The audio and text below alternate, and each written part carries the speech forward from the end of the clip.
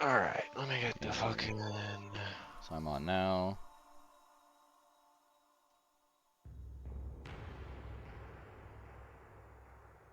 What's the Twitch.tv channel? It's just Path of Exile. Twitch.tv/Path of Exile. Let me see. Wow, a L'Oreal Men. Okay, cool.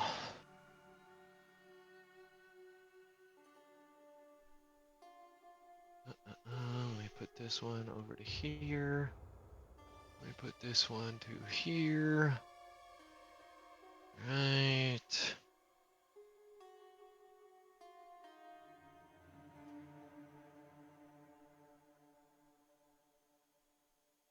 Alright. Stream audio on. Okay, I think that should be working. Let's check my feed on Live. Twitch and see how we sound. I'm so fucking excited.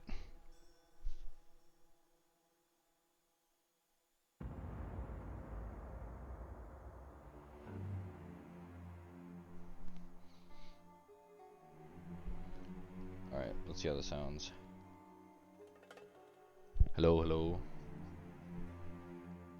Okay, I'm gonna, cause they use the term specifically, so I'm gonna do PoE2 co-streamed early access info event. Does that seem decent? Yeah, I think so. And I probably should just change this to just chatting.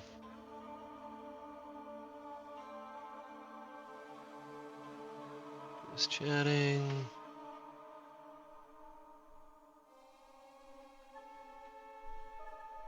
Okay.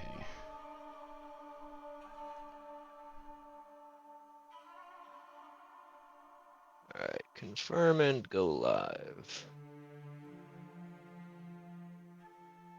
So I think we sound good. Okay, the Twitch drops. Oh shit. Fuck, I need to log in to the Yeah. thingy. Where do I do that? Is that the thing that's pinned on the chat?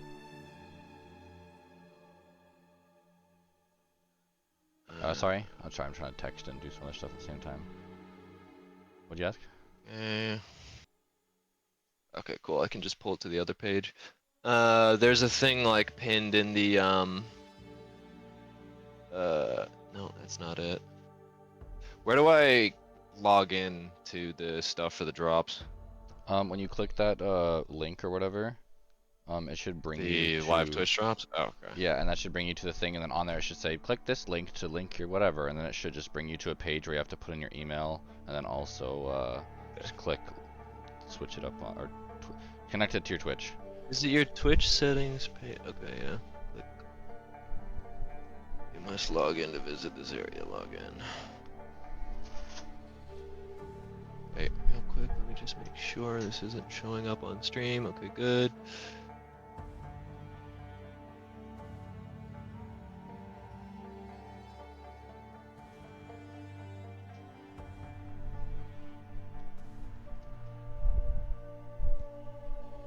Do, do, do, do.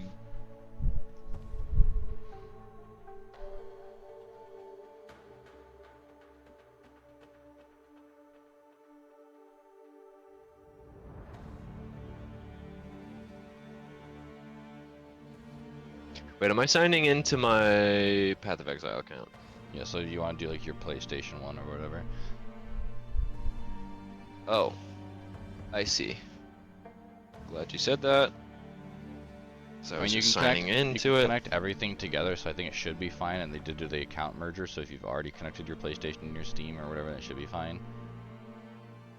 Yeah, I just would prefer to do it this way to make absolutely certain, because I know for a fact my PC will not be able to run this game.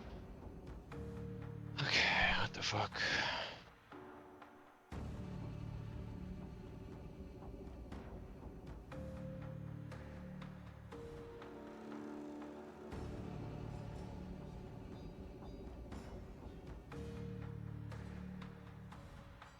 me just check the audio one more time because I feel like I'm a little quiet. Doesn't sound bad though.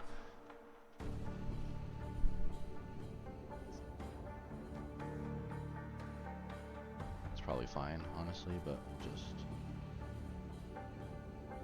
Yep. Okay, your Path of Exile account is currently There we linked go, to I your think that Twitch should be good. account. Your account is eligible for Twitch drops. Okay, so now, should I back out of the stream and go back into it just to make sure it's procking? Maybe. Okay, let me see here. Because there's usually a way that you can like click on something to see the progress of it, right? Yeah, it's in the Twitch drops thing. The Twitch drops thing. So here, if you go to Twitch, you go to your profile, then there should be a drops button, but I don't see it here either, so I don't really know. Maybe it's when it actually starts. Yeah, maybe. Okay, I can check it on my phone. Profile. Drops. Yeah, I just see the last thing I see is the Smite 2 game access key for watching Smite 2 shit. Yeah. I've got nothing currently. Okay, so it'll probably clunk in. If not the biggest deal, hands on the back, but you know.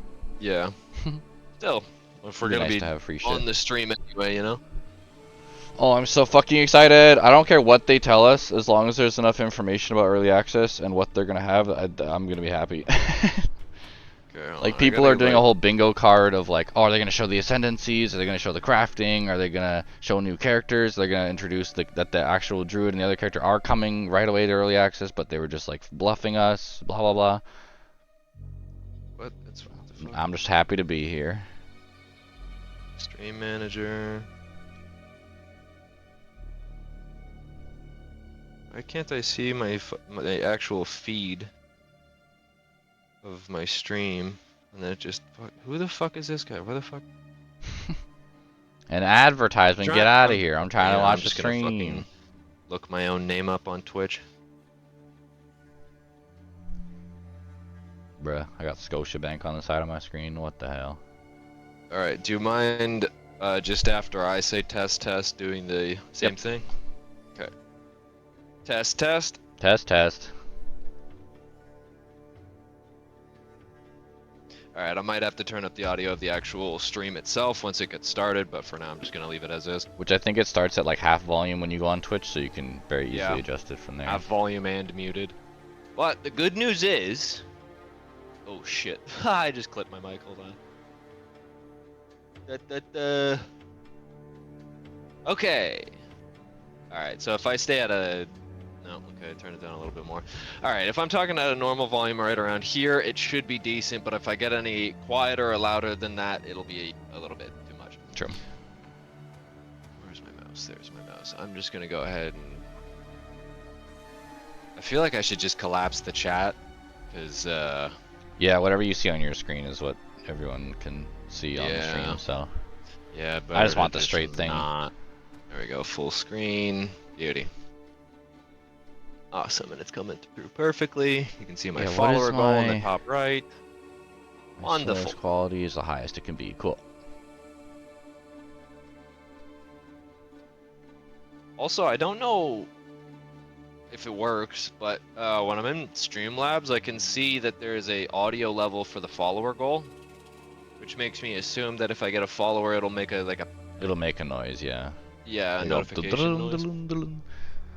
So I have that fucking maxed out. I feel like so everybody and their hear mother's probably not watching the normal stream though. Oh, for sure. Because I don't know if we have the Twitch drops enabled either, because I think it's like just through them or something. But it did say just watching Path of Exile 2 stuff, so I don't know how it works. Yeah, and it did also recommend co-streaming, so yeah, it probably is what, like you're saying, that the drops just don't enable until the stream actually starts. And it said, if you read the thing, it said you have to watch for 90 minutes, so it's gonna be a long reveal. Oh, true. It's not just an hour thing; it's 90 minutes. So like, this might be like a big ass showcase. Cool. Which I'm very excited for. And then we can find out if we need to go out at all tonight. Oh. But based off what the boss was saying, it sounds like it's not going to be anything until Tuesday of next fucking week. which But is that's kind of close to the insane. release of this game. No. Yeah. I need 24 hours, just full access.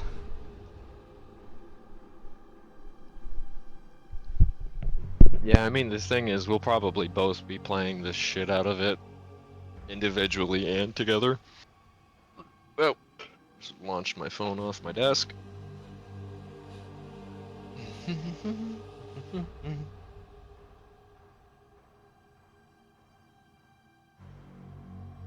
How's the quality here? Cool.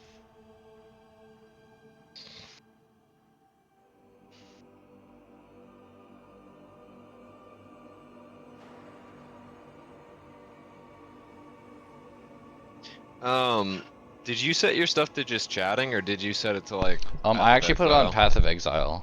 I don't know Okay, if that like I'm I gonna need to do that adjust or want, mine. but like, you know, it's Path of Exile, so. Can I do that through Streamlabs? Um, No, I I probably think you'd need to have to do go onto the the Twitch thing yeah itself. stream manager.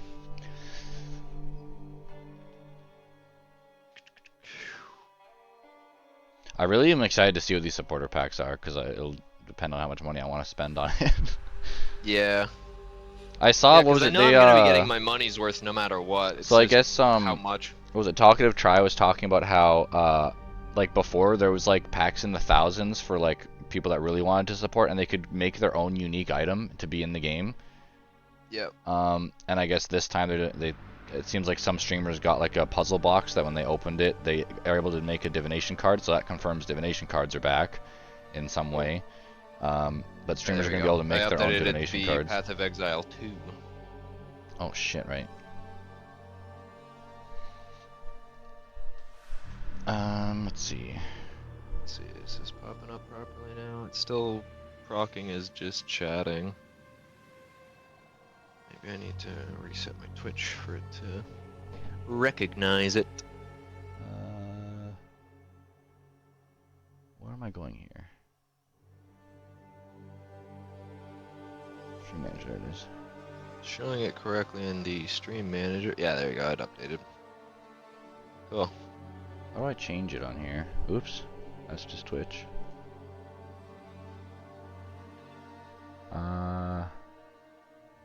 Do you change it on your phone or on the actual, Yeah, I went to my stream manager on my phone. Oh, okay. I'll do that then, because that's a little bit easier than this, I think.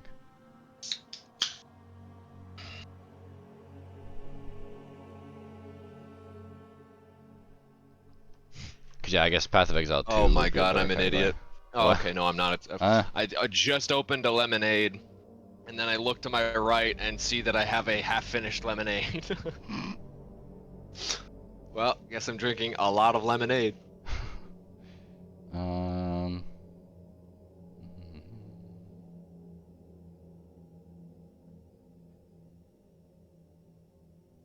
What day is it today? So it's November 21st, and then it's December 6th that the early access actually starts. Yep. I think it's early access starts at like 2 p.m. on the 6th, something like that. True. Can't remember the exact time. Might be 1, might be 2.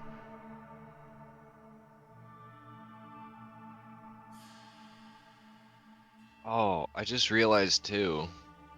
I'm probably gonna have a much better time. Oh, here we go. Never mind. I'm gonna shut the fuck up.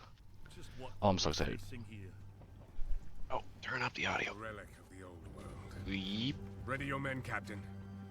Get your ad out of here. And remember, when you hear the whispers, call for help. Dude, are they putting in-game cutscenes? Is it looking a little frame rate, EDO? A little bit. It might just be the rendering. Yeah, I just want to make sure that it's not anything on my end, because it's sometimes with the 4K shit. Hey, the kid's got a mean cleave. Give him a chance. Quiet.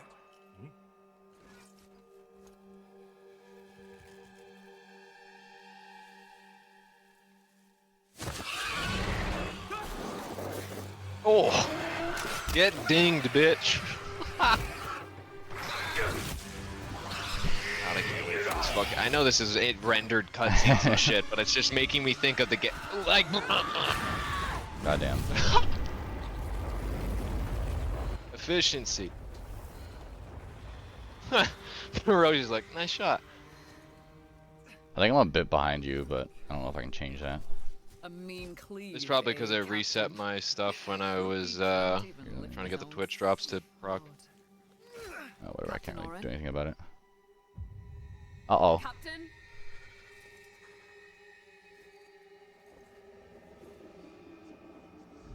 It's here. Rain, send the signal. Oh, Jesus. Wow, realistic language. On my back will be blade up. Come on. I'm ready. I'm ready. I'm ready.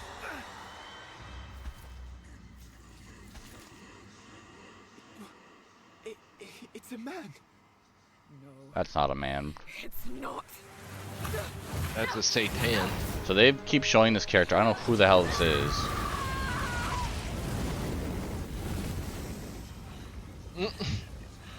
Oh boy. Man, hit her with the. That's cute. Run.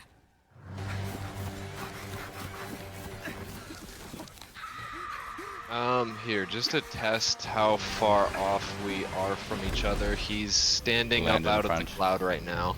I'm seeing that now. It's zoomed in on him now. Okay. I see his Okay, face. it's on his face now. He just, Sword. he's swinging at him.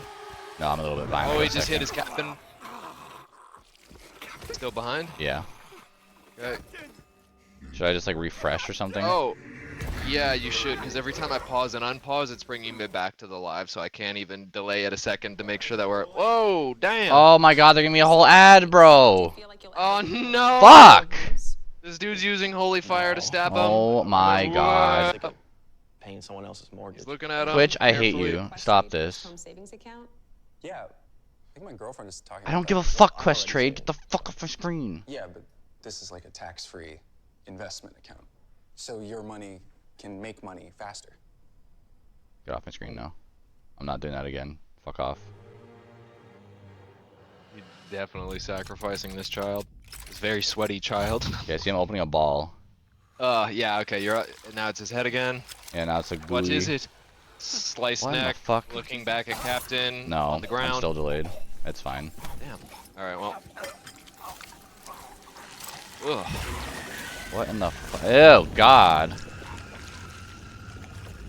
Get the body. Stop. Mortal. It can still be contained. You don't know what you have unleashed. Your kind no longer control this world. We cannot destroy your body, it's true.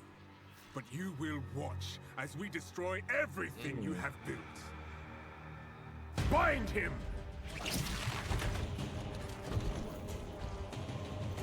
Feed. Grow, my child.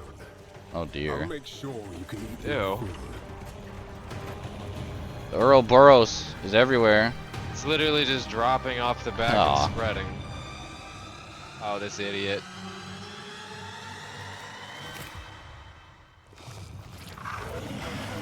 Oh, boy. It's the Ouroboros of Exile. Oh shit, I wanted to go see if my Twitch drops were working. Yep. I see him now. Mortal Kombat Chaos. Oh yeah, PoE Jonathan early Lawrence, access. Hello, Jonathan. Game An hour director and on 30 Path of minutes Exile left. 2. Ah, it's Jonathan. Oh boy. Now, Path of Exile 2 is going into early access in around 2 weeks on December the 6th. But even though it's early access, this isn't just some small taste. The game is huge. Let's In go. this live stream, we're going to be introducing everything you can expect. So without further ado, let's roll the gameplay trailer. Thanks, Jonathan. Existence is a thing of beauty. Precious, but impermanent. Oh, Damn. do you see that fucking mechanical Yeah, I spider did. dude? Enemies I would want mechanical spider dude options. bound to one another. Jesus.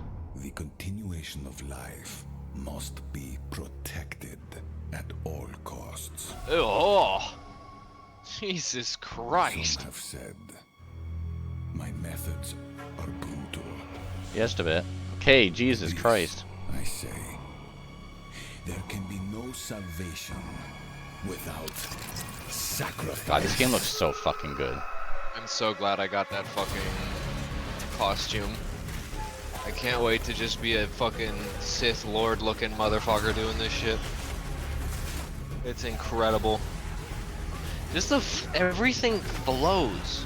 It just works. Oh, do you see that fucking paladin shit? Which one? Oh, he had a shield out and he smashed his shield and it shot out a shockwave. Oh, I missed the shockwave bit. Oh, Ascendancies. Quick shots of Ascendancies. Oh, it showed her after the Ascendancy. Yeah, that absolutely is a transformation, dog. There's no shot at... Oh, flamethrower.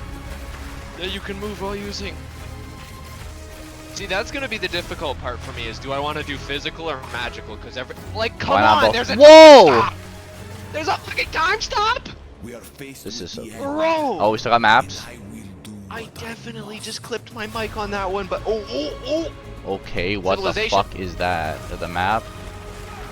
Oh, and that dude was using two-handed weapons with his shield on his back. Yeah. A new Atlas tree, probably. Yeah, we're seeing that shit. Yep, Oh, there's the move. Oh my god. So that's confirmed. Holy shit, dude. I can't wait for this. It's showing so much. Those who obsess with death, Oh, let them soon be acquainted. oh that's Oh, why God. the hands of the Twitch drop. Ah. Dude. Okay, how do I see my Twitch drops Now, as you again? just saw, even in early access, Path of Exile 2 is a big game. It's actually been 5 years since we announced PoE 2, and over that time we've revealed a lot, but it's been in bits and pieces. It's pretty hard to keep track of it all, so today we're going to do a full Fuck yeah, rundown dude. of all Let's the content go. that will be available at the start That's of what early I want. access. Classes, character progression systems, Yep. and for the first time, a full Yeah. overview of the end game. Nice. This is going to be a big one, so get comfortable. Help! No, fuck you For and your 20 survey. years, Shh, Rayclast get has out of been here. free from any sources of corruption, but the Count of Ogham, tempted by promises of power, intends to harness it once more. The dead are rising, monsters are mutating, and madness is spreading. Under the dark influence of corruption, dope-looking the axe Count hammer. doles out sentences of death to any who would question him.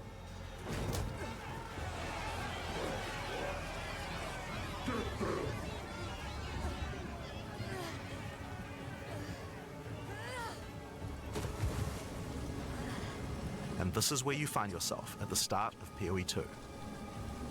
Explore the dark forests of Ogham. Traverse the barren Oh plains. no, my shit's lagging. Oh shit, me too. Come on, of the man. Mystery There we go. Desert. I'm setting mine to auto, so that it just Delve into the adjusts. jungle ruins of EXILE, an Ooh, ancient gosh. Vile city. What is happening? Oh, it's really struggling. Come on, man. There it Like, goes. why?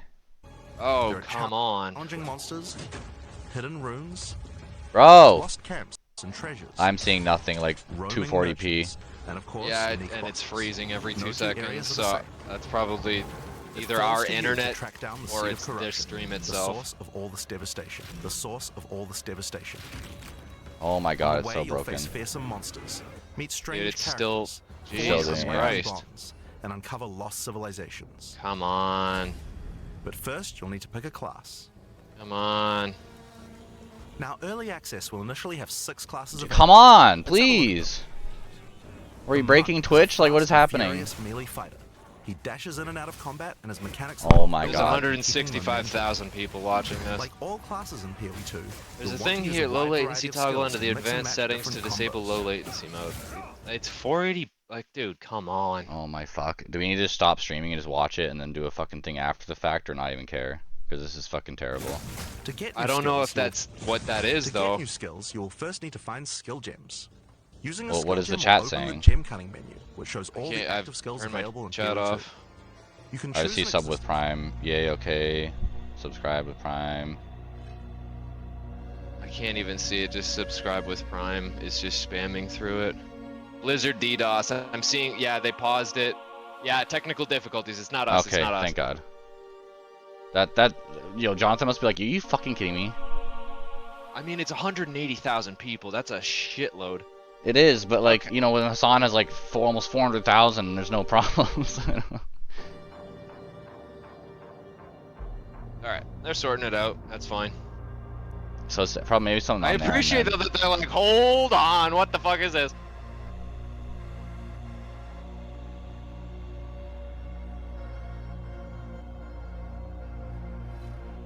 also, to be fair, it's like, you know, everybody experiences technical difficulties. Yeah. I'm sure, like, Hassan probably, with the money he's able to make and stuff, has a lot fucking in place. He probably did to say make when he sure was that talking his to Bradley streams Martin work. that he got dropped at some point, and then he came back to like 180,000 viewers or something.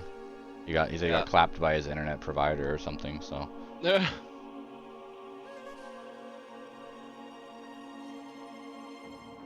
Yeah, I had a feeling as soon as it was both of us at the same time. Yeah. Because I missed like basically everything since like he was like, and here you go, and it's just like, ooh, ooh, ooh, ooh. Yeah.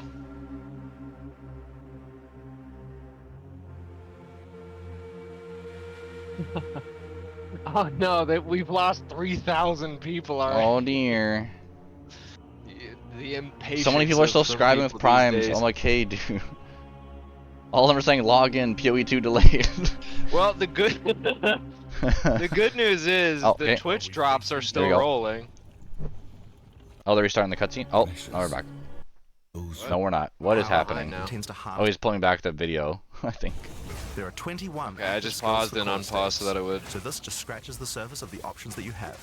By endgame, you'll be dashing from pack to pack, spewing. Yeah, there we go. They're just like, alright, just PoE2. reset it, just reset it. Good lord. Explore the dark forests of Ogre. Yeah, okay. Traverse the Thank barren God they plains have of the this Visteri pre-recorded to be desert, and played delve into on the jungle live ruins stream. of EXILE, an ancient Val city.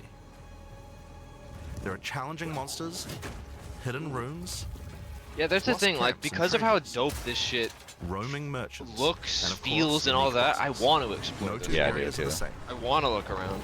It falls to you to track down the seed of corruption, the source of all this devastation. Oh, that's why the dude's... On the way, Oh, you'll face ew, fearsome monsters, hyena meet fucking... strange characters, Ugh. forge unlikely bonds, and uncover Centaurs. lost civilizations.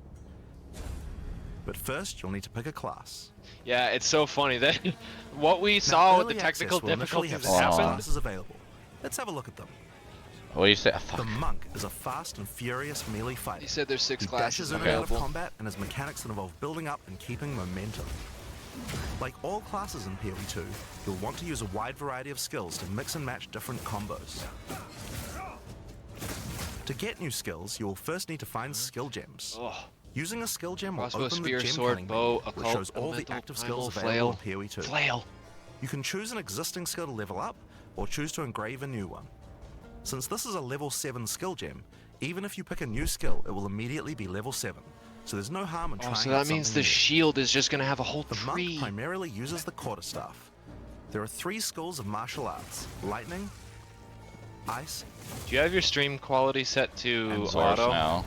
Oh, I was But set to don't think source you have now. to stick to just one. Okay. The best combos are going to involve mixing elements of all 3. Let's try Killing Palm. Like many monk Yeah, skills, Killing this can Palm. be used to There we go. quickly take advantage of a specific situation. Oosh. If there's an enemy on low life, you can use Killing Palm to dash to them and kill them instantly. This will provide a power charge. Then we could use a different skill to consume that Sick. power charge for a much more Set devastating up attack. all through. The monk also has powerful combo skills. I love that they're Tempest Bell, doing this for every example, character. That's is so a skill good. that places a giant resonating bell. Hitting the bell causes it to ring, dealing damage to all enemies around it. You can also do things like freeze or shock the Sick. bell, which will add elemental damage to the strikes. Sick. The monk also has a variety of abilities For to some empower reason, his my staff. 60 frames is If an like enemy really is close to being stuttery. stunned, you can use Staggering Palm to punch Staggering them down. palm. Yeah. After that, any attack you do will shoot out. Though it wind looks fine on my projectiles. stream, which is odd. So it's probably just my There are fucking thing 21 being in active 4K. skills for core Damn, staves, dude. So this just scratches the surface of the options that you have. By And endgame, I you'll love be too, we're dashing just from watching pack this to pack, person dodge, dodge, spewing dodge, Yeah, projectiles dodge. all the and time. obliterating screens of enemies with And look at huge his like combo his attacks. stamina meter or his mana is like Now, if you like a style of melee that's a little slower but hits much harder, then the warrior is for you. He pounds the ground with big chunky attacks and can shrug off the hits of small enemies It with looks so large amounts good. of armor. Even though the mace slams are slow, you never lose control. Longer attacks can be retargeted as you go, and if you find yourself committed to a long attack, you can dodge roll out the of it dodge roll out. anytime. I love that. Shield wall Among sunder, the skill seismic option for cry, maces, you'll supercharge. find a variety of slams, Armor fire breaker, attacks, bone war cries, shatter, and shield shield charge. skills. Here, I'm going to slam the ground, rending it apart with lines of fire. This is so cool. Any slam skill will then Oh, cause these that's fishes sick. to erupt with lava. I can even run through them with a skill like Stampede to do huge amounts of damage. The warrior can also use war cries, which can empower your next skill. Seismic Cry, for example, will double any slams from your next Oh, attack. That's so The sick. Stampede counts That's as a slam. insane. All the Double that damage. for even All more the crazy. damage. and it's not even. Oh, If you want to go a little faster and be a little more defensive, Oh. equip a shield. In PoE 2, okay. you can Here's what raise I'm your noticing, shield at Jake. any The time to projectiles block are all stopping damage on the from shield. front. Yeah, they are. Even That means spells. if you're You can be in behind front of me. Yep. While holding up your shield, your stun meter will build as you take damage, so be careful. If it reaches 100%, Okay, your so I'll stance need will to break and max you the will be fuck vulnerable. out of whatever that stat is. Mm-hmm. Some enemies also have unblockable attacks, Cool. which are indicated by this red flash. If you see one of these coming, Legendary be sure item to that makes dodge it out so of that the you way. don't need to do that. Using a shield also gives you access to shield skills Oh, like shield charge. look at that. which allows you Oh, to that's charge sick. towards Look at the enemies shield and wall. And he bashed through it. While charging, you're also blocking the whole time, so you have full Yeah, I damage don't. immunity from I'm the still front. somehow ahead of you. Yeah, The it's warrior fine. also has access to totems. Totem's Some nice. totems have built-in abilities like Shockwave Totem, Oh, which can be placed cool. to stun nearby enemies and trigger aftershocks like those from the earthquake. But you can also get Ancestral Warrior Totems, which allow you to use any slam skill in your repertoire. This is a meta skill, which means that it's a skill you can put other skills into. Skill you I can take put a other skills slam into. like Nice. Sunder and socket it into my Ancestral Warrior Totem. Oh, summon that's them, you'll okay. see That's I see. really So they cool. did a Bosses from much better distance. job. So now, oh, There are 20 active skills for maces, so there's a lot more to try out. 20 But active in-game, skills for you're gonna be maces. dropping hammers from the sky, leaping fearlessly into combat, and separating the very earth you stand on. I'm gonna be so fucking tanky. Time for some ranged attacks. The ranger is primarily about the bow, but we wanted to make sure that she feels agile as well. In PoE 2, you can shoot while moving. Combined with all the skills the ranger has that allow you to jump around, you'll have a lot of That's the other mobility reason and why I combat. know I'm gonna make a mage, because I can move. Yeah. Those Shoot. skills have a variety I of just wanna lightning, make a mix poison, and match, ice, and man. physical Okay, attacks. one of those fucking Lightning trees was just attacks called bounce around Primal. between targets. You can also stick lightning arrows in the ground which explode when hit by the bouncers, or electrocute enemies to take them out of combat. Ice attacks allow you to slow and freeze enemies to keep them away from you. Using poison, not only can you slowly damage your enemies from afar, Ew. but also grow some Sick. interesting That's plants. really cool. With 21 bow skills Grow and some all the interesting mobility and plants. combo tools the ranger has, you can take advantage of every Wow, I'm situation. really ahead of you. By in-game, you'll How? be I creating don't hundreds of understand. arrows, be they I'm like falling from the sky, 10 seconds bouncing around ahead of you between enemies, somehow. or The spraying fuck? out of tornadoes. Jesus. Just swap from the red back to the lightning. You green. might have noticed in the bottom left of the screen that the flask He's looking slots at look a little flasks now. different. In PoE 2, you have one dedicated life flask slot and one mana flask slot. He's talking about Flasks the gain flask. charges Okay, as maybe you we kill are at the enemies, same point. and typically allow you to heal Huh. 6 or 7 times if they're full. But that's not the only thing you can Well, that's use not the only charges thing they can for. do charges for. Charms are a new Charms. item type that will automatically Staunching defend you from charm, various went off debuffs or staunching to damage the other types. one. Yeah, no, I'm still a Having little trouble behind. with getting frozen? Okay. Equip a thawing charm. When thawing it's fully charm. charged, it will make you immune to freeze Oh, for cool, 3 cool. seconds if you get frozen. Oh, nice. To The recharge, That's cool. flasks just kill have more genuine monsters. utility. You can gain more slots for Ah. charms by upgrading your Cool. belt. Oh, cool. Alright, There that's we sick. go. The mercenary wields a crossbow that can be loaded with different ammo types, offering versatility, power, Oh and my mobility. lord. All classes in Path of Exile 2 can be controlled with WASD, which makes this class play exactly like a shooter. For the crossbow, you will find skills that work like shotguns, sniper rifles, assault rifles, Bro. and even grenade launchers. But not only that, there are a wide variety of more interesting elemental ammos too. Oh, It's very fast to switch between ammo types, as long as you already have them loaded. Like, all these look which makes sick. the mercenary able to combo abilities together. yeah, for everything so devastating far. effect. Like, nothing I'm like, yeah, I'll never touch that. Use glacial bolt. I'm like, I want to try that. I want to try I'm that. not really interested in Then the switch to Huntress at all, but fragmentation rounds to explode Hunter the ice, seems dealing cool massive though after AoE watching damage. some of the shit, like the push in, If push I come out. across an armored enemy, I can Sure, use yeah, armor-piercing I'm rounds usually to not a break their fan of armor, like and then high velocity agile rounds to bow take them down. styles. Or perhaps I could fire a gas grenade to poison enemies before detonating the cloud with an explosive shot for Oh, massive damage. cool. Gas bomb. They blow it up. Sweet. If you want to call in some suppressing fire, Hey, the summon artilleries. artillery ballistas. These have a minimum range, so you'll want to prepare your position carefully before moving in. There are 22 active skills for crossbows. By endgame, you'll be calling 22, destruction bro. down from the sky as you litter the Like, it seems battlefield like with all of them have grenades 22, and which hit is your a enemies lot. with your automatic And they're not shotgun. showing us very many if that's the If case. you're looking to take a back seat and let your minions do Eh, the work, minions! then the witch should be your choice. She can call forth hordes of undead monsters to fight for her while casting powerful Yeah, and chaos spells you're that moving debilitate while her your enemies. minions are fucking Yeah. doing shit, and you're Occult moving while you're skills are some of the casting, most so you're varied in able the to game, with adjust. So you skeletons, could instead noxious of spells, you could be special I could be using a minions, crossbow curses, while and running around sacrificial and magic. shooting a crossbow Yep. while they're Before killing we And then talk I about could just minions, be we'll have to talk walking about a into a new choke resource point with a in shield Ooh, going, I can resource. only hold this for so long. This is a spirit gem, which allows Okay. you to pick from Persistence. a range of persistent skills. Ooh. All classes have a variety of these skills which can add some very interesting effects, like Arctic Armor, which does cold damage to enemies that Oh. hit you, or Raging Spirits, which summon fiery Aha! Headbutt! fire spell. For the Witch, though, we'll want to be using our Permanent spirit minions. to create permanent minions. Yeah. These minions Oh. will be revived automatically when they die, That's so you sick. don't have to worry about resummoning them all So the time. good. Here, I'm using the skill Skeletal screen to allocate arsonist. which minions I would like in my horde. You have to Ah. choose Spirit cost of individually. each one. That's so smart. Oh, Skeletal warriors that's are cheap, but insane. weak, useful for tanking damage and distracting enemies. But I want more heavy Wow, hitters in so my you're army, so I'm literally going to unsummon some You're choosing warriors and anything you summon want. Working an skeletal army. arsonists. Yeah. You're Permanent a minions come with legitimate special active necromancer. abilities That's called command insane. skills. You can order these guys to detonate your Holy own minions fuck, for even more man. damage and area of effect. If you want Ah. a bigger army, you'll need a scepter. Okay. This new weapon type is imbued with even more spirit, allowing you to Ah, summon so it even gives- more friends. okay.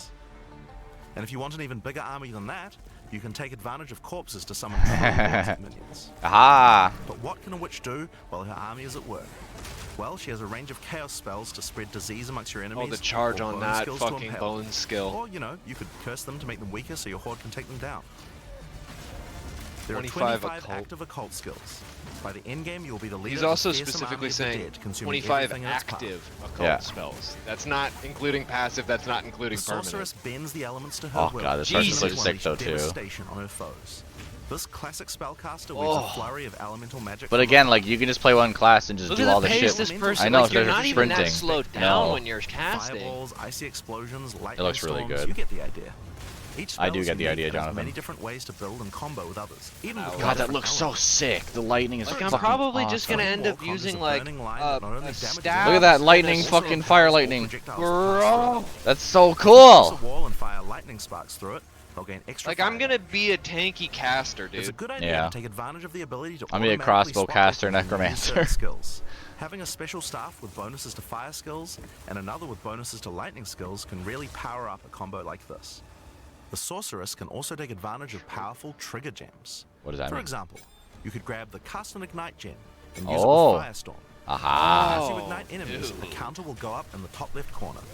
When it's full, a firestorm will automatically That's be so cast on cool. the enemy that was There's ignited. so much There's so much modular customization. 25 capability. active elemental skills. Oh By damn. in-game, you'll be Jesus fighting Damn! left and right Christ. as you rain down elemental storms on your Everyone's saying this game's gonna be too slow. Those are the characters that will be available at the start of early access. But we will be adding 6 more character classes 6 with more. just as many skills and options as these. There's a lot more to come. There's one more important thing to mention about skills. Even though we talk about them as belong to each class, in reality there are no restrictions. You can use Gracious. all these skills on any class so long as you have the attributes. For example, a poison ranger might Yep. want to try out using occult curses to increase her poison Oh, damage. and we don't have to Or a rely monk on might want to finding trigger them, we elemental just ice need a walls to gem use and with you his can do glacial cascade anything you combo. want. The Yeah. possibilities for cross-class combos are practically unlimited. We're looking forward to what kind Yeah, of things you 'cause, guys might find. I'm making the ultimate Now, cross part class. of EXILE is a game known for build customization. Look at that, it's just blasting it. Because, like, I want to, like, possible obviously yet. I won't be able to in the So let's talk early about access support because of the teams. druid stuff, but I want to make a druid with a staff that Part also of is EXILE wielding a 2 is a shield. system of support gems that can So be bad. combined with your active skills to dramatically Because if change I can the be way a they work. tank If caster, you I'm find gonna a support gem, cry. then right-clicking it Well, will of course open you up the can. screen. Here you will find And a I'm gonna variety cry. of recommended It'll be support gems exactly for what each I've of the always skills that wanted. you can pick between. For example, Because again, you just need to this have is a like the multiple requirements. projectile support gem Yeah. and can be used to add multiple It's gonna take me a projectiles bit to any longer skill. putting points into Mhm. Normally, intelligence when you and fire a strength, grenade, but it'll be look worth like it. this. But if we add multiple projectiles, Sick. then you get 3 of them. Once you have the gem, you can also freely move it between any of the skills on your character. If you want to have a multi-shot sniper That's so rifle nice. instead, then simply move the gem That's over so to your nice. velocity round skill. Dude, Generally being able to speaking, mix and it match sounds and like try the shit support is gem so should much work with easier you. than Okay, Path of did Exile you 1. just did you hear So it's a that? good He idea just to said, experiment. generally speaking, if it Note that you can seemed only like have one it of would each support work gem on your with a character. skill, So it you'll want to will. think carefully about which supports can be used best with each skill for maximum Oh. damage.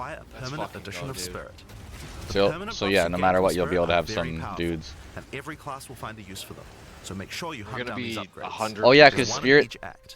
Spirit isn't we haven't even talked also about the just most for minion important stuff. It's element of also character for like the progression, turning on of items. other That's why we're all here, right? passive shit. Items in Path of Exile can be broken down into 4 rarity groups. Okay. Normal, magic, Yeah. rare, and unique. One of the things you're going to want to do as you play through the campaign is Ooh, upgrade yes. the items you find. And you can do that It's with rare currency items, normal to magic. An orb of transmutation will allow you to upgrade a normal item Magic to a item with a new item one modifier. mod. You can then apply an orb of augmentation to add a second mod, then use a regal orb to add a third mod. Okay, there's and nothing upgrade it to a removing. rare. Finally, you can use some exalted orbs nothing to add removing. more mods to your rare to a total of 6 mods. Holy my God. shit. One That's of so the much things easier that's really too. important is to make these It's so options much better. available to use as you play. All the items that add mods are much more Yay. common than they were in Path of Exile 1. Thank So God. that you can Good. use them throughout your campaign playthrough. We want you to find things on the ground that can be crafted into And just upgrades fucking much crank more them. frequently. Yep.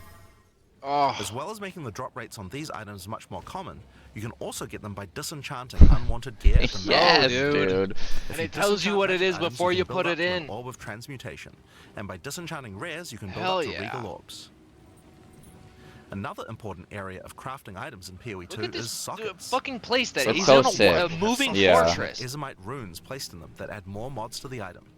If I insert this glacial rune into my helmet, it will give extra cold Oh, resistance. so they don't remove it. They This just is a changed great it to way like. to solve problems that you have with your build, like resistances or damage. So the stuff that normally you If would find have to have socketed like a items gem that you don't have a use socket in for, you your can take them to the salvage passive bench in tree. town It's to now work just towards on an your gear, artificer's and you orb. can add them. This will allow you to add sockets to your existing items.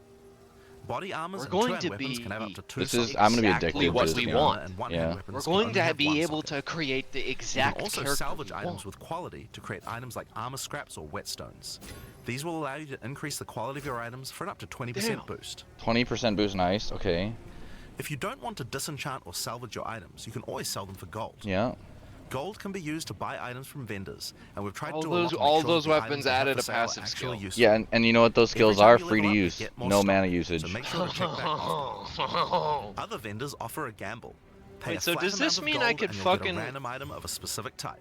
Oh wait, no, This it could be a said great way to two-handed improve swords, your axes, gear, if you're maces. lucky. Gold is also used to respec your passive skills. Take advantage of the system to experiment with your tree and rework it Okay, as so required. it definitely is connected to your level other because thing you might Yeah. want it to was use gold for is the significantly less currency gold exchange. overall. This allows you to exchange And then- currency items Yes, with gold good job. nice. in exchange for a small gold fee. Fuck yes. Now, all items in Path of Exile are freely tradable. You can never bind anything to your character. Diablo. except gold. You fucks. Oh, we don't have enough. You Now, can't most share gear in anything. Path of Exile Path of 2 is Exile. randomly generated. But Everything. There's another type that isn't. Uniques. They are especially rare, each with a handcrafted set of You unusual have the mods 40% which can increased movement speed dramatically at change your random when character's hit build. until hit They're again. not just better Holy rare shit. items. They can do much stranger things that can fundamentally change your character. Trigger decompose skill on Corpse Wave will make step. any corpses you run Oh through my explode God. into clouds of Bro. poison. The Sands of Silk is a 74% body to armor that evasion changes your rating plus dodge roll Grants into a blink. morphing you into sand as you Ha! teleport past your foes. That's so cool. And of course, some uniques are just Increase pure hits of your dopamine, Look at It's his a attack dopamine. speed. Let's which go. just turns your bow attacks into full auto by doubling your attack speed. Fuck yeah, man. Each unique is something that you can build your character around. We try to make sure Bro! that most unique items have a potential use Damn. in-game. Look at that even fucking if you find hammer! it He looks early on. sick. And as you can see, The dude every looks single unique item comes with gigantic! custom art to match. Oh my. Here we go. The good The Oh, shit. character fuck. progression system that you can do during the Please show me campaign some is crazy shit. Ascension. Starting in Act 2, you will come across Ascension And Act trials. 2. Tests that you must complete to unlock your Ascension class. Uh-huh. We'll explain these trials soon, but first let's take a look at what Yeah. Ascending can do for your character.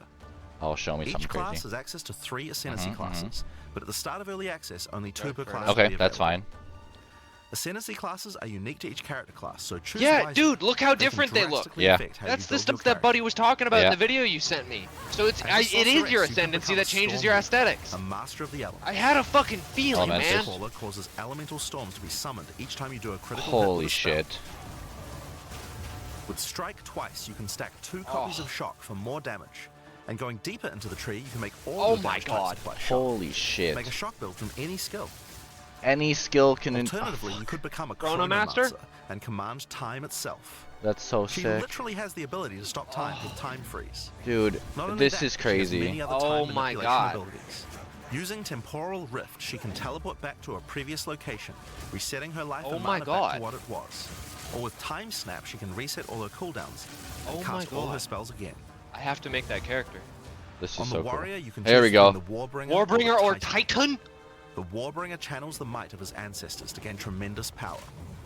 Using Answered Call, you can summon ancestral spirits linked to each of your totems.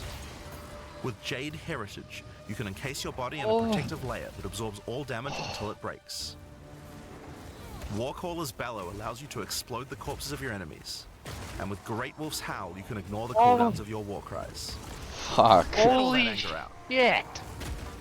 The Titan class is all about hitting big. This is you. This is Earthbreaker, you. Every slam has a Aftershocks. chance to create an aftershock. Oh, With crushing it's impacts, oh my every hit God, becomes a crushing. crushing blow, which will allow you to stun your enemies with ease. With surprising strength, you can take advantage of stunned enemies. Jesus, he deal just threw him 40% down to the more damage. ground. Oh fuck, I missed it. As a ranger, you might choose to be a Deadeye, an expert markswoman who can take down foes with style. Jesus, she's firing fast. With endless munitions, Well, every I guess attack I means know an what I'm extra gonna try out projectile. first. The Titan? Yeah. With gathering Yeah. winds, she I'm gains gonna have to small see what the increased ones, movement speed like the every monk or attack. the... But be careful, she loses them Well, when getting the hit. Chrono and the Titan. Those are the With two Yeah, already true. I want to she'll try. never miss. No, allowing Never you to miss? maximize Penalty? accuracy. What the fuck? Alternatively, Oh you my could become God. a Pathfinder, the master They of flasks just and were poison. like, hey, we didn't She make can you choose OP from one of enough. several We're gonna throwable make you more OP. concoctions, allowing her to spend her flask charges to throw This is explosive fucking bottles that ridiculous, deal man. various These types of are damage. all insane. A bleeding concoction will make your enemies bleed. Grant while a fulminating one skills. can shock your enemies, allowing you to do Little extra grenades. Ascendancy specific skill. Yeah. Contagious contamination allows On her to enemies, spread poison you kill between a her spread. foes, while overwhelming toxicity doubles the Oh number of my stacks God. they can be Holy infected by. shit. Alright, this is pretty cool. Running assault allows her to move Oh much my more God, quickly less while penalty. fighting. That's A insane. relentless That's pursuit makes insane. her totally immune to being slowed by enemies. The Witch can ascend into the Here we go. Infernalist or the Blood Mage. Mage? As an Infernalist, Infernal she can summon Hound? a loyal Hellhound companion. The Hellhound sets enemies Takes on damage fire, for as you. well as taking a Which means it's percentage probably of gonna damage spawn if the back Infernalist automatically when it gets dies or whatever too. With Pyromantic Pact, you can turn your mana into Whoa. Infernal Flame. What? As you cast more spells, the flame builds up, and if it overflows, That's you'll like the take fucking damage. thing in Vermintide. Using Bringer of Flame, you'll want to make sure you keep the flames topped up. While your Infernal Flame is above 30%, all damage from you and your Oh minions my will ignite God. enemies. Oh my lord. These are insane. Yep. She can also transform into a Oh literal demon. my God. While is in so demon sick. form, she takes an increasing amount of damage, but her cast speed and damage Oh. increase rapidly as well. So if you're planning on transforming into a demon, make sure you stack a lot of life recovery. Or have coverage. Yeah, a lot of life She can recovery. also become a blood mage, a master of life my and God. energy. All blood mages must pay the price of making skills cost life Ooh. as well as mana. But in exchange, every monster they kill Oh. will drop life remnants, which allow them to That's quickly insane. gain back that life. That's crazy. With Crimson Power, she can Energy gain shield large from amounts of equipped extra body armor life, has extra and with life. Vitality 10% Siphons, you can of use her spell spells damage to leads leech life as 10%? well. That's a lot. Once you've got a significant amount of life, you can use Critical Gore damage Spike bonus to per make your 20 critical life. hits deal incredible amounts of damage. Here we A go. monk Let's see who what is this in man tune can with do. the elements might become an invoker. With elemental expression, the invoker will create waves of elemental power each time he Oh. does a critical strike.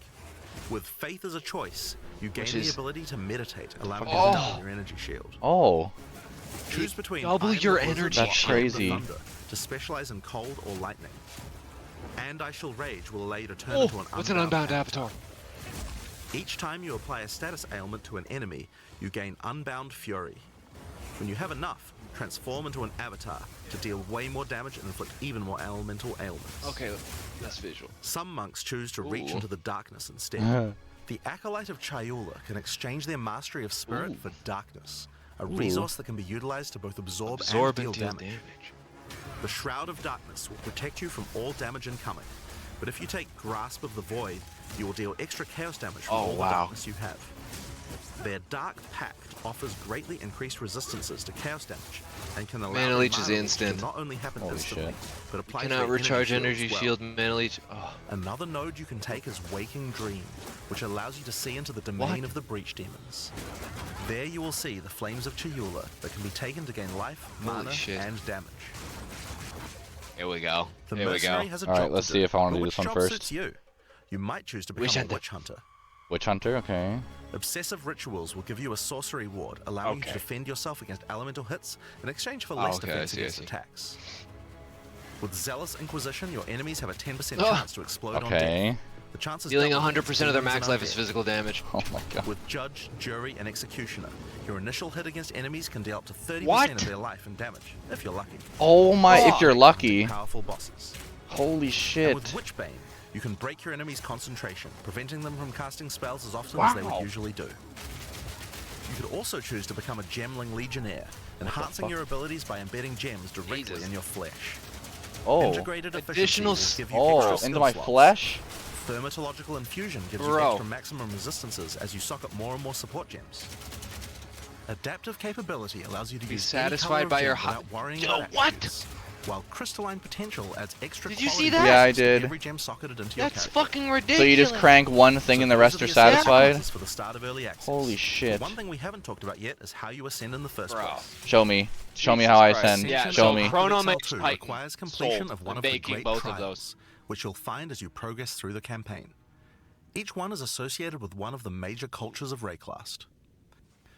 Located in the Vasteri Plains are the Maraketh, a culture of rich tales and brutal traditions, who must do whatever it takes to survive in the desert. The highest position in Maraketh That's so culture is a cool. Sekima, and it is not a title given freely. All aspirants must complete the Trial of the Sekimas, a grueling gauntlet that will test their strength, will, cunning, I don't I'm and have so patience, patience. excited for so- this. To enter, a warrior of the Maraketh must prove their worth by trapping the soul of a djinn Oh, a djinn. in a coin, and you are no different. Okay. Once you have earned your coin, it may be placed on the relic altar to begin the Okay. trial.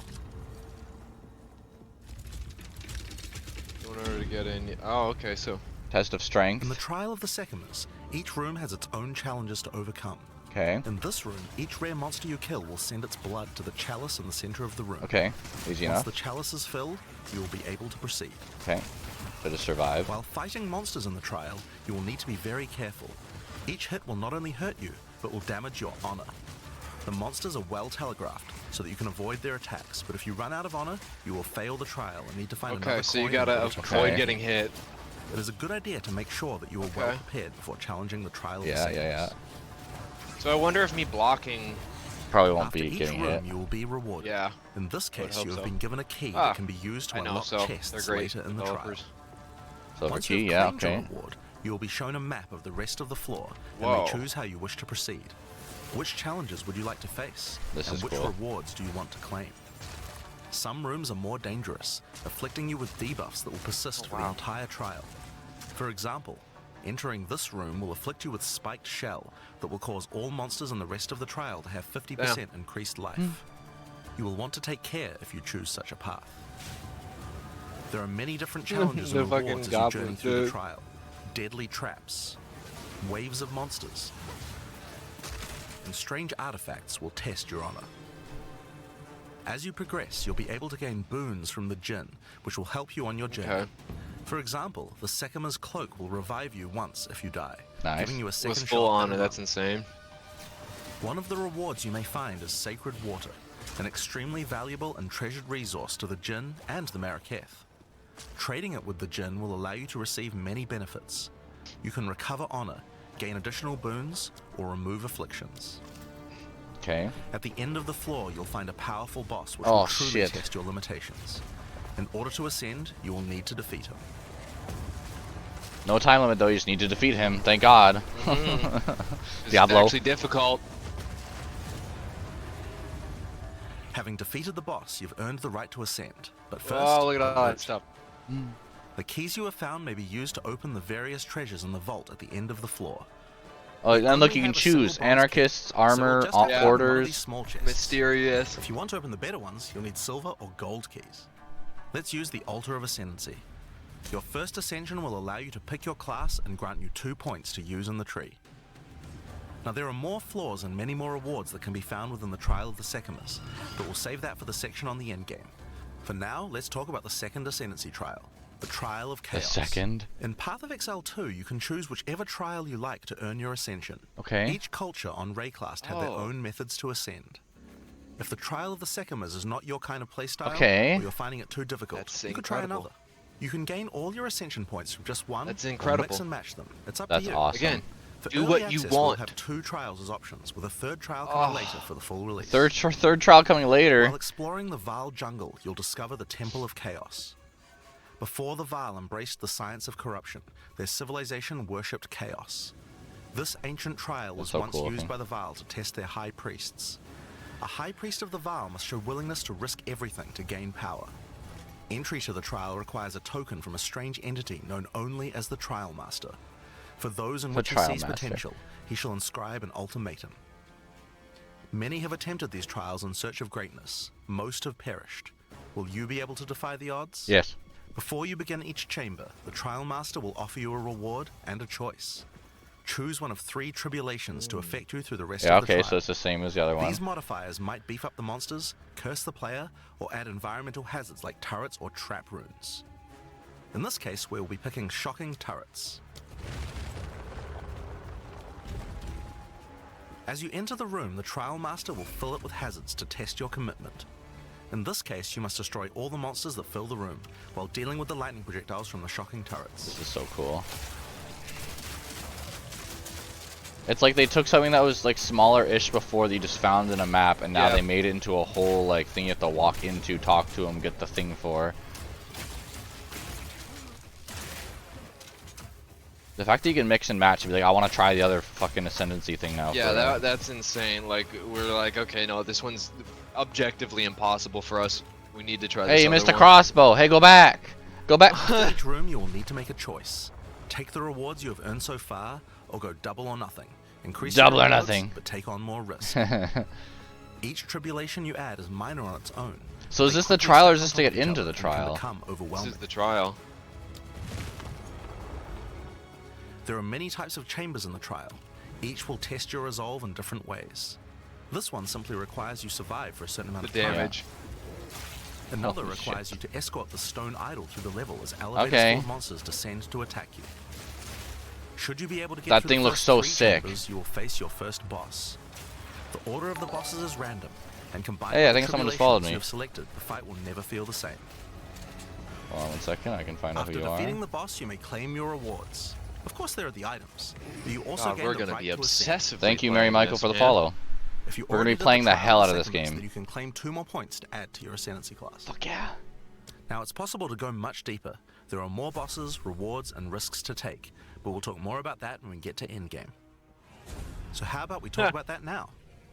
Give me all the info. So far, we've only been showing you footage from the campaign, but some people Yeah. would argue that the Oh? endgame is where the game truly 'cause it is. begins.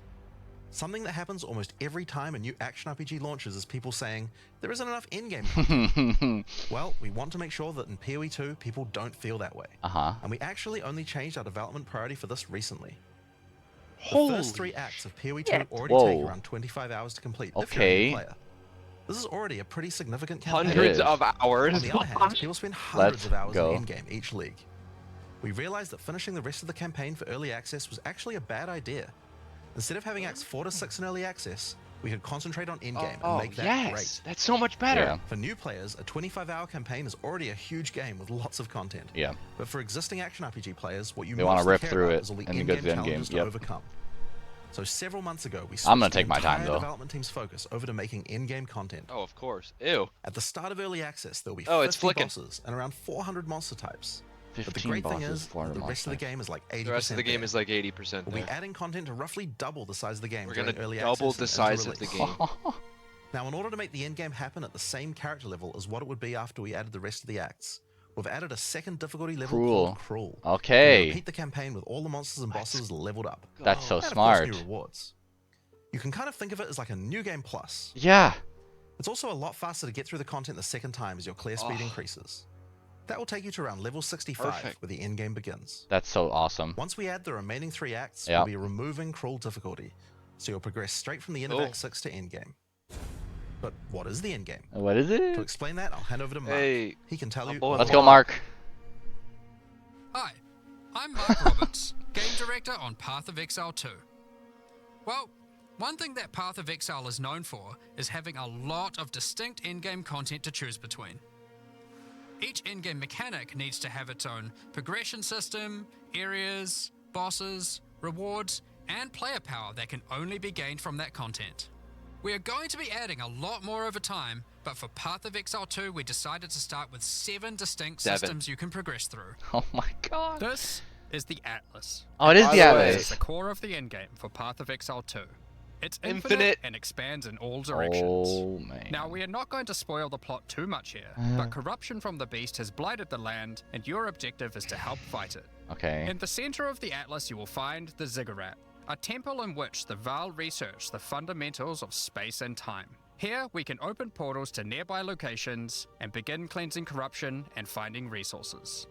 In order to power the portal device, we will need waystones. Each waystone has a tier which will determine the level of the Maps. monsters that you will face. To go to an area, simply click one that is adjacent to an area that you have already completed. Insert the waystone and click That's so Traverse. smart. Portals will open, allowing you and your party Yep. to travel to the area you Nice. have selected. Portals look so much cooler. All the areas in the endgame feel distinct Whoa. from the locations in the That's campaign, fucking Flicker and we've Strike. Dialed the randomization up to 11.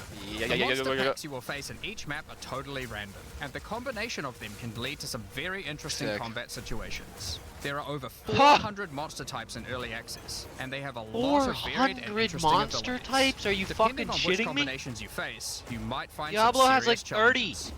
In order to cleanse the corruption from the area, you will need to defeat That all one the looks- powerful I don't- rare and man. unique enemies in it. And I want to make a Once you've sorcerer done and then that, just make the area minions will on be top of the marked as sorcerer so I can completed, do and that you will be bullshit. able to travel past it to progress deeper into the world. If you die, then the map can no Ooh. longer be run, and you will have to find another way around. to Okay, Ah. okay. There are also all kinds of other random Okay, encounters you I must kinda go dig to that. as you Yeah, that's play kinda cool. maps. It just One such makes the encounter way are around more precursor difficult. artifacts. These are ancient, corrupting monuments And it's that infinite, irradiate so the you can monsters just, like, around them. always The find a way monsters around. that feed off the corruption are drawn to their power. If you defeat the monsters and cleanse the artifact, you will get a powerful temporary buff. Some of the buffs make you faster, others rain lightning. Okay, so now you or can't fire just pick around it up, you and have to some do even something give you first. increased experience or help you find better items. You can also find strong boxes. These Nice, yeah. enigmatic chests guard piles of treasure, Yeah. but are always a trap.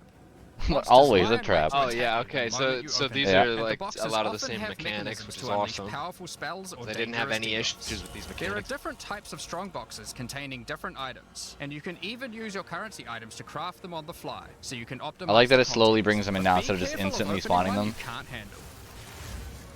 Oh yeah, so you're not just You're not just swamped swarmed instantly. immediately and stuck in frozen mode or whatever. They like Yeah. slowly came out of the ground. Well, maybe that's because they're in this like Sometimes cemetery, you'll but discover monsters frozen Oh, in there's essences, the essence. solidified crystalline corruption. These dangerous monsters Essence can be of the broken body. free. that looks so If you much defeat cooler. them, the essence they drop can be used to upgrade normal items to magic items with a guaranteed Nice. mod from a category. Okay. For example, we could use There's this one on speed some boots to modifier. ensure Oh, a so movement it's speed mod. now Wow. randomized, but with a specific type. That's really Oh, cool. that's so Rarely, good. essences will also drop That's that so allow you good. to upgrade magics to Because rares, now it's adding not like, oh, guaranteed the mod. essence of greed. It's just this one effect. It's like, no, it's an essence of ice. It can do anything ice related. Good luck. Oh, with the One cold This is modifier. incredibly powerful since it allows you to get a Oh second my deterministic god, mod and in you your can, crafting project. yeah, dude, Combine these with everything the I currencies didn't that are like about the commonly found fucking in first game game, for they modifying fixed items, everything. and we can get a very nice Fucking pair of everything. boots indeed. Those boots went from like Waystones, basic to like really all good just items, in that can Yeah. short also amount of be time crafted too. Using your currency items. Oh, Adding prefix mods will Oh. improve the rewards. Oh while some yes, oh my dude. god, we make them. The more dangerous Oh. a map is, the more waystones will drop. Adding mods to your waystones is key to progressing to higher Yeah. tiers. Oh, and so now sustaining you're them. not just looking at But it going, it will I'm not require using you that to one. take on larger Yeah. challenges. You go, I There kind of are created a fucked variety up of one. factors Okay, you let's have run to it now consider before when we And add I think you'd anything probably be else. able to sell them Some too. maps will have higher Oh, density, yeah. They some said it, lower, nothing some is have more locked. magic and Yeah. rare chests or monsters. Some are more linear and others more open. Make sure you explore and think about what makes certain maps good if you want to maximize your returns. As you cleanse Goddamn. corruption from higher and higher tiers of the Atlas, you will gain points that you can spend in the Atlas see tree. Yeah. This tree allows you to juice the danger and rewards Juice the of danger. all areas in the endgame. Shake Could hands increase with the number me. of monsters, the number of rares, the number no. of precursor artifacts or strong boxes, even the quantity of item drops. As you explore the in-game world map, you'll notice various different biomes, from snow-capped mountains to dense jungle valleys. Most maps are restricted to certain biomes. As you continue to explore deeper into the Atlas, there are all sorts of things to discover. These cities are constructed by different the peoples fuck? of Rayclast and have Okay. specific items that can be found there. These strange structures marked on the map don't appear to do Pick anything eight. for now. Picked 8. Perhaps you'll work out how to use God damn them it, later. 50. You might find unique maps. 642% increased experience Holy gain. shit. Undisturbed island full of beasts that give an extreme amount of experience. Yeah? You may even find a lonely man Oh, just enjoying his retirement. the Essence who will give guy. you a unique item for free. In addition, Unique you have item for special free. areas that would make a good spot to set up camp. Yeah, I only These ever areas found of that their dude hostile once, and he gave me one of the inhabitants, best and you'll be uniques I able to got claim them as for your like own for a hideout. long time. You can decorate your hideout as you see fit and invite various Hell yeah. NPCs to join you there to create your own personal Cool. base of operations. A great tool for Holy exploration are shit. towers. These mysterious precursor constructs are dotted Ubisoft. around the atlas. Completing the tower will reveal a large area around it, allowing you to scout Oh, it out literally the is. next challenge. There are lots of things to find, so keep looking. At least I don't have to Some climb it sections in of your game. atlas are influenced by corruption. This adds extra modifiers to the maps in the region, increasing difficulty Cool. and rewards. Here, slaying monsters It in was a close really smart proximity idea to each have other this will first cause besides the vestiges of campaign. corruption Holy within fuck. them to merge together, forming powerful and grotesque Dude, the abominations. corrupted sections are gonna be You so may hard. have noticed Yeah. while looking at the atlas that some of the areas Because have I'm these just gonna be icons taunting above them. everything, pulling the them icon in. indicates that the area contains some kind of Ooh. special encounter. Okay. This icon indicates that the area has Cool. a powerful boss. Because fungus only 1 in behemoth. 4 maps contain a map boss, we are able to make them very powerful and very rewarding. These bosses come from the campaign, but have had their difficulty increased with changes to AI and Sick, some of man. their abilities. Changes to AI. It's worth noting that because you can see where the bosses are, you can choose to take them on or Oh avoid damn, them. you threw a If rock you at do that. choose to hunt bosses though, then you will be rewarded with special points for the boss hunting Oh. section of the Oh Atlas my skill god. tree. The points here will allow you to specialize in boss killing, giving Oh, you that much greater stank. rewards for defeating them. Jesus. Oh my Each god. different type of content in the endgame, we are adding specialized Ooh. trees in order to make it so you don't feel the need to respec your points when you change between different Oh. types of content. We will be showing Man. you 7 of these by the end of this 7. presentation, so there is still a lot more to come. Bosses are not the only icon you will see on the Atlas. Let's take a look at one of the endgame systems, Breach. If you played PoE 1, you might be familiar with Breach. For PoE 2, we have created sequels to several PoE 1 leagues. While the mechanic is familiar, the monsters, bosses, rewards, scary. and progression are all new. A breach is a tear in the fabric of reality. Opening it will allow you to God, see look at the the amount of demons and lightning. otherworldly monstrosities that Yeah. But lie do I want to in just the make a other lightning build plane with of existence. necromancer shit? Engaging with slow, a breach, Jake. you'll create a breach It's so within their it's too world it's and so break slow. force. This is In so order to keep the breach slow. open, you will need to kill the demons that pour forth. The faster you can kill the monsters, More the more reward. monsters you will fight, and the more loot you will find. Just You blasting can also everybody. find clasped hands God, that guy looks open sick and though. drop I don't know who to items play, right bro. over them. These can be a good boost to the rewards of the breach. Like, So Monk keep an looks eye sick on as it. fuck I know. too. I know for a damn One of fact. the I want to be rewards that you may chunky. Look at that find shit. finding Wizard. monsters from Breach are That's true. That's tablets. really cool. Tablets are special items that can be used with precursor towers to add Are you gonna do more that first, or encounters you to gonna do the Titan Atlas. first? Breaches will drop That's breach tablets. that's the question. Clicking on the Is breach if I tower can will allow play you to consume the her, tablet, use Oh. the add time more magic, breaches to and then areas just within be a range of the tank tower. Oh. This makes outside of all that, then I'll content do in the that Atlas first. self-sustaining. Want to do more breaches? Find the tablets. It'll depend add on what them to your kind of, towers, Okay, that's more breaches, awesome. Getting more Universal tablets. magics Soon, are your available. Atlas will be covered in otherworldly domains. That's so In sick. addition, like all items in PoE, you Huh. can craft them. Use your currency to add mods Fuck to your yeah, dude. tablets, allowing you to upgrade all the breaches in range. Tablets can have up to 2 mods. Talkative Tri's These gonna have a mods do field things day like watching adding over this extra rare video. monsters, extra class Yeah. hands, or even monster density of breaches, allowing you to keep them open longer. Often, you will find multiple towers near to each other with overlapping areas of effect. This can allow you to rarely juice the mechanic by Oh. stacking the mods from Fuck multiple yeah. Oh wow. in your fight to hold the breach demons at bay, you may want to use the powers of their world against them. Each in-game mechanic always has player power that can only be gained from that mechanic. God damn. Breach is no different. In Breach, you will find catalysts. Items Ringer that can increase the quality replaces of other rings and quality amulets by types. improving specific mobs. You can also find Breach Rings, a special base Huh? type that can have its quality improved by catalysts. Oh, up to nice. They're not 50%. just fucking- In this case, you could create a ring with around 170 life.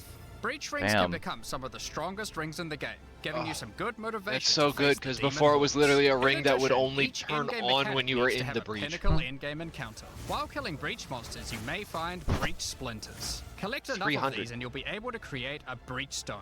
Okay. Using Ah. a Val technology called the Realm Gate, you can use your breach stone to access their domain and bring Oh. the fight to them. In this twisted domain, you Cool. will find nothing but a single massive breach. Entering it will reveal hordes of breach inhabitants. Holy shit. Dude, the monk actually looks so fun though. Uh-huh. Jesus, the flicker strike. Flicker strike, man. And should you be fast enough, you will be able to fight their leader, Zesht. Weave out of Ah, the handy boy. Damn, His that weird voice. magic.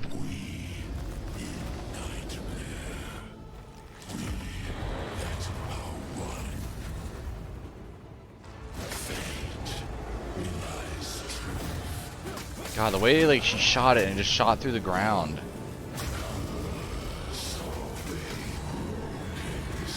Holy shit. These look like so much fun. The mechanic depth Mechanic. of what I'm witnessing I right know. now. This is just one of the pinnacle encounters of PoE 2. We won't be showing the rest of them, so you will You'll have to find discover them on your them own. for yourself. Rest assured, this is some of the hardest content we have ever made. All Oh, these encounters have specific This is some of the uniques hardest content they've from ever them, made? but What that's the not all. fuck? We still have the progression system. Defeating Zesht will give you points to allocate into the breach section of the Atlas tree. Allocating these points will make breaches and the breach domain even harder, but will give you more rewards. The small nodes will increase the difficulty of the twisted domain, while the large nodes have more specific bonuses. okay. For example, this node adds more clasped hands to your breaches, and adds a pack of magic monsters that can guard them. Get some more points and you can allocate Waking Nightmare, which will double the number of splinters you get from clasped hands, and inflict you with a mysterious debuff. In order to earn more points, you will need to defeat Zesht at a higher difficulty, and some rewards from Zesht can only be found by increasing the difficulty of the Twisted Domain above You notice how certain they're thresholds. collecting certain Defeating things on the Zesht ground? at Oh, difficulty right, that's 4 the will be fucking... a challenge indeed, but there are many more threats in Rayclast. It got laid out. Ritual altars Nice. are sacrificial sites Love Ritual. built by the mysterious King in the Mists. Mists. If you encounter King of this the symbol Knolls. on the Atlas, then you know that the area contains ritual altars. Cool. Ritual altars demand tribute. Every monster you slaughter in the circle will feed the altar. After the sacrifice, touch it to begin the ritual. The monsters you just killed will be resurrected by the King of the Mists. My man dark tried to magic, shoot water and you and must blood, fight bro. to survive. The tribute you have offered to the altar can be spent to buy powerful items, but they can be expensive. To gain more tribute, you will want to find more altars. Each successive ritual you do within an area will spawn the monsters revived by the previous ones, in Oh my addition to the ones you God. sacrifice next to it. By the end The of amount of the lightning area, you will happening. be fighting a truly imposing number of foes, but will have a significant amount of tribute to spend. One of the rewards you can buy with tribute are omens. These are special items that allow for metacrafting. Crafting items that affect other Holy crafting shit. items. Have an item with good prefixes but bad suffixes? This omen will help you to remove the mod you don't want, while keeping the ones you do. There That's are insane. a bunch more of these with different That's effects, but insane. we will leave them That's for you so to discover. fucking insane! Now, don't forget that Ritual will also drop tablets, which can be used to specialize into getting more rituals. If you want to Everything get to the feeds pinnacle other boss stuff, of and Ritual, everything then is you will probably want to customizable use by them. other They can stuff. also be crafted to grant mods. And making again, I'm the not seeing rituals anything more like rewarding. they The haven't showed pinnacle anything about encounter of corruption yet, right? Ritual Where we is the lose King in anything, the but you're Mists. just removing the Feared bad by shit and putting Asmeri good shit. people, He is said to have brought eternal darkness to the Wildwood. We won't show the encounter, but just like Breach, there are a range of unique items you can get for defeating him, and you will gain Cool. points in the ritual section of the Atlas tree. Some maps have been touched by insanity. A mysterious entity has taken a special interest in you. Step through the looking glass and you will find your nightmares coming to life. When you touch a mirror, the mists of delirium will spread out across the area, infecting your mind. Oh, they must run stay at you within now. the mist to Nice. maintain the nightmare, which is as profitable as it is terrifying. Everything you kill will increase the rewards that drop. However, the deeper into the mist you travel, the God stronger damn. the monsters are. Be careful not to overstay Oh. your welcome. Rare and unique enemies will become vessels for terrifying demons, who will manifest Oh. out of them to Oh. unleash Oh. powerful attacks on you. Hello. The mist also offers a strange crafting material, distilled emotions. By combining these emotions, you are able to instill your amulet with a notable from Oh. the passive skill tree.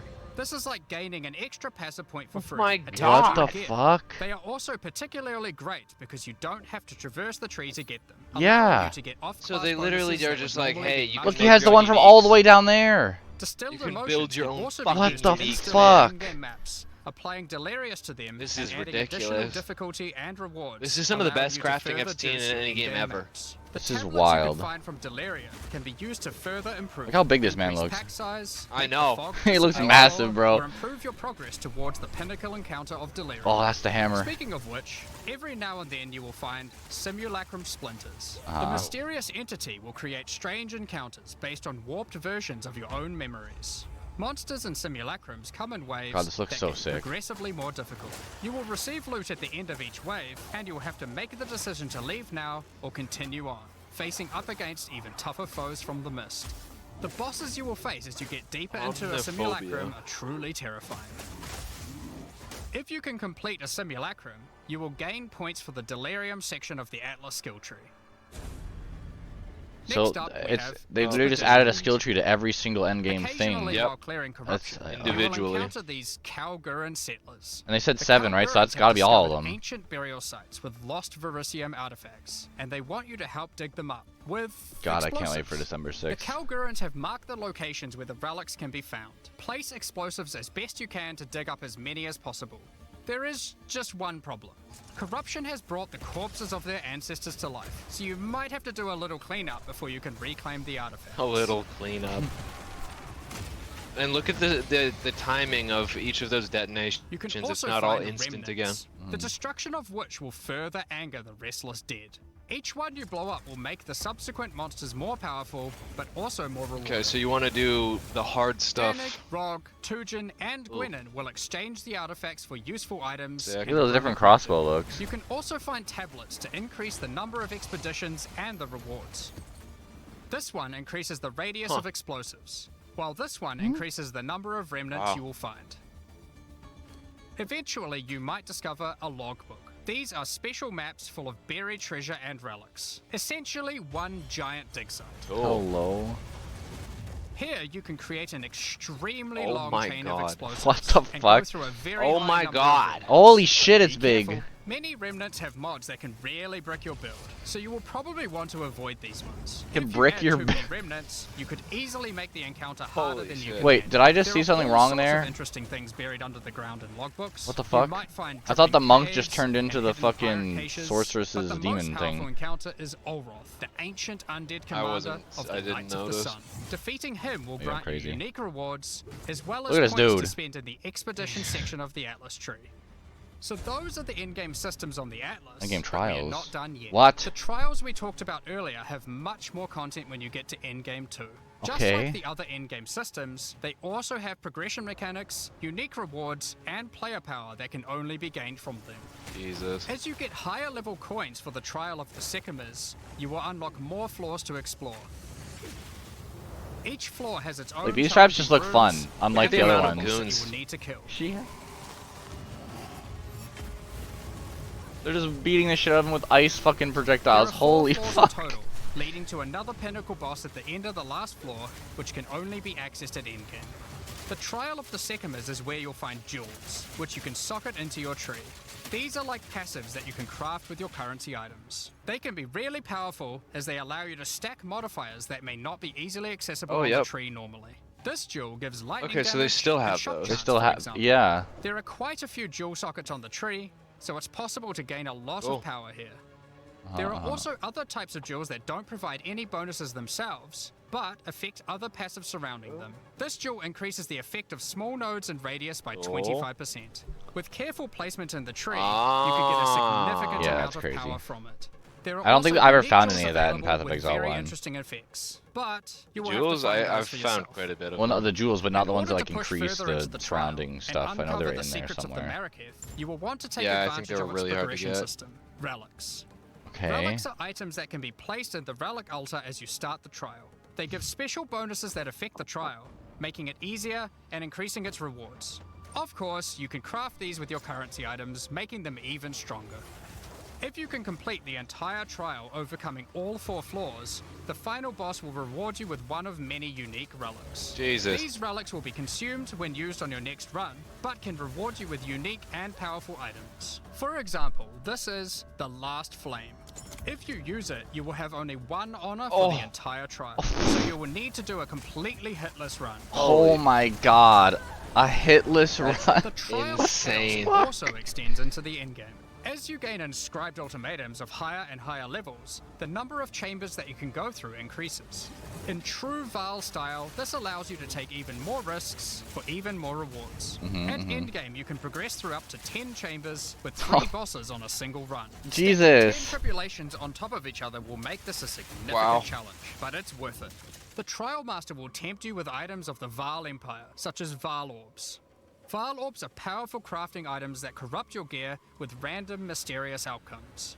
Corruption prevents an item from being modified further, Okay, yeah, so it's it just has to corruption. be the last step of your craft. Yeah. But it's also the most impactful one. For example, if you use one on your body armor, it might add a new powerful enchantment, or it might re-roll up to half of its modifiers.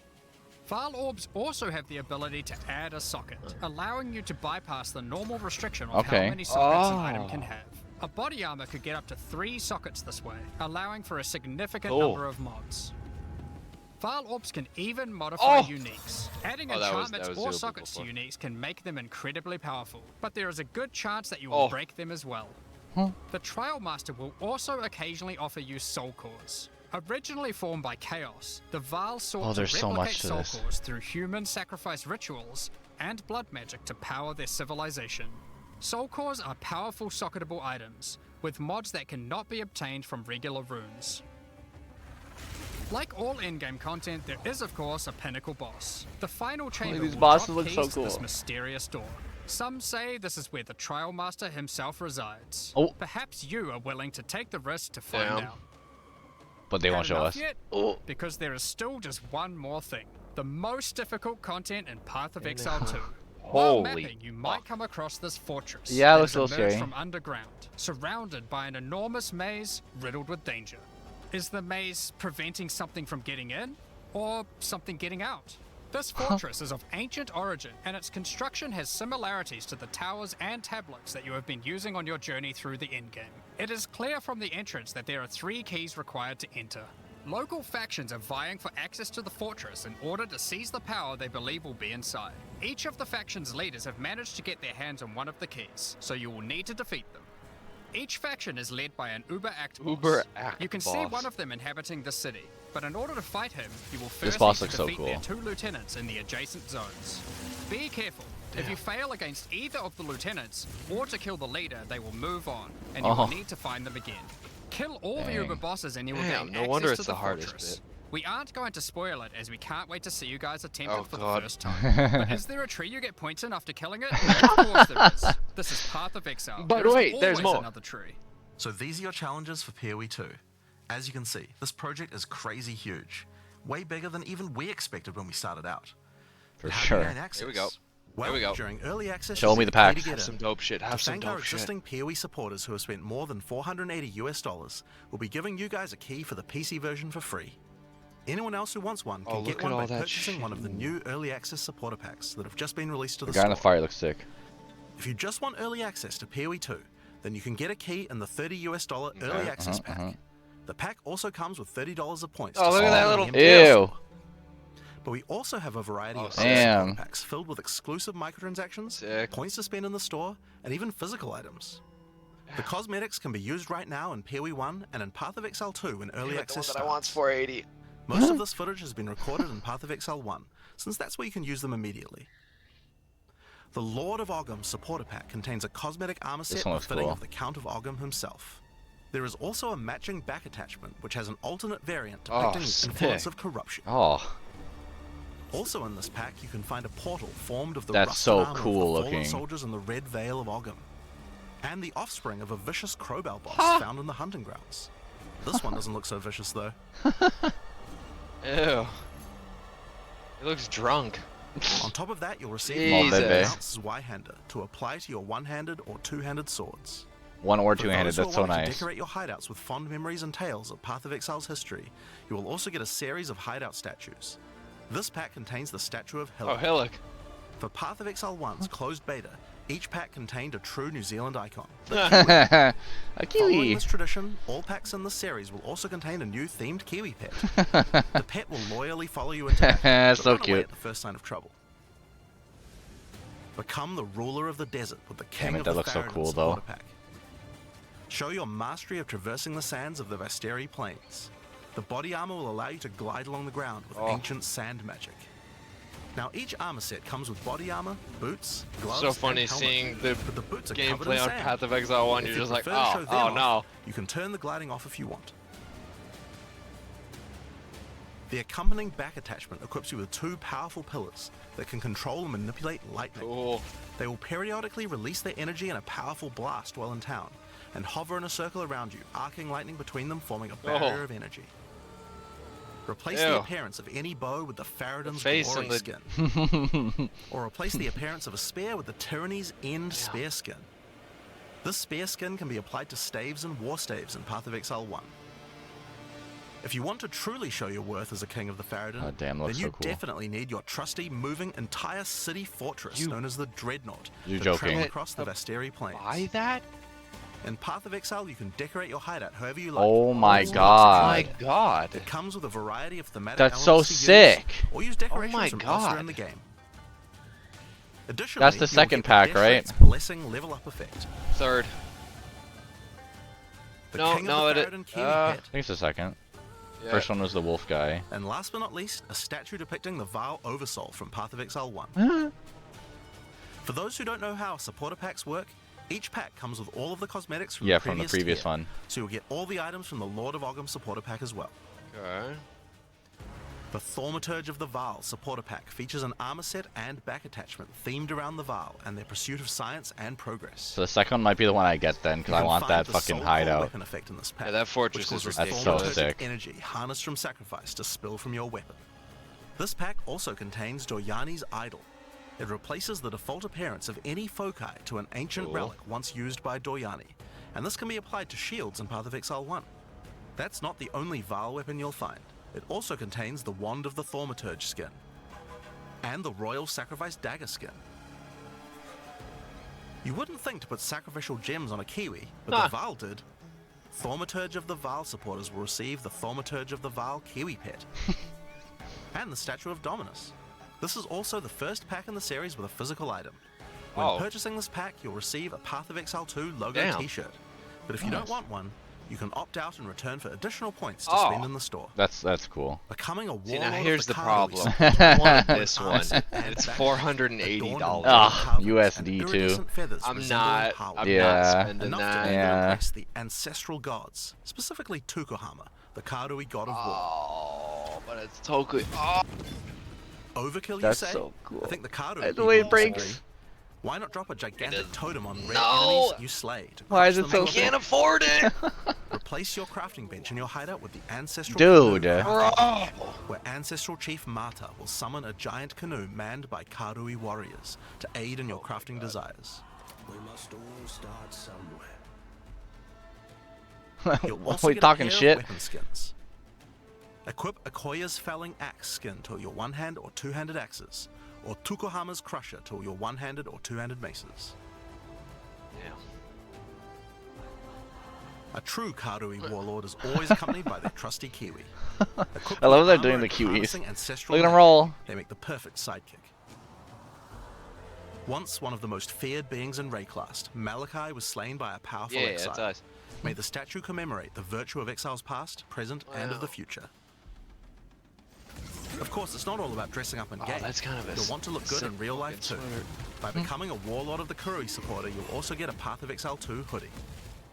Our final tier of supporter Oh, no, pack in this the one's series is 480. the Liberator of Rayclast supporter pack. It's so The incredible. Liberator of Rayclast armor set and back attachment come made with the finest materials in my Rayclast, God. and shattered glass mosaics suspended in divine God. power. Set up your base of operations my in the God. Beacon of Salvation hideout. Why restrict yourself to just one island when you can liberate more? Oh, Beacon of Salvation hideout comes equipped with your own collection of What? small islands and personal Dude, operators what? of boats What that you can the use fuck? to row between them.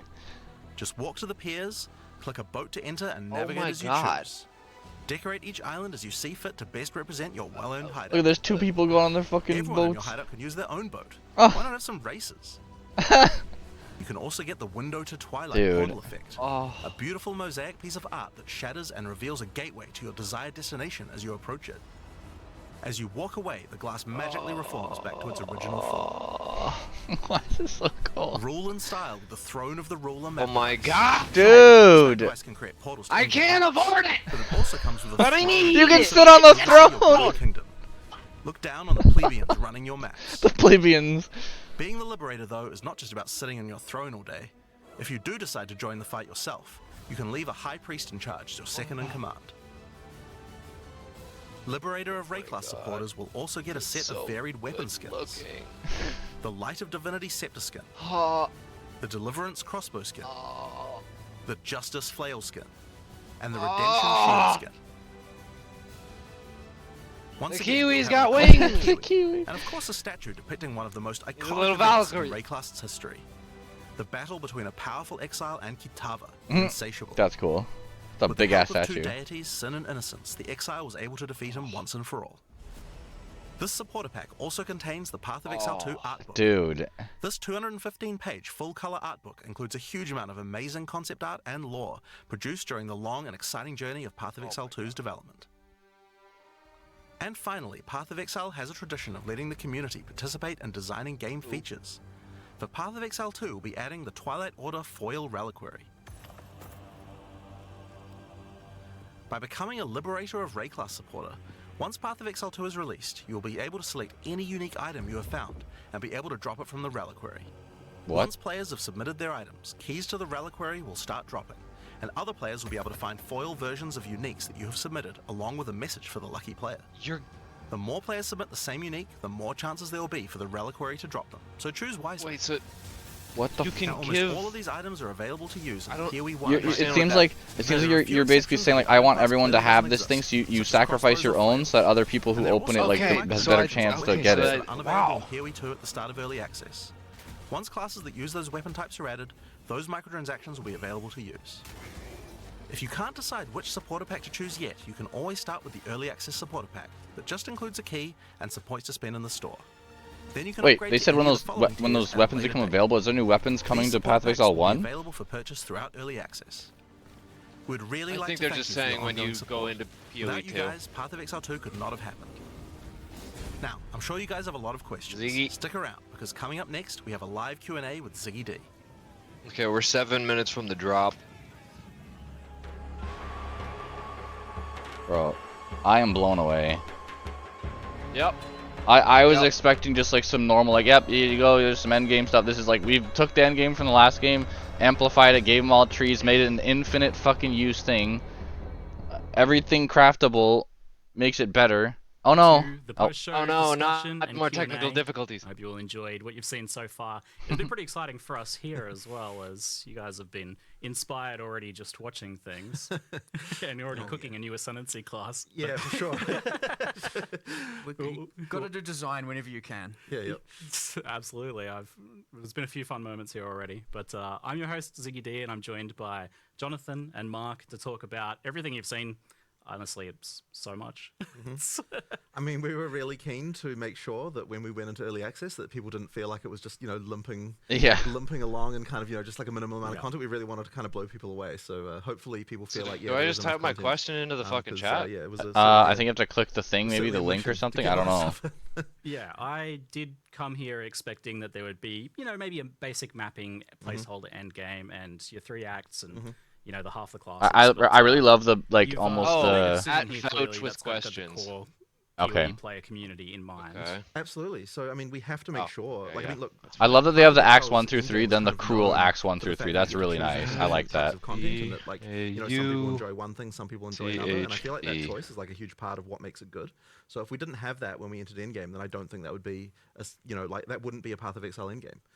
So that's 100%. kind of what we have to make sure of. So we kind of said, okay, well, like, what is the minimum number of like different in-game things you need to be able to have in order to be able to actually have a viable in-game that we feel like you get different choices. All right, I asked a And, question. that's how I we wanted ended to up with what see we if did. you'll be able to I use definitely a feel like magic a lot staff of with games a nowadays shield. release, Sure. and their campaigns intact and real good. You get to the end game and it just falls real flat. Yeah. And it was Diablo. certainly a very important moment for us when we were like, hold on, that's the wrong thing to do. Like, let's not make the same mistake as everyone else. Let's pivot.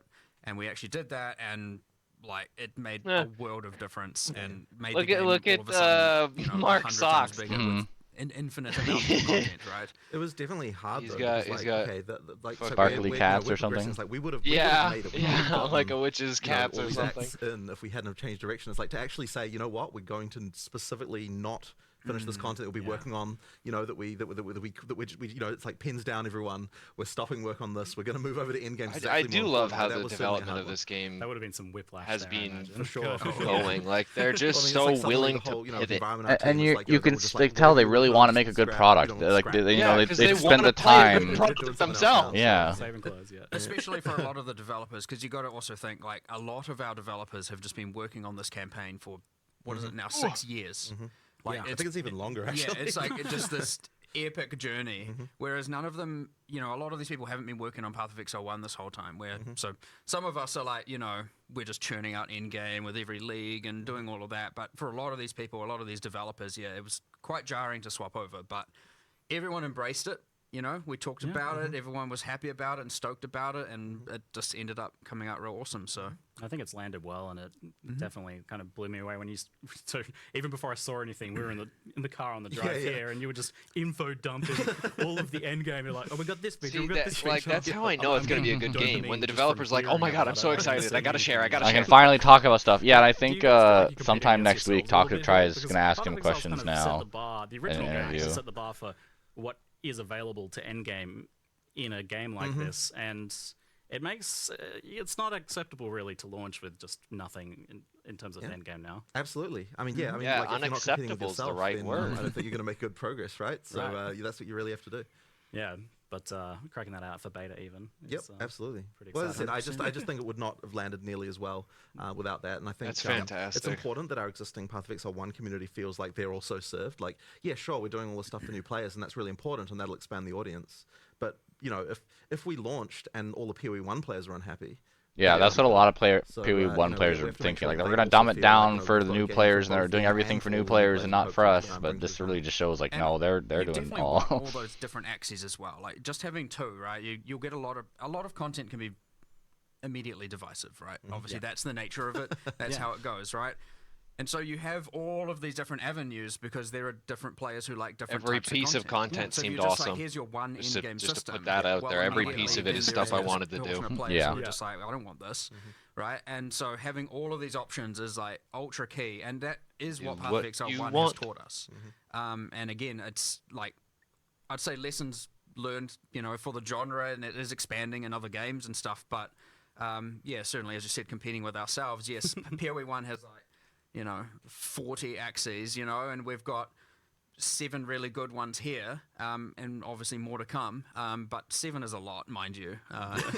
Especially when it's all like, you know, like Yeah, people have to learn a lot of things again. thinking that like this is just the It's gonna be beginning very of like interesting to see them how releasing long more people do the classes, kind the of rest of the Destiny 4 kind campaign, of more Yeah, they endgame literally content, more specified we're gonna be bosses. working on this for So at it's like we least have a- another it's- year. it's Yeah, honestly, like we it's actually fucking, don't even really it's know gonna be because, because like, that we already don't know seems what like we're a gonna find buttload in of these builds content. and so on. Like, Yeah, I'm that's going to be hoping enough it'll take content people a for while that to, year. be Yeah. able That's to- the thing. to be able to work it out, but you know, you never know. No. Maybe the end of day Hundreds one, of people will hours, be like, 65 to easy, no 100. Now problem, do it mate. again on another Could character. be what it's Good like. luck. Yeah. We have a few people that are doing Try new that sort of thing. Ascendancy. I saw like a solo self-found level 100. I'm gonna have to go back and hours or rewatch something. this and look through the Jeez. ascendancies Okay. again This is because where we're I'm now, is thinking. it? So I don't know, imagine there'll man. be a little bit of a soft reset there for Yeah, people. for sure. A There's stuff to relearning learn. period. There's stuff you to know? learn.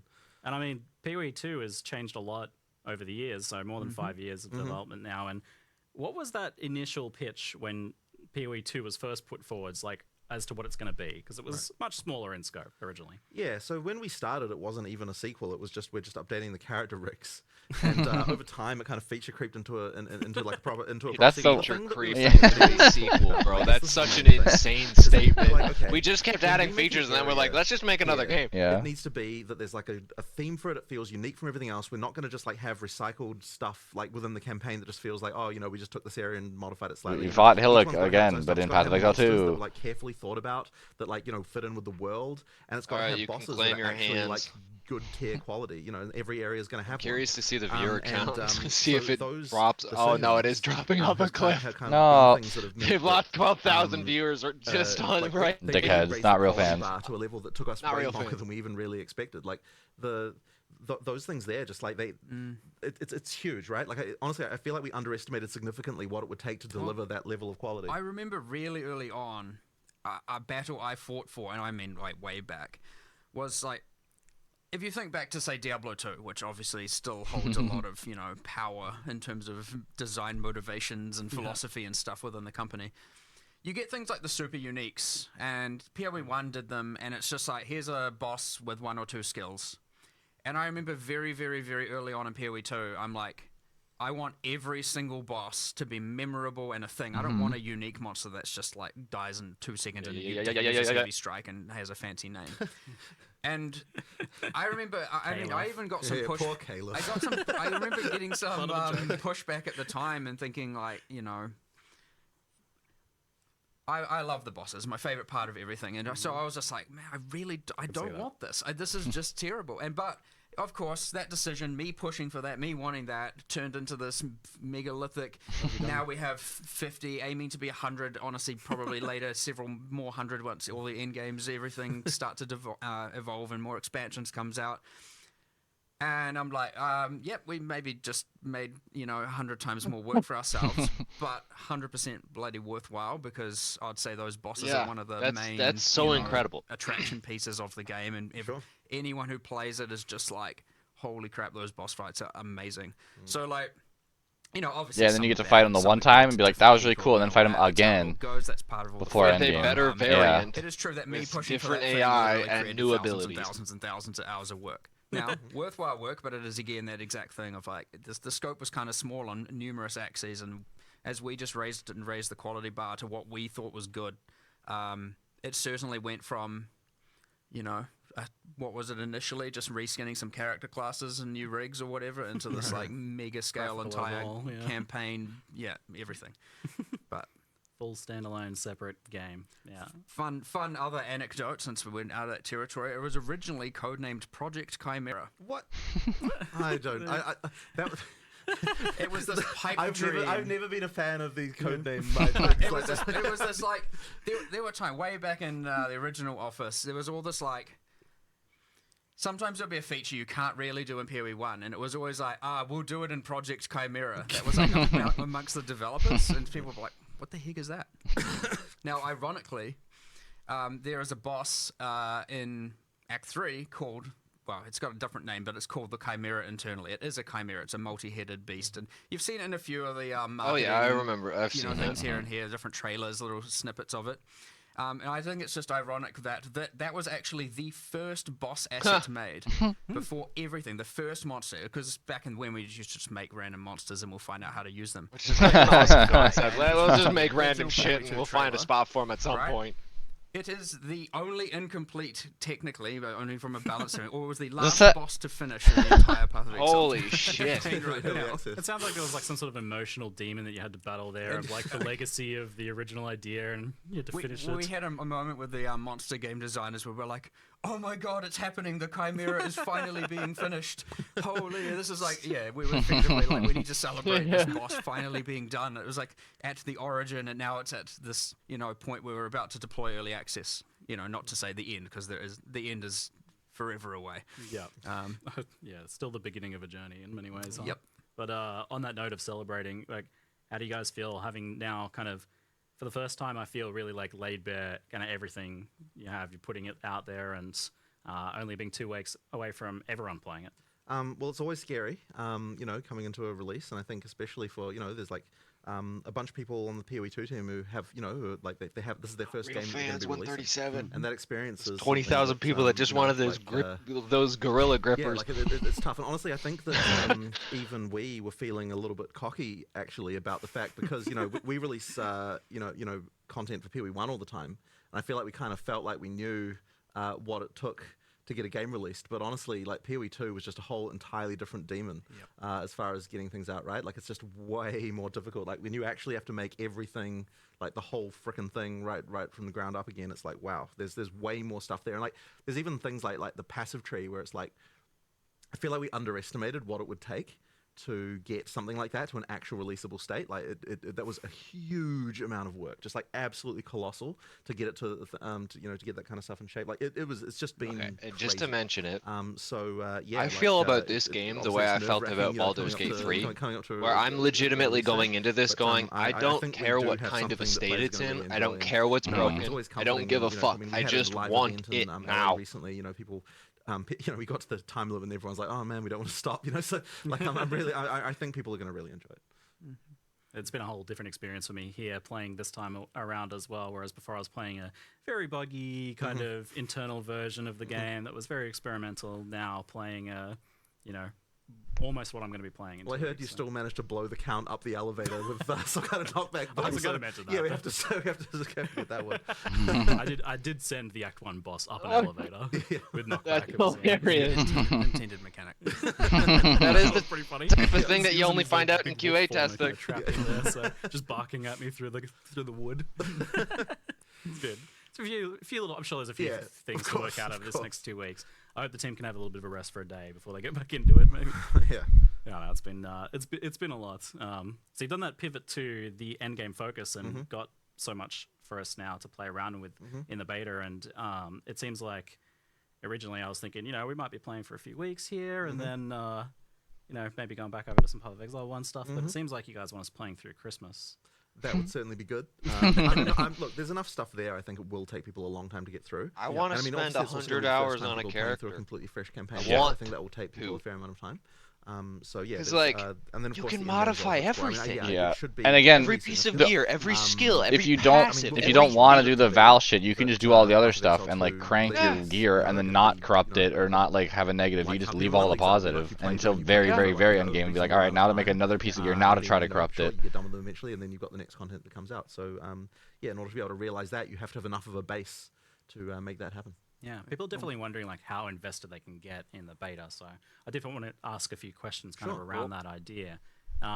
So firstly, is there going to be wipes and resets, and will there be something before launch as well? So we are going to be having new leagues effectively throughout the beta whenever we launch something significant. Because we want to make sure that all of the effectively that people are able to play through. But that stuff will be merged into an early access league. And effectively, after we go into full release, that league will stick around. Cool. Now, I can't promise that everything about your character will function exactly like how it did in that thing. That's nice. You don't have to lose your character. You just play it on a different league. He literally just specified we're not resetting shit until release, and even at that point, it's just a different league. Those characters, then you can go right ahead and do that. But the action is always going to be in whatever the most recent league is. And then, of course, after that point, there'll be a standard that everything goes into, which all our economic sins will forevermore be archived in the in standard.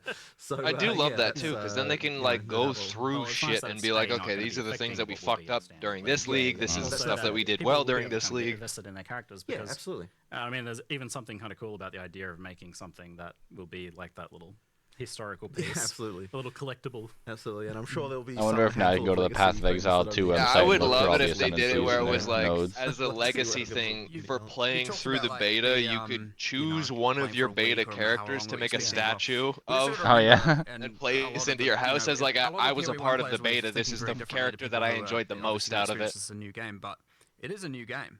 Right? You don't have all these predefined, hyper-refined builds to play to immediately, go through things. You don't have people coming in with like fully detailed 7 million line build guides of exactly what to do with what items.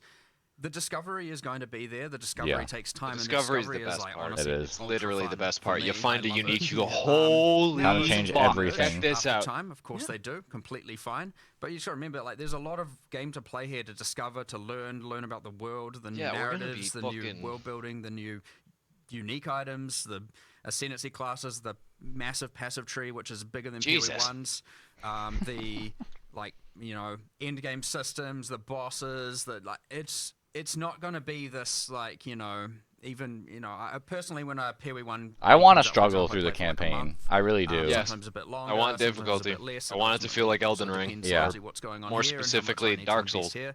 So, and there are other people who play for more like 3 and whatnot, but there's certainly going to be a much longer time period you can play this for while still discovering new stuff and not feel like you're finished. You know what I mean? Yeah. Now, of course, you see that's subjective. everyone can pick their own point when they finish. But if you want to see everything and do everything, you're going to be investing a lot more time, especially these first-time rounds. And then obviously with every league, there's more to discover, but you get faster at doing all these parts over and over and over again. You'll get more efficient over time. That's how the game works. So, yeah, I'd expect a lot of time to be sunk into this to fully explore it to start with, like a lot, you know. Not a week, not 2 weeks. You're going to be going far, far longer than that if you want to see everything. But, you know, it's up to you. Play at your own pace. See how you want to go. I love that, Learn though. At your own pace. We have enough That's stuff that's there the that you could beauty of play a new for a game couple as of well, months which if you we want haven't to. been able to experience with Path of Exile 1, you know, or other games and for so long, is actually discovering the entire world. And yeah, there's some familiar mechanics at the end game and stuff like that, which is awesome for people. The familiarity but, is great, though. Yeah, I certainly it's want similar to but really, very I'm very excited adjusted. to see people discovering the new things and getting so excited about it. I can tell you're amped for watching people go through that discovery process. I'm maybe even diving 100, in yourself a bit. 100%. I mean, I love sitting there in Path of Building, as many of us do, but I am very excited for that. Well, yeah, as we were new saying, discovery process for a while. I think you were saying how Unmapped. much you were part spreadsheet. I think I was saying I'm like maybe 60% spreadsheet, 40% discovery, and that's my play archetype.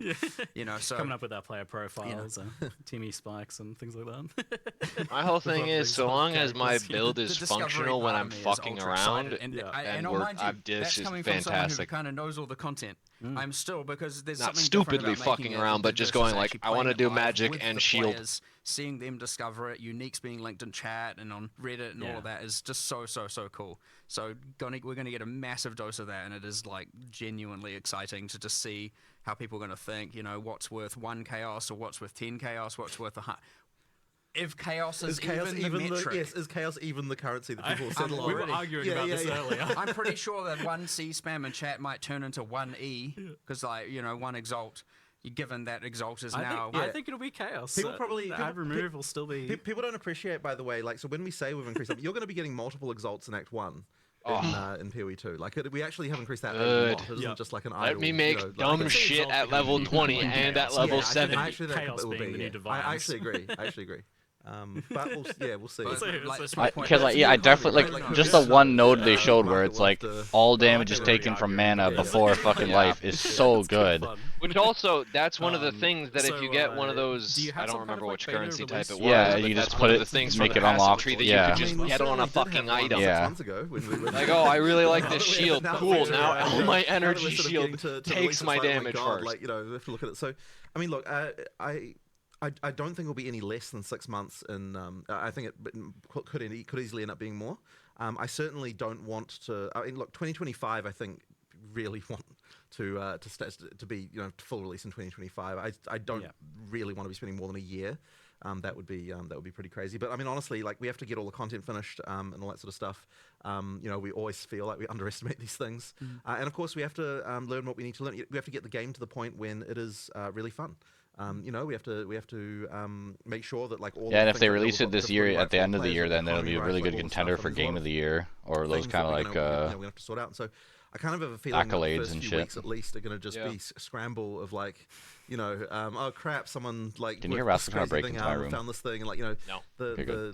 that's always scary. You know, because it's just when we add content to PoE 1, it's like at least the kind of base of stuff that we have is kind of, you know, well tested and people know kind of what's going on with it.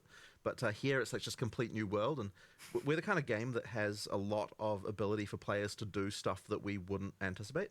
You know, we have just one thing I still want to know is with the account merging and all that kind of shit, I'm assuming all the guild stuff will just transfer over. So you'll have all your guild things, and you know, you'll have all the stuff you purchase for the guilds just on your account. Hundreds of support gems that can be I would assume. So, you know, that's going to be an interesting one. It will happen. Yeah, for sure. It is inevitable, right? yeah. Like, there's nothing we can even do about it, because you'd need hundreds and thousands of hours of testing to be able to do that with what can only be done with hundreds of thousands of players. But that's also the magic of it all. That's also why I'm so here for it. I Also, like, yeah, help them. you're gonna also be able to help. You're gonna be able to help find the most broken thing of all time and see if it's fine or if it's too strong and needs to be like pulled back a little bit. That was intended, and you're like, what? And you're like, how? We like a challenge. That's insane that this was intended. The studio that produces a passive skill tree like we do, clearly has a bit of a glutton for punishment with regard to just like mixing. You totally could have done 6 and then like I don't know, added more later in an expansion or something. Yeah, I mean maybe we could have. I mean, look, this is the plan. This is the plan. You know, I mean, like as people go through early access, it's going to feel like there's just expansion content coming up pretty frequently. Just because we have all the stuff that we kind of got a lot of the way through. So there's stuff to come. I mean, look, I'm pretty sure. Like, I really want to get the Druid out. Like we announced it, we've talked about it. It's a lot of fun. Launch with the Druid, good. Get that out there as soon as we can. The Huntress. Yeah, because that's the thing. Whenever they release the Druid, I'm dumping whatever character I have and just immediately swapping. But there's obviously more to do. That's true. Yeah, what the fuck are the ascendancies going to be for that motherfucker? Things is, right. We've always That's what I'm thinking, man. You know, if they have a transformation for the Witch, there must be like an uber transformation on a Druid. Reacting to what the players want. And so if you plan everything for so long, you're going to have very, very, very slow reaction times to fixing, or adding certain content where they may, maybe the issue is like, the campaign needs more of this, or this class needs more of this, or something. So if you're planning, then you're going to be delivering on what they want solved like a year down the line or even longer. Right, and where we like to remain very, very dynamic and like, you want to be able to fix that stuff like, oh, well, this is the main problem. Like, sure, obviously you need more than a week sometimes, most of the time. But we want it generally to be that the next releases, expansions, updates, whatever, can alleviate as many of those problems as possible. So, yeah, you try not to get too strict with the planning has generally been our philosophy. Seems to be working great. Especially working fantastic. Actually having the live service product out. Because that is very, very important. Otherwise, you're never going to seem like you're doing what people want. And what are you doing if not that? So that actually is a good point. Like, I was going to ask, what do you folks, what does the team want out of the beta? Because obviously it's like a good way to market the game, but it's also, key to shaping the game in the future. Like, an actual beta. It's not just early access. I think one of the most important things, I think it's going to be really good for the development team to get back into a live mindset and like get it back into the idea of like, okay, everything we make is shipping. People are seeing this. Like get back into this. People are seeing. Like actually getting back into that and like being able to sort of see directly like, okay, we make something, it goes in the game, people like it, don't like it, like that kind of stuff. Like, and that really like that has been our studio for like most of its lifetime. Obviously, we before we released PoE1, it wasn't, but after that point, I mean, we are a company. We are a company that likes to think that we can do live service better than anyone else. Like that is our goal. And so, like, getting back into that again, for everyone in the studio, so that everyone's working on things that are going to be releasing within, certainly in less time than 3 months away.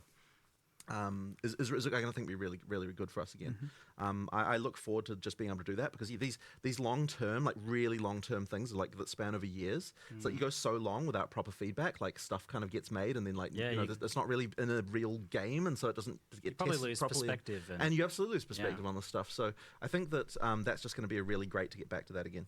Yeah, I honestly, as you said, it is early access, it is a beta period, and I'd say personally speaking, the thing that, and we mentioned it briefly about the character balance and the builds that are broken and all that, that's obviously pretty useful to me, right? Yep. Plus we have other systems in there like, the checkpointing system, right? You have to kill the boss in one life. These are things we haven't mass tested, and obviously other games have, and they work, and that's awesome. There are other things like, the end game system is a little bit less forgiving in that if you die, you fail the map, right? These things are things that we obviously need to test and iterate on in the future by adjusting the difficulty and stuff like that. And especially as you get towards this point of, the end game, like, okay, Act 1 has been tested like crazy. Yep. Right? And you get less and less testing as it goes on because you get less people, they've just been around for less time. And so, it's going to be a huge amount of iteration and feedback and from the players and us just, reevaluating all the stuff. And the thing is, we're always dynamic about that stuff. Like, we'll just change things if it's wrong. We'll redesign it. We'll come up with a new way.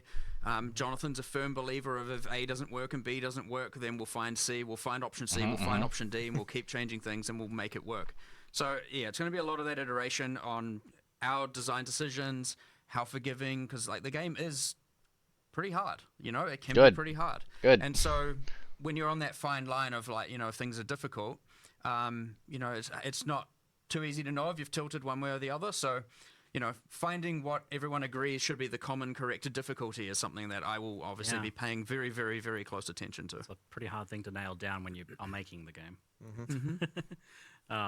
And so we've seen that a lot, where you folks have been pretty willing to change and then rechange and rechange again some of the core features like flasks and the waypointing system and portals. And you're keeping that kind of mindset going into the beta then? Of course. I mean, look, we're always willing to change stuff. Like that flask thing, like the most recent change to that was like ultra recent.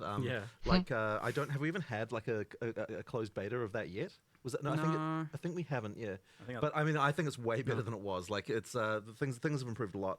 And honestly, like that's one of those things we've been wanting to do, something to sort out flasks for ages. Yep. And it really came about because when actually looking at what new players were having trouble with when they were playing, Flask Piano was actually like, even from the very Flask beginning Piano. of the game, actually ended up being one of those things that like people just had trouble, just like just the manual dexterity required to like hit all your different flask keys. That was the reason I couldn't fuck with playing it on PC. Yeah. Run out, so you can move to the next one. And, like, it's so much harder to swap from quirt weirdly a large 1, 2, 3, 4, 5, right from the very and then shift back without fucking up your keys. I don't think it was really that satisfying comparatively to moving around and just hitting your D-pad all the time. And obviously, it's all utility flasks. Yeah, now you can change everything, right? Like you can make flask L1, you can make flask square, you can make flask like up on the D-pad. Like you can literally just change everything to any slot.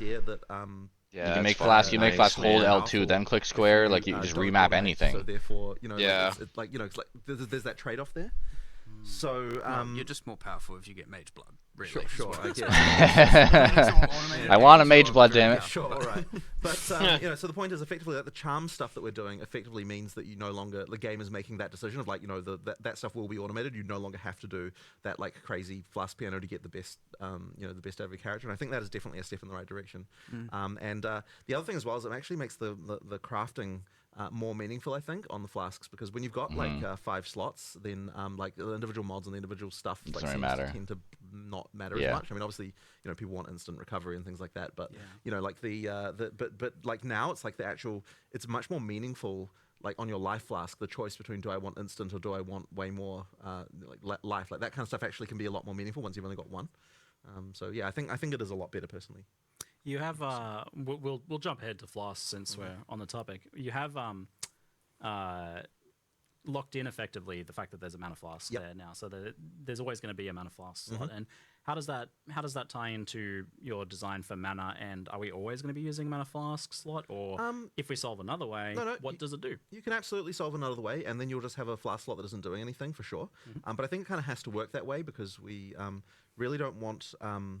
Yeah, because like once you sort of start getting into changing that around, I feel like the system sort of starts to break with regard to like the feeling of like I know where mana is, I know where my health is, like that kind of stuff. That being said, we've always got uniques and stuff like that. I believe there's already there is a unique that allows you to equip 2 life flasks. But the thing is, then that's a build choice that you're making. 2 life flasks, so it's a little bit different, and that's fine. Sick.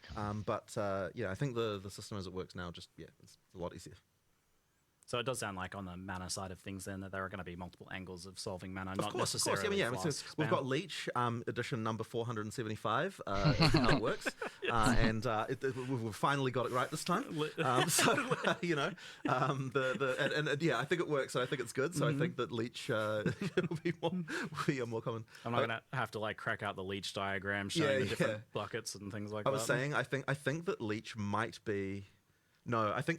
I was going to say, Leech is one of the topics in the studio that has wasted the most designer time of anything in the industry. But I actually don't think it's that. I think the actual worst offender is what stats should Dex give you.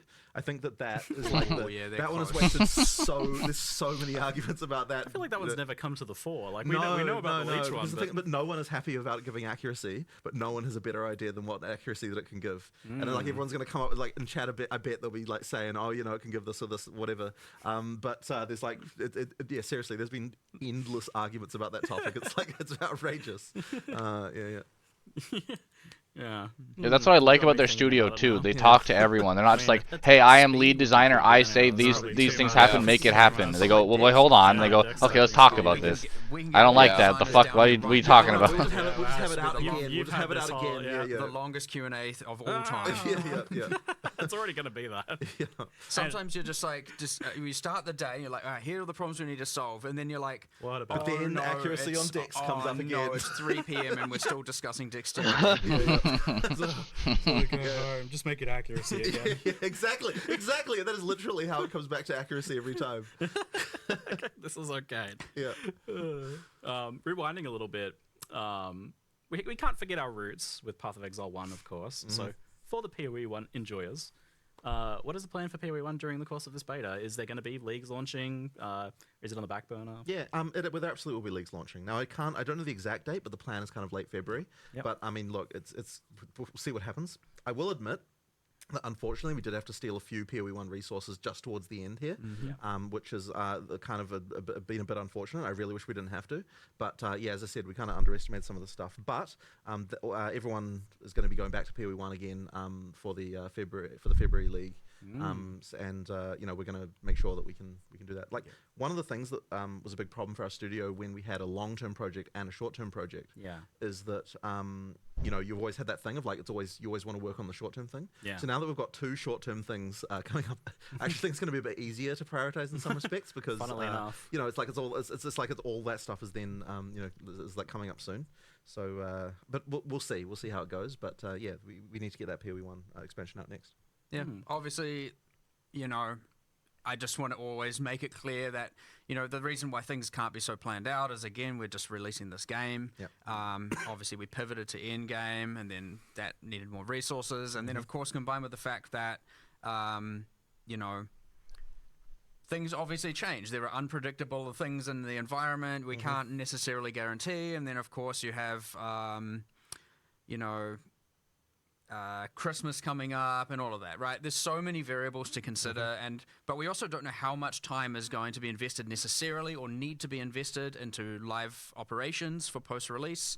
How many problems are going to go wrong? How many builds how many of the uniques are broken? How many, you know, and where do all these resources go? There are like just millions of variables here to consider, and so like it can get very, very difficult, especially at this time. But once you release, you have a bit of a grace period, so to speak, where well, more like a period of extreme amounts of fire, where we're putting out fires everywhere. But we have a period where we're fixing everything. You get everything stable, and then we're going to be like, all right, let's recalibrate, figure everything out, and what is our plans, and then establish all of that, based also on the feedback we get from that, you know, period where everything's on fire. Not to make it sound like it's going to be bad, but that is the inevitability. Is there's always problems. And hopefully, it appears good from a player perspective, but there's always going to be like, oh my god, people found this, and you know, like we don't have to see all the fires. Like ideally, the best thing is when we're able to fix some kind of exploit before people even hear about it.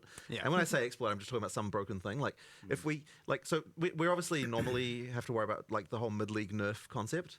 But it's like if you can deal with something within like an hour or 2 of it happening, then it's like you're kind of okay because you know no one had a chance to kind of solve something in an hour or 2. What the fuck? But yeah, we're gonna have to be really on the ball for PoE 2 just because there's so many things that are new. Well, I mean, look, we have several bosses with several elevators. How many of them can be pushed up? Like, no. I'm talking about bosses getting pushed up elevators. Like, that's not okay. I am liking my mercenary flashbang knockback is very fun. Right. Yeah, you need to look at that, by the way. The whole flashbang, I feel like you're going to nerf my build. We're finding fires already. No, these are the fun things. Discovering that stuff can be very fun for the players. It's just internally, it's like, oh no, what are we doing? It can get a little bit panicky after release, you know, and it you know, there's lots of things going on. You're like, oh geez, what do I solve first? But obviously, you know, it's the same as PoE 1. We're good at it at this point. Got some experience. I think the funny thing about this is going to be we're probably going to deal with the amount of bugs we dealt with in the Diablo 4 DLC. Almost in early access. That's the part that's going to be so and it's like that one we hilarious. paid money for, and this Like, one we're going to pay money for, but it's like functionality of something they charge full fucking price for. Cinematic. To put it lightly, it was pretty. Oh, was please quite tell. epic, Yeah. and Good question. Has been cooking for quite some time. and that was pretty exciting. But we've also seen just a lot of story. I missed it. What was the question? Stuff He was just he's talking about like the CGI or like the trailer stuff. Now, okay. So I think he's gonna probably ask like, is there gonna be more? Yeah, so we're really wanting to make sure that the storytelling in PoE 2 is much better than what it was in PoE 1. Like, you know, there's a lot more kind of, I guess, like that kind of like stuff with the introductions to boss fights and the outros and things like that. Like all that stuff, we've just got a lot more storytelling going in. All of those things. We do have the intro cutscene. There's also kind of like light, like between the acts. There's these kind of like more kind of motion graphic type cutscenes just to kind of establish things. And there might be some more surprises later on in the game as well. Not in early access, unfortunately. Later on that we can see as well. But ultimately, we just want to make sure that like I think a lot of people who got through the PoE 1 story had no idea what was happening by the end. And so effectively we want to make sure that is not the case this time around, that people really are able to absorb things. But one thing I will say though is that it's ultra important to us that we don't break the feeling that like when you're playing a second time that it feels like we don't want it to feel annoying the second time. We were talking about this morning. About we don't take the control out of the player's hands. So yeah, I'm personally a believer of the fact that if you just change when you change the camera position for a cutscene, immediately it feels way more annoying, like because there's this whole thing of like if you click on an NPC and like the camera changes position, like sure when you're playing through the campaign the first time, that kind of thing is like, you know, like that can be cool, but then if you're like you're playing through the, you know, second, third, fourth, fifth time, you want to just be able to go to the NPC and go click, click, click, click, click, and without it feeling like you've had to sort of worry about anything. So yeah, like effectively, we want to make sure that it's still that we still have that, you know, because ultimately, you know, we're a game you expect people to play through many times. So ideally, we can kind of deliver both the situation where the first time you play through it, it feels like an amazing story that you're getting, that you're taking seriously, that you're understanding, that you know, there's like all those sort of touch points and you know, little you know, things just all through, while also maintaining the fact that if you know what you're doing, it's like you don't have to go talk to some quest giver just to get a quest. Like you can just go do the thing, you know, without having to talk to someone about it. That's incredible. So you know, that kind of stuff is really important to make skip steps. You know, that stuff work. That's well awesome. When you know what you're doing. Yeah, you said something this morning that stuck with me, where you said like Path of Exile is a game where the player's meta knowledge is allowed and encouraged. Absolutely. So you're allowed to cheat. There's quests. Effectively, there's what the character knows and there's what the player knows, and in our game, what the player knows needs to be sufficient as far as like being able to progress the storyline. If you don't want to have it so you just talk to an NPC just to find out something you already knew as a player. That's annoying as fuck every single time. You're not able to go into this door. Waypoint, so you just like kill it, log out, log in, waypoint, right? I love doing that. Meta knowledge. Sure. Yeah. So you explained to me the other day the kind of the context for the beast and how that leads into the cutscene in the beginning of PoE 2 from PoE 1, and that I think helped put it in a lot more perspective for me and made me appreciate and understand what's going on with the story. So effectively, what you're seeing in the opening cutscene is effectively the a new seed of a beast that is going to be is growing. Now in PoE 1, you know, the beast was killed. And then what happened in response to that is a bunch of all the gods in the world were able to, you know, effectively rise again. And you killed a bunch of them, but there are more, you know, in the world. And effectively, you know, we don't want to spoil too much about the storyline overall, but effectively, obviously someone here, you know, the Count is wanting to harness the power of the beast once again. And then we have the mysterious figure there who is saying, you know, no, don't do this. This always turns out badly. There was a comment in chat that I loved that was like, stop opening Eldritch boxes. Yeah, exactly. Why do people keep doing this? Yeah. But I would. Yeah, if someone handed you a mysterious orb, wouldn't you press the button? I mean, there's a puzzle box. Exactly. What's inside? Exactly. Yeah. Yes. I mean, I'm going to try, but who knows how many hours it's going to take me. Indeed. So we had a fun moment earlier where you were watching it and you were like, "Oh, we really need to rename that passive because he's a Karui and it's a wolf. It's called a wolf. Great Wolf's Howl. And the Great Wolf obviously being a so he went out there, Islamite history. He started telling him. I stomped out of the room and I was like, "We need to rename that notable. He's Karui." And then I was kindly reminded that actually he was an orphan who orphan and was adopted by a Islamite and raised and so yes, there is a mixture of Karui and Islamite background, and I was like, it works. You were wrong. Fair enough. I walked back in here all sad and whatever. My bad. It's Yeah. fine. The name he is looked good. so chastised when he came back in. But that just like points to the fact that I feel like you're doing a lot more with the characters here. For You sure. even mentioned that ascendancy stuff is going to have an Yeah, impact yeah. story-wise. So, like, What? That's wild. We just think a lot about this kind of stuff. 36. So the acolyte of, and I always get this name wrong. The acolyte of is it Chalula? Chayula. Chayula. I always say this wrong. The acolyte of Chayula, for example. So that we have this sort of storyline with the origins of the monks, where there's like an order of monks who worship a thing they call the Dreamer, and the Dreamer is actually Chayula. So they don't know this. So they're effectively worshipping a breach demon. So the acolyte of Chayula is effectively you embracing the fact that I'm worshipping a breach demon. I'm just going to go all the way. You know, I'm in too deep now. Yeah, exactly. we're just gonna do it. So there's a lot of thinking like that goes into these things. Like, you know, what is the history of these people? Like, you know, because I think a lot of that stuff inspires interesting mechanics as well. So for example, on that one, you've got that into the breach skill, which kind of means you're always in a breach all the time. You can see the things going on. Like that stuff is. I think that there's a lot of cool inspiration there. So coming up with that storyline stuff for that stuff, There's a couple other little things that I think is cool as well, and hopefully people will notice and pay attention to. So there's one of the bosses that was shown as uses a lot of time or chronomancy, and interestingly, if you are a sorceress and you ascend to chronomancer and you then go to fight that boss, if you, for example, try to use time freeze, the boss is like, that doesn't work on me. There's a dialogue line, and if you cast That's chains awesome. on them, he's like, just puts it back That's on. hilarious. You. He's And like, it's bitch ass, and what so the fuck there's do you interesting think this things like that, is? and it doesn't like change things on a grand scale, right? It doesn't make a certain class not viable or anything like that. But there's just interesting little quirks and quips everywhere. Different bosses have different intro lines depending on what class you're playing. They have different skill lines sometimes depending on what class you're playing. Yeah, I mean, we've got different dialogue all through the campaign for different classes, like the sorceress. Good. Was Dude, I saw one. I was watching some Diablo gameplay. DLC, different voice actors, same fucking lines.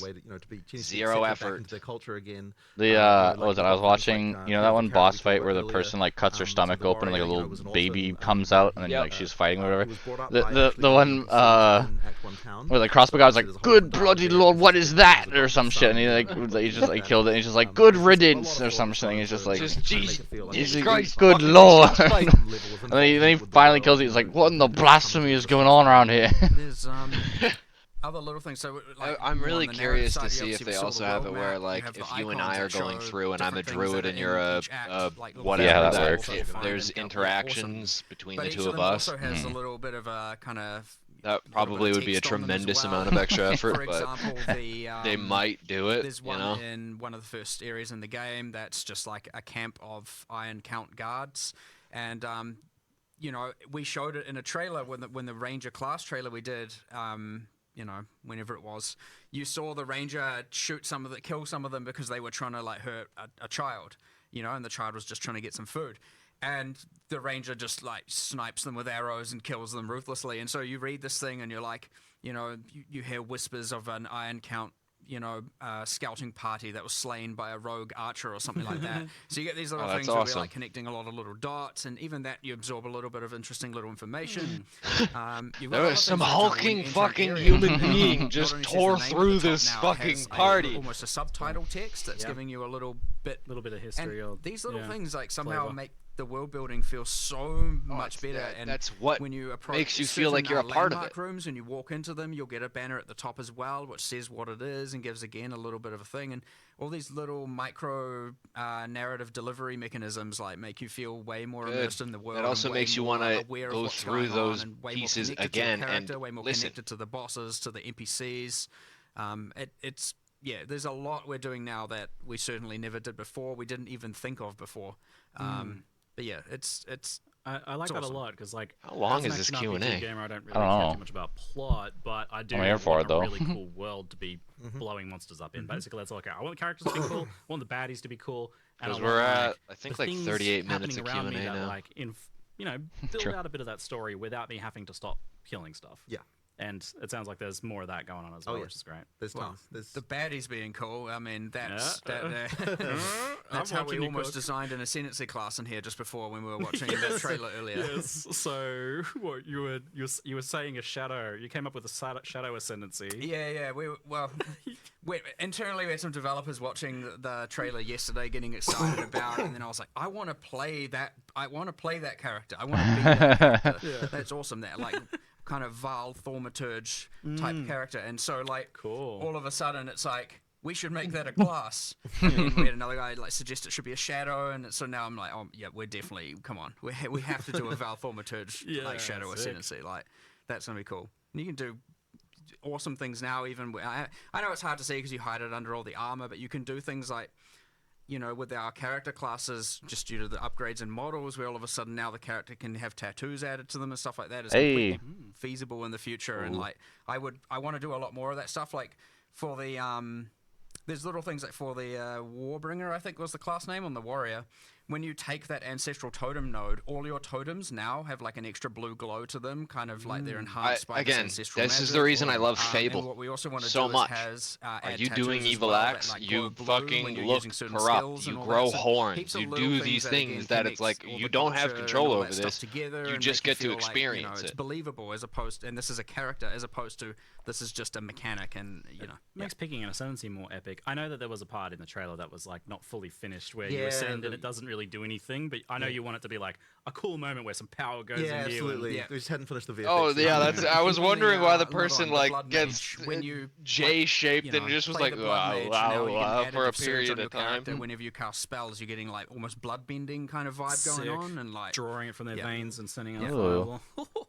it's cool. I mean, that's also what So, Baldur's yeah, Gate you did. have, like, the Initially, all the tattoos get tattooed on them spellcasters as they- casted the as they same way, ascend and then and they things like made that. I it mean, so that that the makes warlock, taking the ascendancy way wizard, more and the cool, sorcerer which is all already, I cast think- differently I because all almost feel three like of them ascendancy is more cast important than differently. Classes for players kind of like feeling the vibe of what they want to do with their character. Like, For sure, because I mean the classes are pretty You know how open. You can fucking play sick it whatever would be skills, if, whatever weapon. as Sure, the you're on a passive tree fucking to start point, warrior, but, you know, you're by high a level, huge you kind of go motherfucker, wherever you and wanna then you go. get the Titan Using thing, guilds and it's like, especially, oh yeah, getting you just off put class on like stuff, you can 40 kinda extra be whatever pounds you of want with fucking the base muscle. class. Yeah. So eventually, yeah, the ascendancy is what becomes more of that important identifying feature because that's what you have actually chosen that makes you distinct. That's incredible. That another different class wouldn't be able to actually have. So yeah.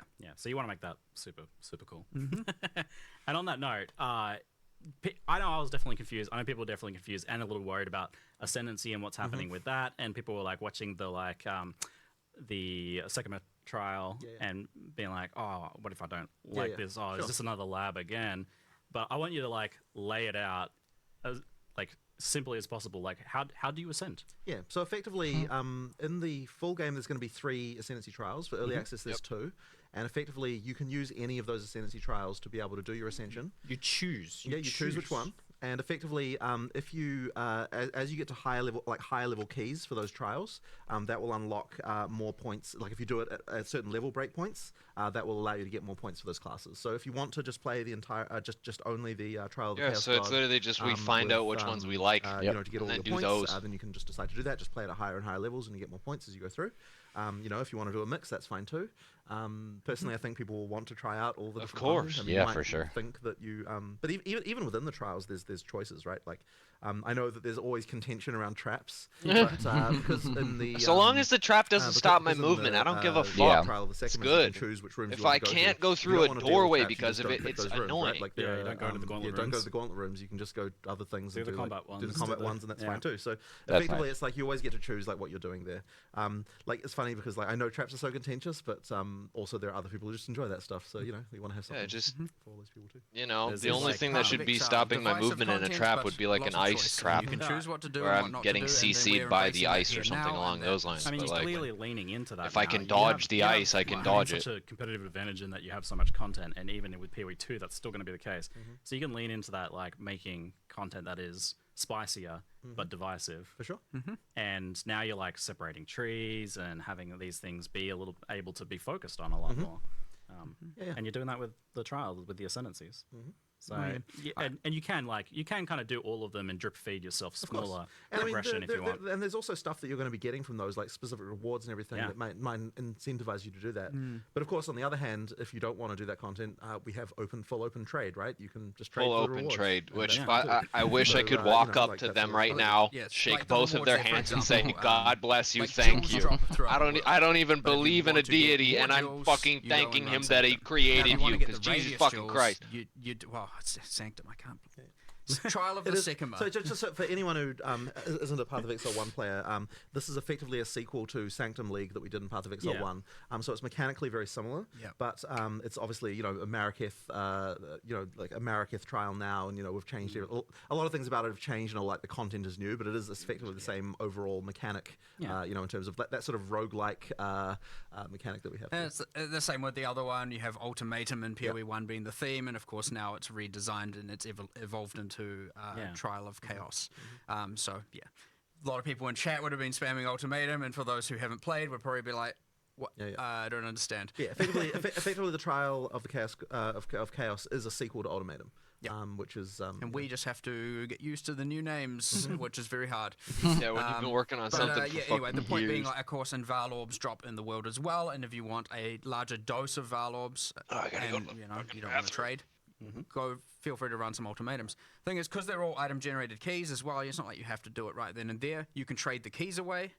At any point, you can also buy more keys if you want to farm more of that thing. True. And if you just want to do it later, just stockpile a bunch of them, run them all at your leisure. You know what I mean? It's like you have the freedom. They are itemized, tradable, as a lot in Path of Exile tradition. But as is everything, right? We do the only thing you can't trade is gold. Yeah. So we're like the exact opposite of most games, where it's like the gold is freely tradable. Yeah, and then someone just fucking trade gold is the only thing you gold can't to someone. trade, and every That's other fucking item is awesome, man. Yeah, and that's because you've made gold be this like way to be like you're playing the game, so you have access to this. Yeah, and absolutely. So you don't want to trade that away. Effectively. Yeah. So how on the ascendancies and the trials, how hard do you foresee getting your ascendancy to be while leveling? Do you expect people to fail out and attempt these things multiple times, and what does that look like if you do? Well, I failed the first time I did this. It is important to know that first itemized key is a quest key, and we have special rules around it that if you do fail, you can just repeat it. Right? Okay, nice. That recently because that's That incredible. I didn't actually So they're basically like, hey, we're letting you get the feel for it first. You weren't the only one failing it. Yeah. That's awesome. So pretty much you get to Constitute re-attempt punishment it, and, after they've for been something able like to do it. Ultimatum, It's like just the to directed immediately mode in start thinking of zombies. exploits. It's like, I can just do 3 of the waves, then intentionally fail, and then repeat them. Well, we've thought of that. Don't worry, you can't. But the first ones are repeatable. You're not going to be like, oh, what the heck? Now I have to just play to the whims of random generation to ascend, like that. Which is exactly the hard, though. Like, the way that I would definitely have don't considered think it. you'll do it on your first attempt. I did, not you to did, brag. you Not did. to brag. Well, I did. well, I it's did just- pass on. I was yeah, especially the boss fight. I was watching him do. I passed it, but I was clenched. But you had some kind of powerful boons there, to be perfectly honest. So. I got 60% move speed, but that was part of my strategic choice. I was watching you from. I'm like, how is he so fast? This isn't the PoE2 slide. I do love that though, that there's so much option that even he, as the head director, is like, how is he doing that? It's good. It's That's good how. fun. That's I how I liked it. know there's a tremendous amount of like, freedom. Mostly like Sanctum. I don't want to do it all the time, but I did quite like the Trial of Sycamore. But knowing that there's other choices, so I can do Ultimatum instead. Yeah, like the fact that there's choices in everything is like this game is are going into the beta freedom. launch, but they've done very differently. The game. One's got the honor system, which is like a separate health, but it's based on and scaled by your health, which I noted as quite and your defenses interesting. now. It can be fully mitigated and everything. So fully scaled by your character. Huh. You go in a tanky character, you'll be tanky in the dungeon. Which is really cool. Dang. So, Oh, and with Ultimatum, and just because people will ask, in Ultimatum there aren't any traps. Yes. So that's the no thing traps that in Ultimatum and no honor system in Ultimatum. If you just want more of a pure combat, correct. Also, that'll make me tanking a lot more effective. Like, okay, you can't get hit. I can't get hit. I need to cover us specifically. A third trial. So people sort of broadly know that the Cruia in Act 4. So it's a question of how would the Cruia ascend? Is the question there. Yes, and if there's any other things that have been called trials associated with the crew at some point in the past, and how likely that is to be related. I'm just thinking now, we're just thinking of that Val Thaumaturge class before, and I'm already thinking like, oh, it'd be so cool if you ascend an ultimatum. We want the trial master to say different lines to you because you're like choosing the way of the Val. I can't stop thinking about all this. It's stuff. like the same way that we get like about playing these games, he's getting about development. Like that's perfect. That's exactly what you want. That's what's been missing in game development so much recently. So we have the unique rewards from each of them. We got like the like you said, the jewels are global, but there are unique jewels, and then there are unique socketables from the other one. Yep.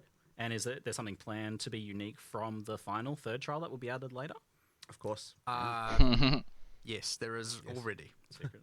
I know what I'm not going to say. Don't worry. Okay. Keep some secrets. Fine then. Yeah. Again, I value the discovery, right? I'm certainly if I accidentally say it, it is certainly by mistake. But yes, don't. And that Val orbs from the ultimatum in particular they seem like they're a lot more important, a lot more powerful. I mean, I certainly think that like some of the stuff is a lot better with how they work. So So one of the things that we wanted to change was that implicits on items are truly implicit. Like you can't get rid of them; they stay there. And so that means that when you do a Val orb, the mod that you get there now is an addition to whatever implicit already had, which is obviously good. And then the next one being that you can get plus one socket above the normal limit, which is also kind of powerful. So especially with the soul cores, so that in the Trial of Chaos, you get soul cores that you can't get from anywhere else, and those effectively are mods that are typically a bit beyond what you would normally get like on regular items. Give us a reason to do this content. Everywhere. Those ones are just kind of normal everyday mods. I fucking love it. Yeah, just resists and damage and that kind of stuff. So effectively, the soul cores is is kind of the more end gamey socketables that you might want to be using. And obviously being able to get plus one socket. I mean, it's something that everyone will want. But on the other hand, there is that risk of just bricking your item. So that's the deadly gamble you have as your final crafting step there. It's they are Val orbs are more forgiving though. They are, yeah. But like if you think about So nice. we talked about enchantment. Yeah, so some slots you might value the enchantment over a rune or a socket slot, right? That probably, especially towards end game, I'd say that's probably going to tilt that way because maybe a soul core contests with it, but the whole point is that there's choice there involved. Yeah.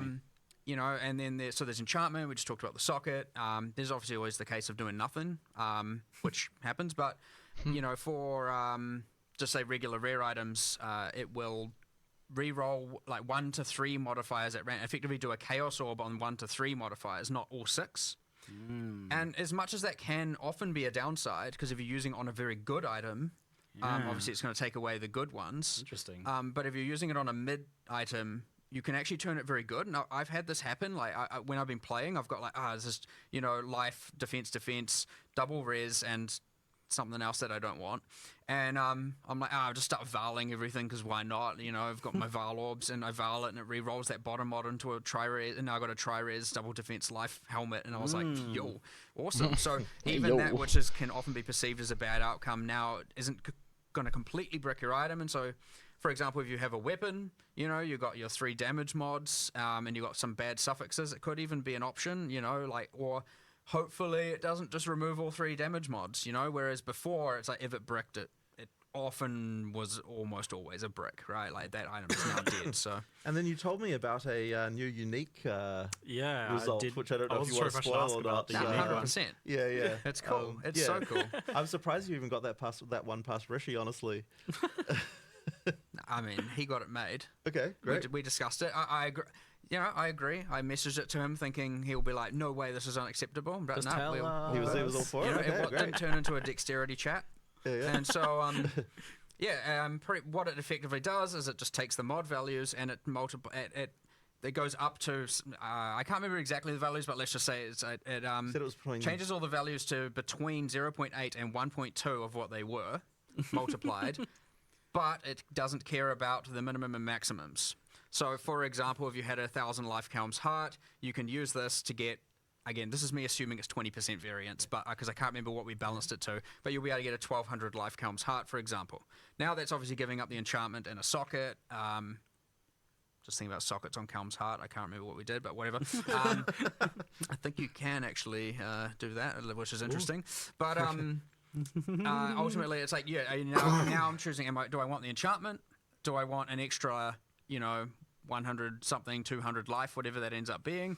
Or do I want the socket? So it's quite an interesting choice and adds an extra axis of corruption to unique items that is, I think... Corrupted divining of uniques. Interesting.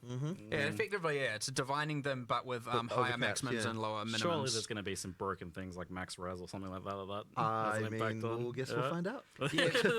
Cross that bridge when it comes to it. Yeah. It's fine. So that was all just talking about the trials, how you actually get your ascendancies. But what about the actual ascendancies themselves? How are they cooking? Well, they're fun. They're cool. We certainly tried to get... What we've tried to do is for the classes, we've tried to have one that's a bit more out there.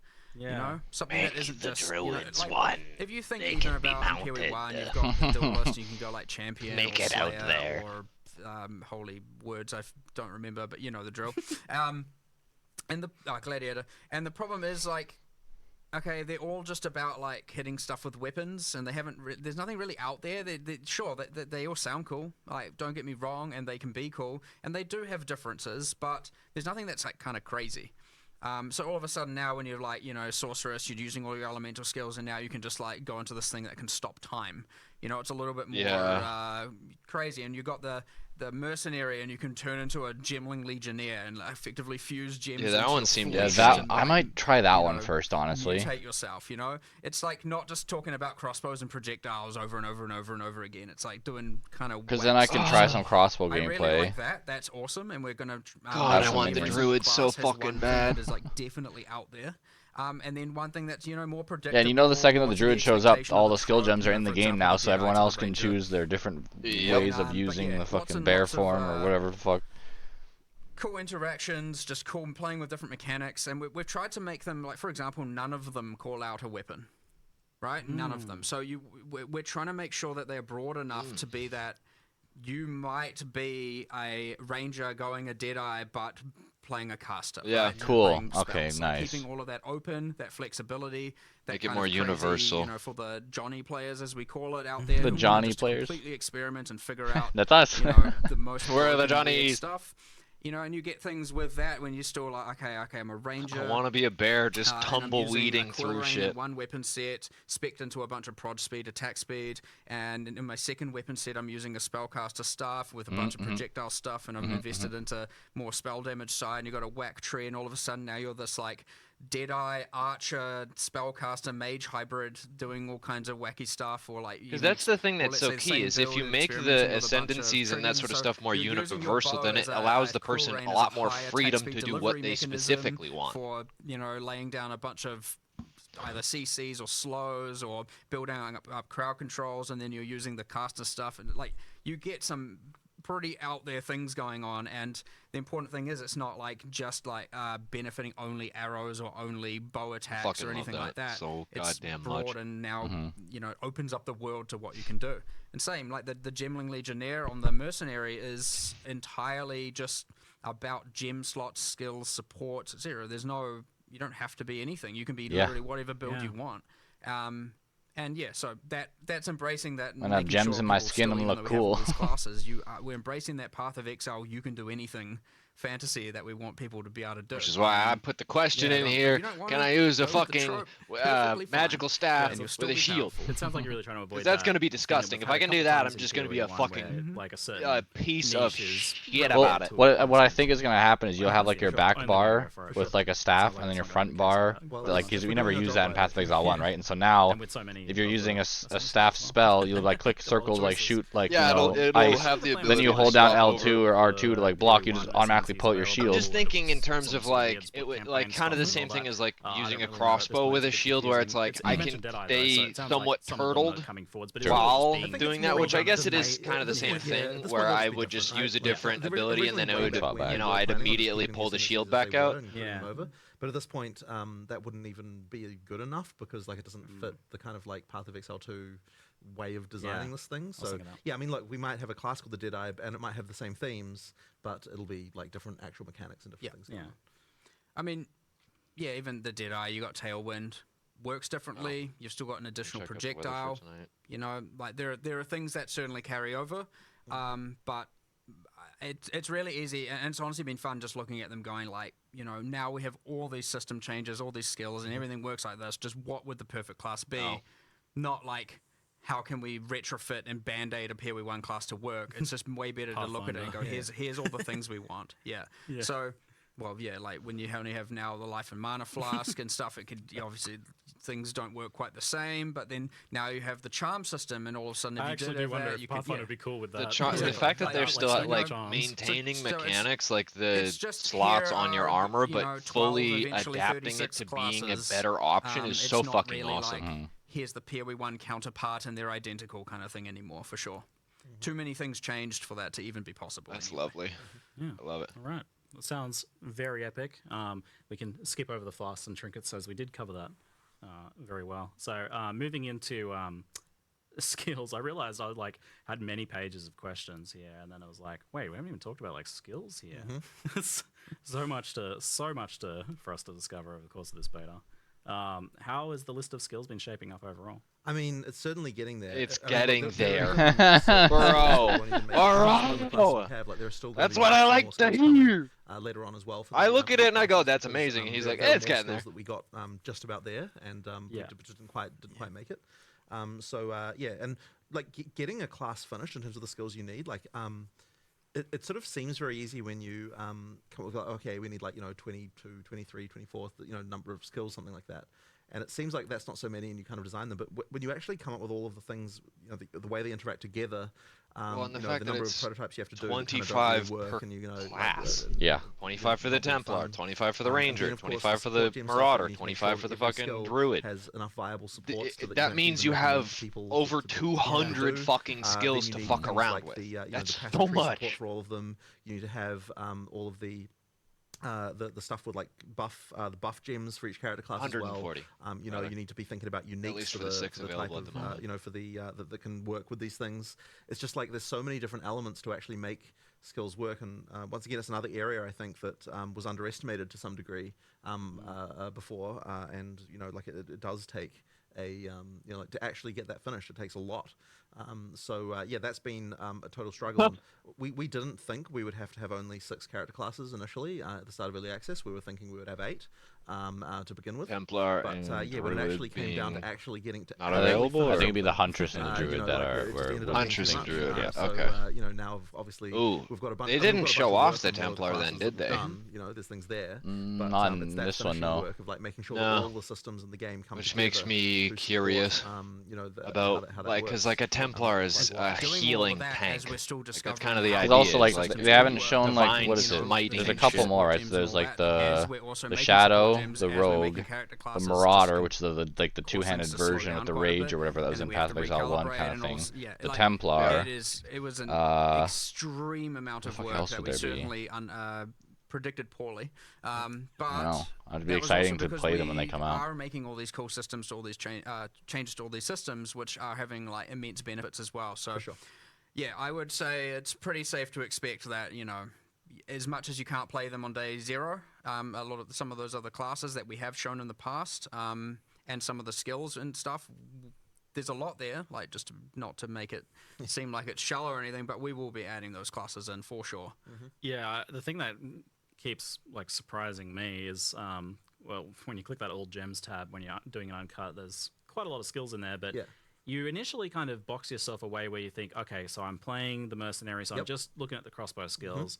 And then I was like, well, what if I go look at the elemental skills? And then I find Flame Wall, and I'm like, oh, I can shoot my projectiles through that. Okay, cool. But that's surface level, because you also have the weapon swap thing, and that you can actually viably do with the automated weapon swapping. It's not like Toxic where you have to push the button a bunch of times, and you've got the trees that customize whenever you do it automatically on the fly. So it's all of a sudden I'm like, oh, well, why can't I use a sword on the other hand? You absolutely That's actually a very cool Mercenary vibe, sword and crossbow.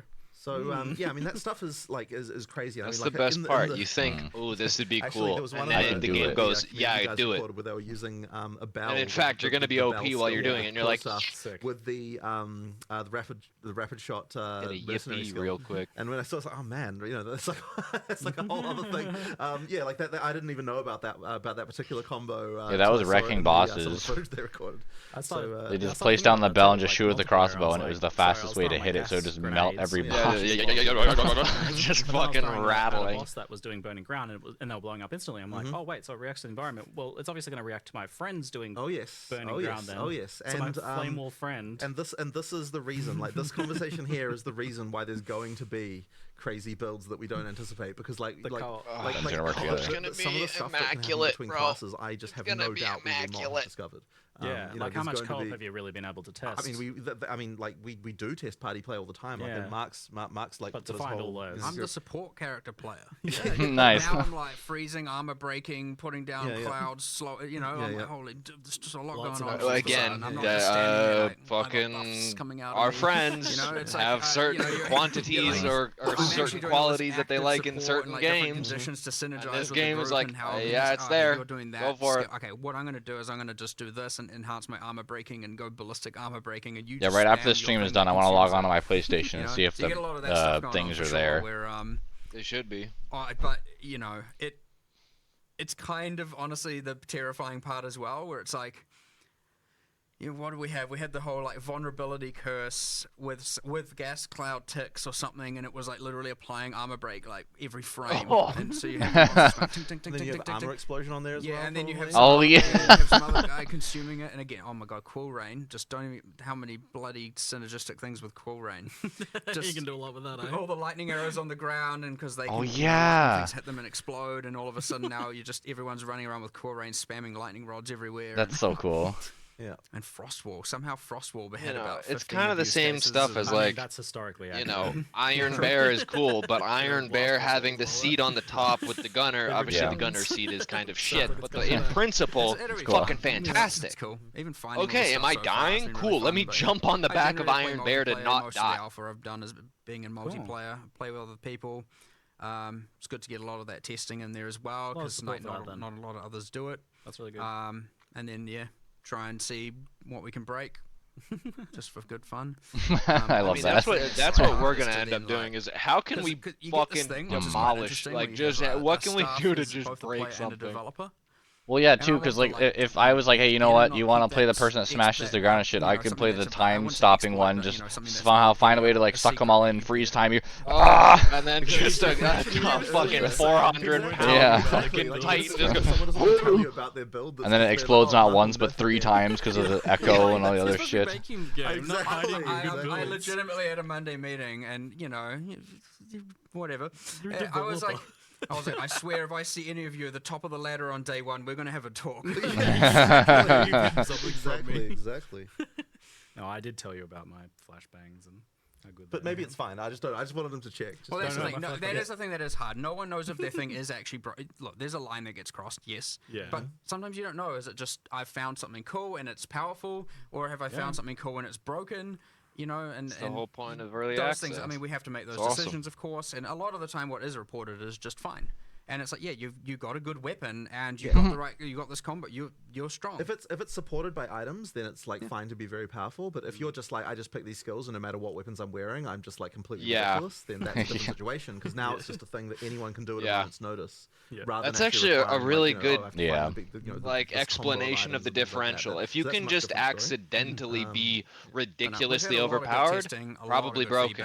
If it takes a couple stages of you doing things to be broken, it's intended. Well, it's so funny too that people are like sending them. She's like, I think this is broken. They're like, no, you're good.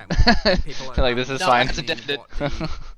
Difficulty's meant to be and what the power of characters is meant to be. As all of that came and started to stabilize, we got a lot more of this coming in, and we are kind of getting more understanding. Yeah, because now, like, if I'm playing the mercenary, I can be like, okay, Ethan, I want to go fight this guy because it gives me spirit, so I can spawn 2 goons that like shoot arrows or whatever. And then you're like, well, I want to go over here to get this, like, you know, other boss, or just like adventuring around killing side bosses, not even progressing that part because we want to get extra side shit. We want to make our builds better. Interest to have to be making the decision of like, you know, where is this going to go? And the thing that's been important though with that system is it's I also think how nice it would be to be like, okay, now this boss is giving us a lot of problems with this one-shot kill thing. All right, both just put both will put on a shield and just go back to back and use like the right stick to like block both directions, so that during this moment we could just block each other and then continue to fight or whatever.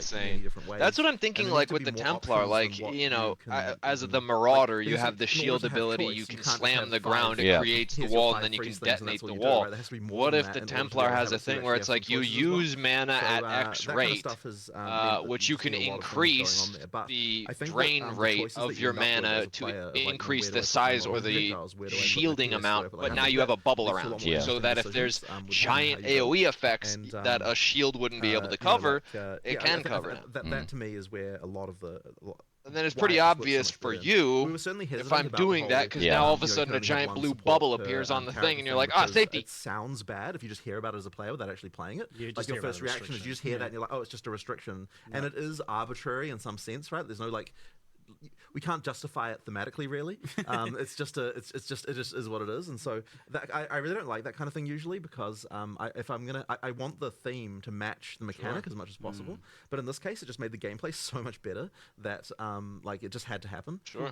So it was arguably, if you need to, like, if you end up in a situation where you like, I have to put the support on every slot. Exactly, that is less choice, and that's the reason why the gameplay is less better. choice, less interest, and also God damn, these people know how to make that. Yeah, I know. Jesus Christ, I've played games since I was fucking too young to be buying them, for fuck's sakes, and none of this occurs. But like, that's a kind of more subtle argument that's like you have to kind of make to people. Because then you're like, okay, well, I'm using a bow character. Everything is greater, multiple projectiles. Everything needs more like penetration. Everything. You just make the same thing over and over again. I'm playing a fire character. I have to add everything has life leech. Everything has energy shield leech just to make this functional. It's like there's actually much more. That's awesome. I think it's fucking love hearing shit like that, man. My experience on the Mercenary, that your vision of having like all of these skills available to you and them actually being worth using. For sure. Because if you had all the same support gems, I feel like you just pick the one that does the most damage and you make it do the most damage, and that's the only skill you use. Yeah, and I mean, the great thing is now it's completely reasonable to have a skill in your character that you just use occasionally, right? Like every 5 minutes you might have a situation where you need to use that, and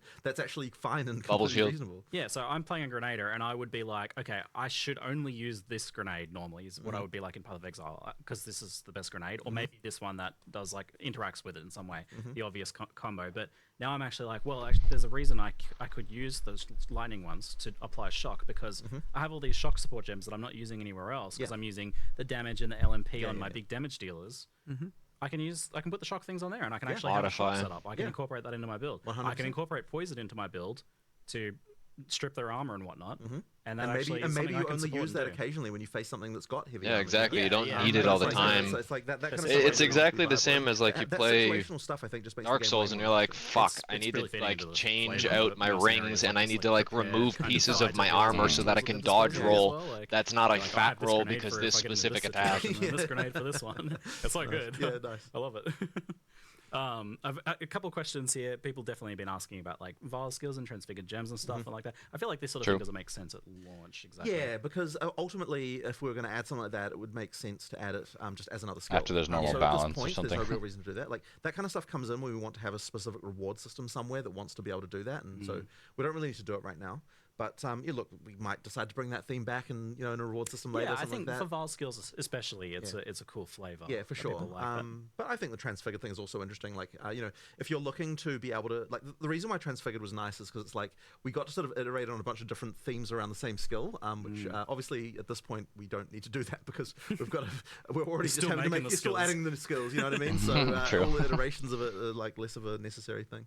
But yeah, I mean, I'm sure we'll be doing more stuff like that in the future. Like we absolutely will. Yeah, because I'm sure it'll be a differential of like, okay, this transfer. Yeah, I mean, it would be the same thing, really. I actually don't know the number off the top of my head, but what I will say is that we initially, I think, when we announced like what the full game would have, we said 240, and I'm pretty sure we're actually nearing that. And I feel definitely it's going to be way higher than that. Yeah, because I think we're nearing it now when we've only added half. I love fucking. I think that means that there's going to be a lot more than that. 100 of them or whatever are like some little utility skill or whatever, but there's even if you discount because that Pro, means it's- I Yeah, could no, make no, a that's Marauder what you mean. Yeah, you got what, 3 different there's 20 times. there's 20 to 25 Yeah. for each Not of have for them each even be class, remotely so the just same all other 6 than of the those, I'm Ascendancy. terrible at That's math. what I'm excited for, because like It's Path of Exile feel 1, I so felt like nice. I fell into like, okay, I'm It's- playing in the it says beginning, just a bit I'm just over, gonna always have Raging 100 Spirit, I'm gonna and level up like then some something. lightning thing, and then Yeah, I'm gonna there's start doing like your minions. set There's the path. set things that do the most damage, whereas now it's like, now you can just around combo there, things like together to that. make it do more damage than it But then you've normally also got all couldn't the buff gems before, as well, and like each then character class has do 9 that. of those.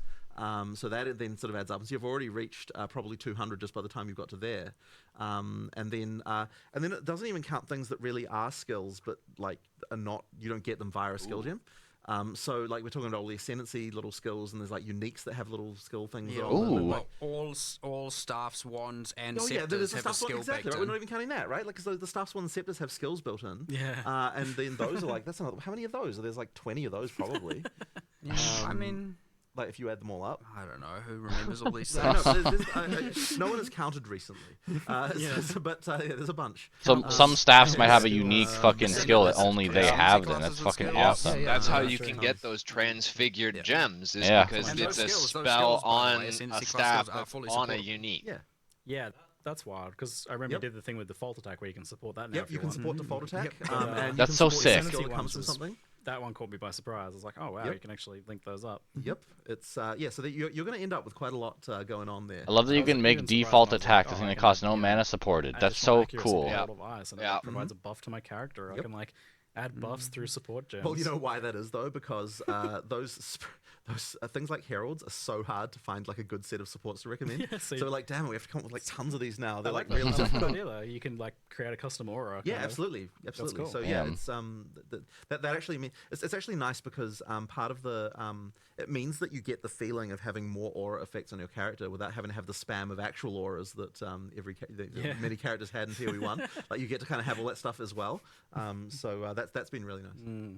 Thanks for the invisible aura MTX. Well, it does remind me though. So with all the, this is very off topic, but with all the very good teasers you've been doing for like new 3D art for uniques and stuff like that, have you had any thoughts about reworking the skin transfer MTX in some way, making it more permanent? More Honestly, able to, like, it's not in our thing about Haven't even stuff thought we're about thinking it? about. You know, like it'll work the same way it works for now at least. But obviously, skin transfer in PoE2, there's a lot more cool base art. Yeah, Yeah, that's gonna make for me sure. actually want to use it now. So I yeah, feel you'll probably be using that a lot more. Because Path of Exile 1 was like, you get bag on head until you use MTX. And it was like, it's just now you fucking- actually have like you helmets just that look actually like a look dick cool. bag wearing shorts and a plate chest, where you're like, what am I Just as, doing? Like, an overview. So we have the endgame versions just for beta launch, by the way. Yeah. Because Yeah. there'll be a lot more later. God. We have the endgame pinnacle versions of the two trials. Yep. So as like fully farmable content. They don't have trees though. Those ones. They don't have trees, but they do have a progression system of some kind. So you've got the Yeah, like relics, relics. in That's the my Sacred, mouse. sequel, and then for the Trial of Chaos, you have the inscribed ultimatums have getting mods from the end. So when you kill the final the final boss of that. Which is alleged to be the Trial Master. We don't know. Maybe he'll drop items that can then have mods on them to make the trial itself harder.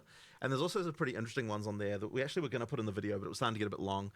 Which was that you've got the thing which where you've got the bets that you can make of like put up 13 exalts, and then you might get double that back if you're able to complete the things. Oh God! Mods that can spawn on there, and as well as mods that make the actual trial harder. Wow! As well. So you're making a bet those two have that you'll kind of be like able to do it. different That's outside the actually options. They're not really insane. part of the Atlas. Like you'll get keys for them while you're playing in game, but technically speaking, they're kind of like they scale to in game, but they're not like sort of part of the whole Atlas.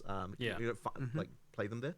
Yeah, so they're their own distinct endgame exactly, too. Like, exactly. So there'll be 3 roguelike dungeon things that will be Sure.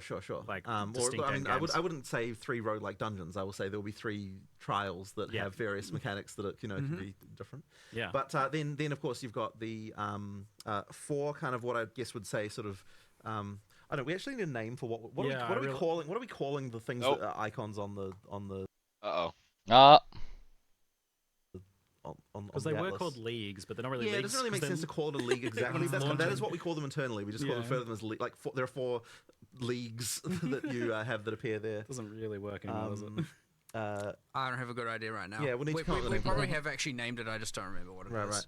And then you've got the kind of boss hunting kind of element as well. And then the kind of, I guess what you would say is the pinnacle of the kind of boss hunting thing is then, you know, you've got the cities with the lieutenants and then the Uber Act bosses. And then above that, you have the pinnacle boss who we don't want to spoil.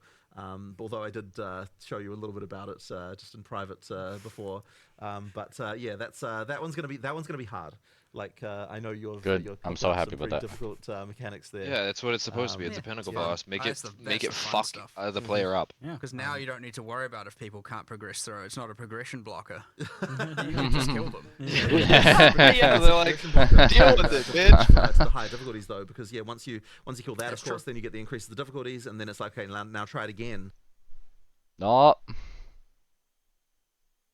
but way harder. And then and then there's four levels of difficulty for each of those for each engine. There's still 66,000 people here. Apart from the trials, the in-game trials, They're like, I'm here for the everything has, data. its own distinct passive tree, and progression through them is also by doing them. Yes, exactly. Yeah. So we really wanted to prevent the situation where you feel like you allocate points for a certain piece of content, and then you feel like you can't do the other content because you're kind of wasting the points that you've got. Yeah, the Nice. And we kind of that makes band-aided sense. that in PoE 1 by adding multiple Atlas trees as a way. But I think the solution is much better, where effectively you can progress all of them, and you can either do just all in one for a while, or you can just do each of them as you come to them, and just add them kind of piecemeal. The fact that the Atlas either way, thing you is want to do infinite it, is you can make progress amazing. on your character, well, I should say in your league. For And all, you get to for all of customize those, and change it because, with the like those progress level towers stuff and is, of shit. course, It's like fucking for the so whole league, not smart. just for a single character. Yeah, and previously we used the Atlas tree, I would say very much so, to make sure that we were doing the type of content that we wanted to do. Yeah, so now it's not so much about finding the content, because that's what the tablets are for. Yeah. Now it's more about improving your ability to sustain effectively. Like you're going to want to have those points to sort of get sustainability for the next level up, and we want to make sure that there is sustain if you're doing engaging with those mechanics well. Yeah. But effectively you do have to actually to get sustain at higher difficulties. You will need to be able to be making smart choices in terms of allocating and using the tablets correctly and that kind of stuff. It is part of that sort of story of all of that. Yeah, that's kind of the main thing with that. Yeah, this idea of sustaining the content you want to do by doing it is a little different to how it's been in PoE 1 a lot of the time, where it's like you had to fuel it by going back to maps to, right. get your delve juice. I mean, or you're whatever. still doing maps ultimately, in terms of to find but more. but effectively, as long as you're doing the content that you want to do, you should, and as well, and making it harder. So your build has to be good enough to be able to sustain it. Those hard, then you will be able to sustain that stuff. And if you want every single map to have a breach in it, that's absolutely doable. By using the tablets correctly. Yeah, so the Atlas passive trees and the trees for each of the distinct types of content is about scaling the reward and difficulty primarily. Now. Yeah. Yes, absolutely. And what does I saw on the Oh. Go back. breach nodes, it said increased difficulty. What does that mean? It's somewhat arbitrary and asymmetric, but it will feel like, for example, some of the difficulties will actually change the boss's skills and how they work. Wow. Generally, they'll increase the level of the area, right? So you get the general monster and life scaling, but arguably to a player that's arbitrary as well, because they don't know how that scales. And in other contexts, it might be more of certain monster types, less of others, and stuff like that. It is generally so the small nodes will increase difficulty of the meta content, whereas the notables will increase the reward of the in-map content. But when I say difficulty, that is reward as well. So an example of how this works is let's say the boss has 6 uniques it could drop, or 5 or 6 uniques. It can drop 3 at difficulty 0. Then at, say, difficulty 1, it can drop, maybe has increased level or higher item level, some rarity. Now also that when I say rarity, also do note rarity does increase the grade of items, not just that's wild. making them yellow or orange. It does make them better yellows or better not better oranges. Right? But it does affect. Yeah, it affects other things about items than just the rarity. Yes. Nice. And so when I talk about just getting rarity here, I don't want people to, and PoE 1 players in particular, to think they're just going to go from yellow to more yellow. So anyway, and maybe the next tier will add a unique to the pool, like a more, what we hope will be more valuable unique. And then the next one can do a bit more rarity, something else maybe, introduce a different unique perhaps. And then the last difficulty introduces something ideally, without giving away exact specifics of them, more in the line of a modular unique item, say like Megalomaniac or like Forbidden Flesh and Flame from PoE 1. So a unique item that is like ideally very powerful, very chase, but has a lot of different combinations. Watcher's Eye is another good example, right? So a new series of jewels is a good example. There are other uniques that are modular and stuff, and that comes in at the last tier. And so you want to really be getting to that hardest difficulty so you can be getting these like farming for these extremely good, powerful, unique items. But of course, you have the thing, if you're never ready for it, if you try it and you're like, oh, this is too hard, you can always just respec the nodes. Yeah, you can unspec them away and then not, like just effectively decide, like, I've got these points, but I'm not, I want to go back and do this later. And so that ability to effectively configure the difficulty like that, I think is... So if you're maybe target farming one of the uniques, the difficulty 0 drops, you might want to just be like, I'll do that. I'll do the difficulty stuff later and I'll just farm it at this difficulty. So, and I think that's a much better way than than some of the systems we've used to scale that in the past. And the nice thing is, of course, with difficulty is that we can effectively use whatever scaling levers we want to make that more difficult without necessarily having to, like because we could have been like, oh, you increase difficulty, it's like 200% life or something like that. But by effectively being a bit more vague about it, we can actually like specifically tailor the difficulties of the different tiers, like with more specific changes. Yeah, this like multiple projectile thing you shoot has more projectiles. Sure, and that kind of thing. So just whatever we feel works best for making this particular fight more difficult. It seems like there's a lot more for players to kind of discover experimentally there as they progress. For sure. In what ways they're getting harder, and that is going to be different for different players too, where like a different build is affected by a difficulty change more so than others. Potentially. And that's an cool. interesting question as well, I think, where how much are you guys pitching these sorts of distinct endgame pieces of content at being like completable by the same build or by encouraging players to make a different build that's better at certain So content? this is a very difficult one, and it's something that we've discussed a bit recently, is like the harder you make, the harder... No. Oh no.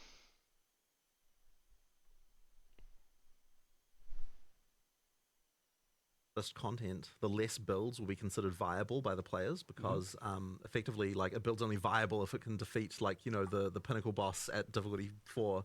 Like, that will be kind of the general perception. So we have to be really, like, I actually don't know necessarily what the right answer here is. Like, we have the ability, I mean, maybe you feel like you do, but I don't think you do. I wouldn't say I'm 100% confident on it, but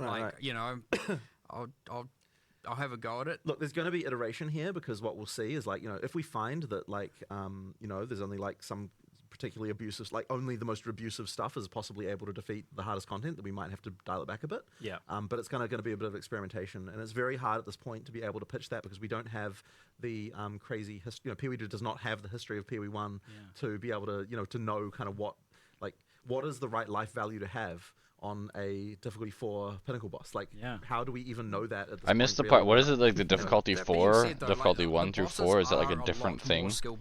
I think they were just saying, like, the various trials. To some degree necessary, like, because I don't know, I'm kind of zoning out at this point. This is really long. So you do have that thing, and you do need to mitigate certain things, but like a lot of these are like very dodge roll tactical, or using dodge roll tactical mitigation tactics or whatever. There's heaps of different things to bypass the things that make them hard, for sure. But I would say it is very much a lot of skill is involved, especially when it comes to some of these with dodge rolling. Like, I'm trying to emphasize that quite a bit. Or blocking, if you want to do a different way about it. Not to say you must block, but yes, dodge roll is a pretty key mechanic here, and I'd say we're certainly upping the emphasis on using it and using it well as you get into these higher tiers. But gear is always a way, and combinations of uniques and passive tree and builds is always a way to go, I'm not good at dodge rolling, I'm going to gear around that skill check and become strong enough to defeat the boss. Or another skill, like some sort of skill that helps you block, using skills in the mix is fine, But I would say pretty generally you can take, I'd say, any decent character, you get you gear up all the way, and as long as you're good enough, that is a way to defeat them. I would say there's no real hard requirement on doing something crazy niche or out there or complicated. You're certainly not going around of like, oh, this boss is fire immune or something. Oh, no. Thanks. No. Thanks. Excellent.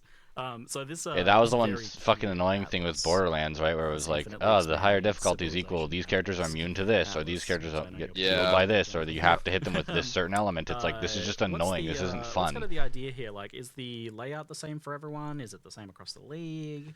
So it's the same for all your characters in the league, but the layout is different for everyone. It is random. Okay. So you're gonna have to find stuff. Like, it works like Delve in this respect, which That's is really obviously a cool. league that I was particularly a fan of. Yeah. Yeah, I'm just a really what I really wanted is I wanted a feeling of exploration. Yeah. In the Atlas, and it's something that we sort of tried to do with the Atlas and PoE 1, with that feeling of kind of having the connected areas and exploring, but it didn't feel like exploration in quite the same way that this does. Yeah. That's a feeling I loved, and it's one of the reasons I love Delve.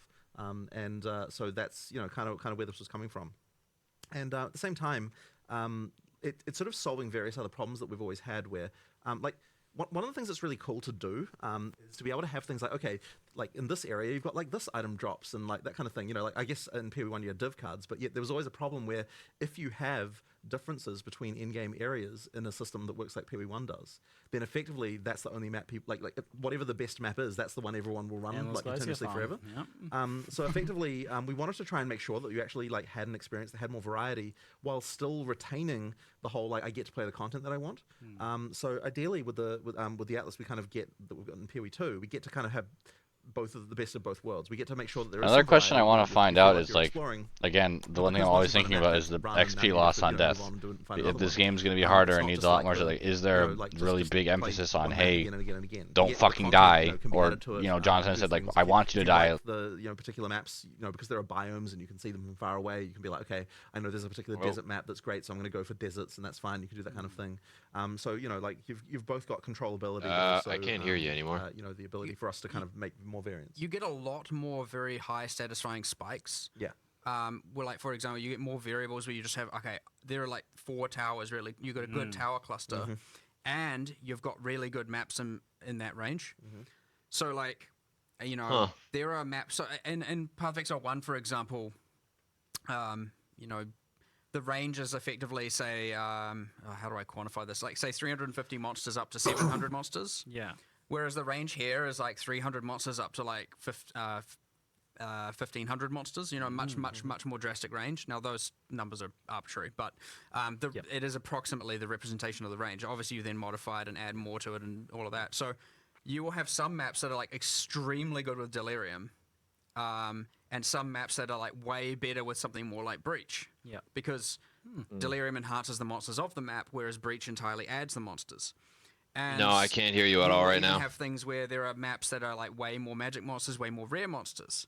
And so you probably want that with your league of your choosing and whatnot. You have all these variables that are at play, and so you all of a sudden find a really good set of towers with some really good maps and radius, and then you'll get really good tablet modifiers. I don't know what happened there. I was like, oh no, they cut the audio for the stream, what's happening? And then it was just my headset being weird. Combine all of this and you obviously instill them all, and you corrupt them all. What was I saying too? There's the corruption influence. We didn't show that, and so then there's the corruption influence on them, and it's like, okay, like. It is possible for there on one map to be many mechanics stacked to the point of craziness. So it sounds like the juicing is definitely there. Well, yeah, I mean that's important, right? I mean, like that's part of the PoE experience. But, yeah, for 100%. But how much control do you have as a player though over min-maxing your just exploration of the Atlas map? So effectively, can you do better in some way? So effectively, what you're going to want to do is the towers are where you go to like see areas around, and then there's the structure of the connections is quite open. So like you can beeline for things pretty well. Yeah. Like if you you can certainly see a lot more maps than what you play, if you know what I mean. Yeah. So because of that, choosing what you want is easy to do. And you can kind of see the towers in the fog. Yeah, so you can see the towers in the fog from a distance, which means that like a lot of the time it's like go to a tower, you'll see some maps you want to play, you go play those, then it's like the next tower is just a few other maps away. Go to that tower, see the next area, and so on. I'm guessing that's like a certain range out you can see. Into the fog of war. The fog kind of in 3D kind of the fog's actually a 3D thing, and it rises slowly as you get away from where the thing is. So that's how you kind of get the towers to. Cool. So you might see a cluster of towers off somewhere. Right? Yeah, absolutely. You can see that. It sounds like this is like potentially an infinitely expanding map that is going to be, by the end of someone's league, quite big. Yes. So we actually need to add a search feature. I don't know if they've done it yet for finding specific maps that haven't been run yet. Yeah, we have a few things like there's a button you can press and it like goes to your last map round, one that goes back to a home base, and one that goes to some of the special, more iconic things you find. But we certainly need more. 100%. So that is something we will be working on. Hopefully it's there. Who knows? And so Waystones have a tier, but they don't have specific maps on them anymore, which obviously shrinks that whole map pool thing down substantially. What sort of impact does that have? It'll make the map stash tab a little easier to manage. That's good. Yeah, so have you thought about like what sort of, I don't know, economic consequences that have for like how players progress through maps? Is it easier to do when you don't have to collect all of these individual maps to get the completion bonuses and stuff like we do currently? Like we have that whole, hunting down over 100 maps to get completion for. That's now you're hunting, you're hunting certain valuable maps, you're hunting towers, you're hunting content, you're hunting, the warlord, the faction leaders to get the pinnacle. Yeah. You're hunting unique maps, a very different thing for sure. As opposed to, and then the item is all about, I've just got a key, I just want good modifiers. There's not really all that whole other variable to it. So there's still a lot of interesting choice and access, but we've taken it from the item and put it on the actual world map. But it's cool. It also makes you just feel like you're traversing a world. You're not instantly like finishing the campaign, very grounded, and now I'm in space. Like Path of Exile does have that. I only literally just thought about that. I was going to ask about that. So, the mapping system was always this like extra dimensional kind of unknown thing. It's pretty interesting, but it is a little weird. We wanted to start with to actually like at least, look, I'm sure we'll get to the extra dimensional beings eventually, but at least to start with, we wanted to have a bit more grounded initially. Yes, you're on the planet. Yeah. Right, you're on the planet. That's like a good thing. We haven't become a sci-fi crazy, but you haven't gone to the moon yet. Yes, not yet. Well, even then, we were saying like, can we at least before we go to outer space, go to the moon first? Like, actually, how many moons are we? Don't. There's a whole complicated thing we need to figure out there. Wow. I feel like there's a delve but up league coming. All right. So we've got this 1 in 4 maps is boss maps, and then that means the other 3 are not boss maps. Yes. What does a non-boss map look like? How do you win it? So effectively what you need to do is kill the rares in the map to remove the corruption and finish it. Once you get down below 50 monsters, it will point out any rares that are remaining, the local marker, just so you know. I was worried but about that. Honestly, I wouldn't expect that to even be necessary most of the time, because the layouts are kind of designed so that, if you, generally speaking, you want to clear the maps to find the rares anyway, because those are the one, those have good drops. And effectively, the only reason that you would need that marker thing is just occasionally you get some slightly weird degenerate layout where there's some side bit you didn't notice or something like that, and then that's where you have to go. So generally speaking, you'll be able to make your way. It seems like they tried to lay out the maps less like way open, walk around, wander, to more like a kind of streamline you a little bit. You even get the thing on the map where you're like, if there's some corruption-y looking stuff around the map, when you complete the map, that gets purged away. So you feel like you're reverse painting the map a little bit. And you're cleaning up. It can actually be quite satisfying as you're like changing all the nodes from one color to another, and you're like, this is fun. I'm like, But ultimately, what we wanted to do is we wanted boss combat in PoE 2 to matter when we have it. Yeah. And so in order, like if you have a map boss every area, then if we made it so the boss combat mattered enough, like in order to actually balance it that way, stressful. It's too much. Like it actually is like, you spend too much of your time fighting bosses. Yeah. So effectively, if that's what you want to do now, you can do it because there's bosses there. Like when I say 1 in 4 maps is a map boss, that doesn't mean that 1 in 4 maps you play is one. Because, obviously you can pick what content you're doing by exploring around. Can chain you're picking your pathing and your path. Exactly. So effectively, if you want to hunt the bosses, then that is the thing you can do. If you want to just like do some mindless grinding for a while, you can do that too. And what it means is we can actually make the bosses way more rewarding. They can drop way more items than they were going to because of the fact that there's not one at the end of every area, right? And the fight is substantial. You get a lot of drops. That actually is something. And they get their own tree. And they what? Oh yeah, I don't know. Right? You mean the boss killing tree? Yes, there's a tree for boss hunting. So I thought you meant every boss had its own tree. And I was like, did you do some design while I was looking? Not yet. Josh was like, wait, no, wait, stop. It's too much. Jeez. That's like a year 3 feature. Yeah. Okay. Okay, we'll keep that in mind. Yeah. Yeah, so there's actually like I do love that there's a boss hunting, because I'm super into that. There's a boss hunting tree that you can fill out as well. So how do you get points on that? Like, Yeah, so effectively, I mean, well, you can. You get a lot of points for the core tree. There's a core tree that affects all mapping. Yeah. That all of things like pack size, quant rarity, and you've got multiple keystones that all can work together, and all can. So I think there's 3 of them. Yes, I wonder if you could maps, if someone wanted to do like the Path of Exile 1 mapping where they go, I just want a fuck ton of really weak monsters to blow through, or if other people are like, no, I want like a few really strong ones that I have to take longer to destroy.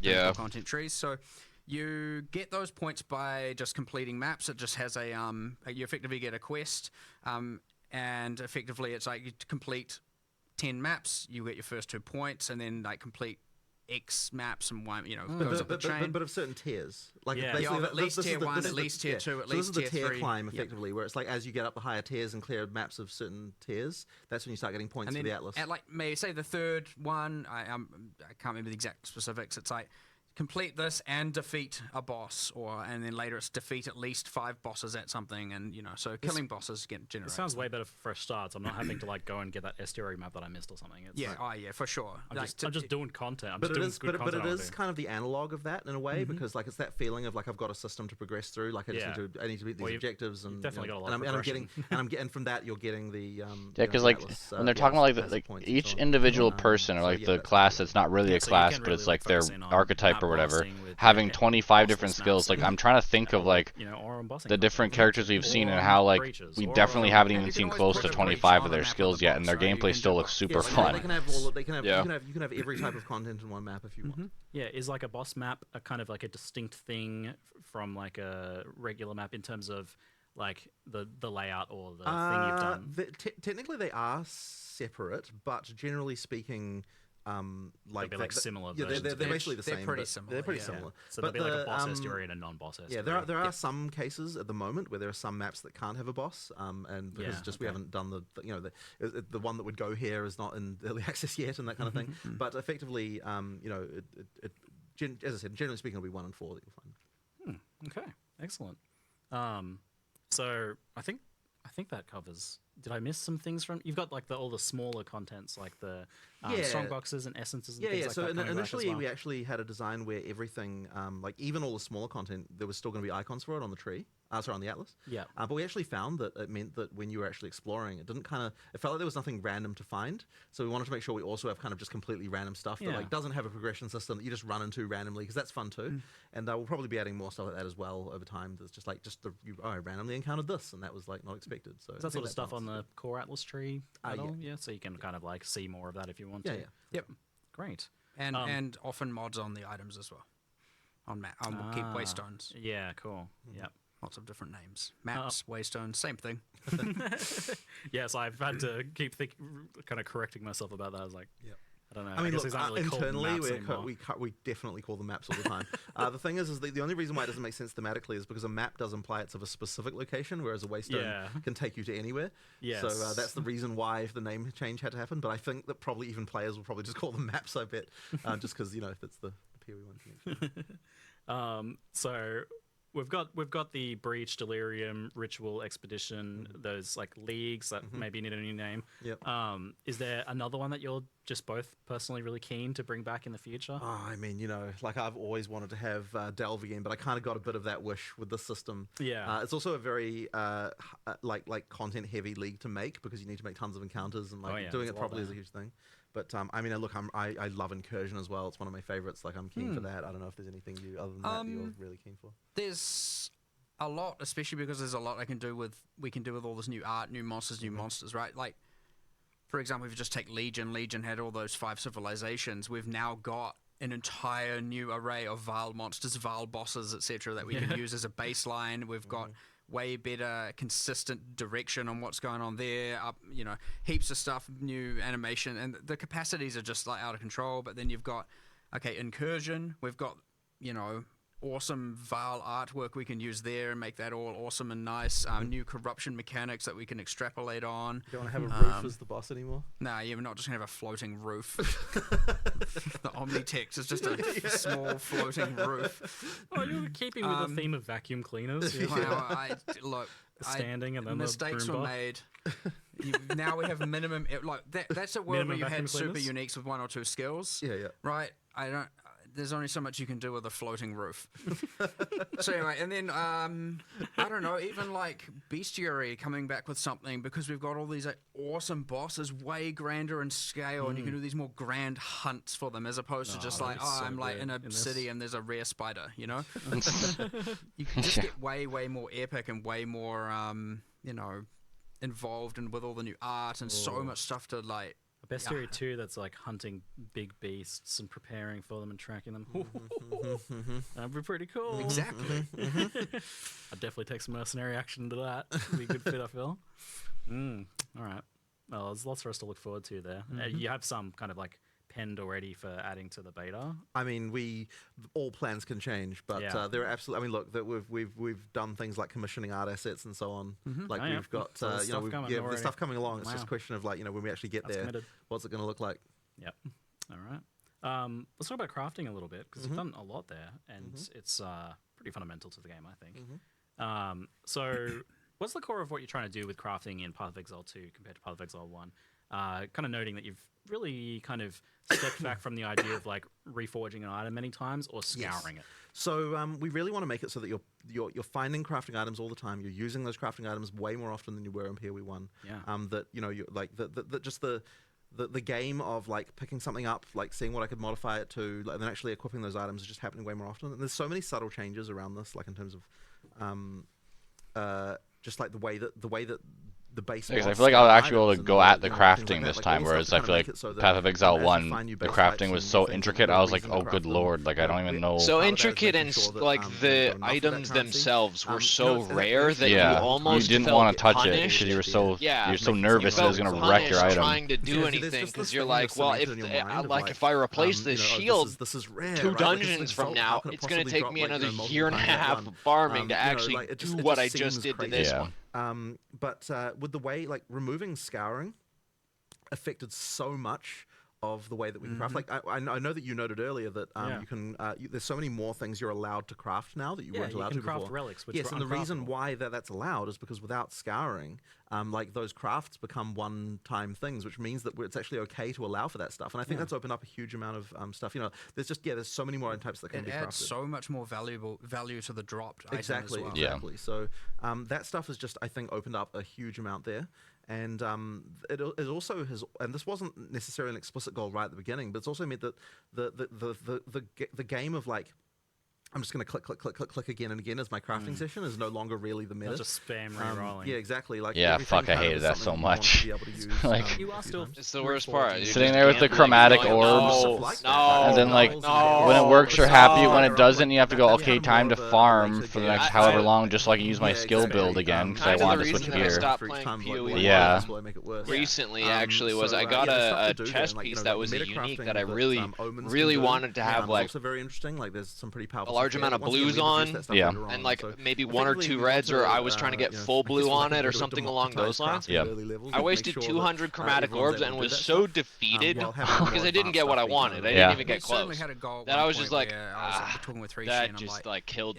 Like I've been working on that stack of chromatic orbs since this fucking Caliber League started, and I just used all of them on one item. It's like, okay, do I want to do all that again? I don't want to do this anymore. Honestly, in the last month, we have like over like 8 to 10 times the amount of. It's gonna be so nice just to find the piece of gear, go, oh, this is a good piece of gear, and not have to worry about it affecting your skills at all. Besides, like now with this other slots to add extra goodies. Currencies and stuff, because again, rarity affects that as well now. So you're like way more incentivized to go and kill bosses to get them, and there's heaps of awesome stuff around there. But we're actually now finding people are exalting gear during the campaign, throwing it on weapons and building weapons from scratch that you find are very good. Transmute. Org, Regal, Exalt, you know, that process is like...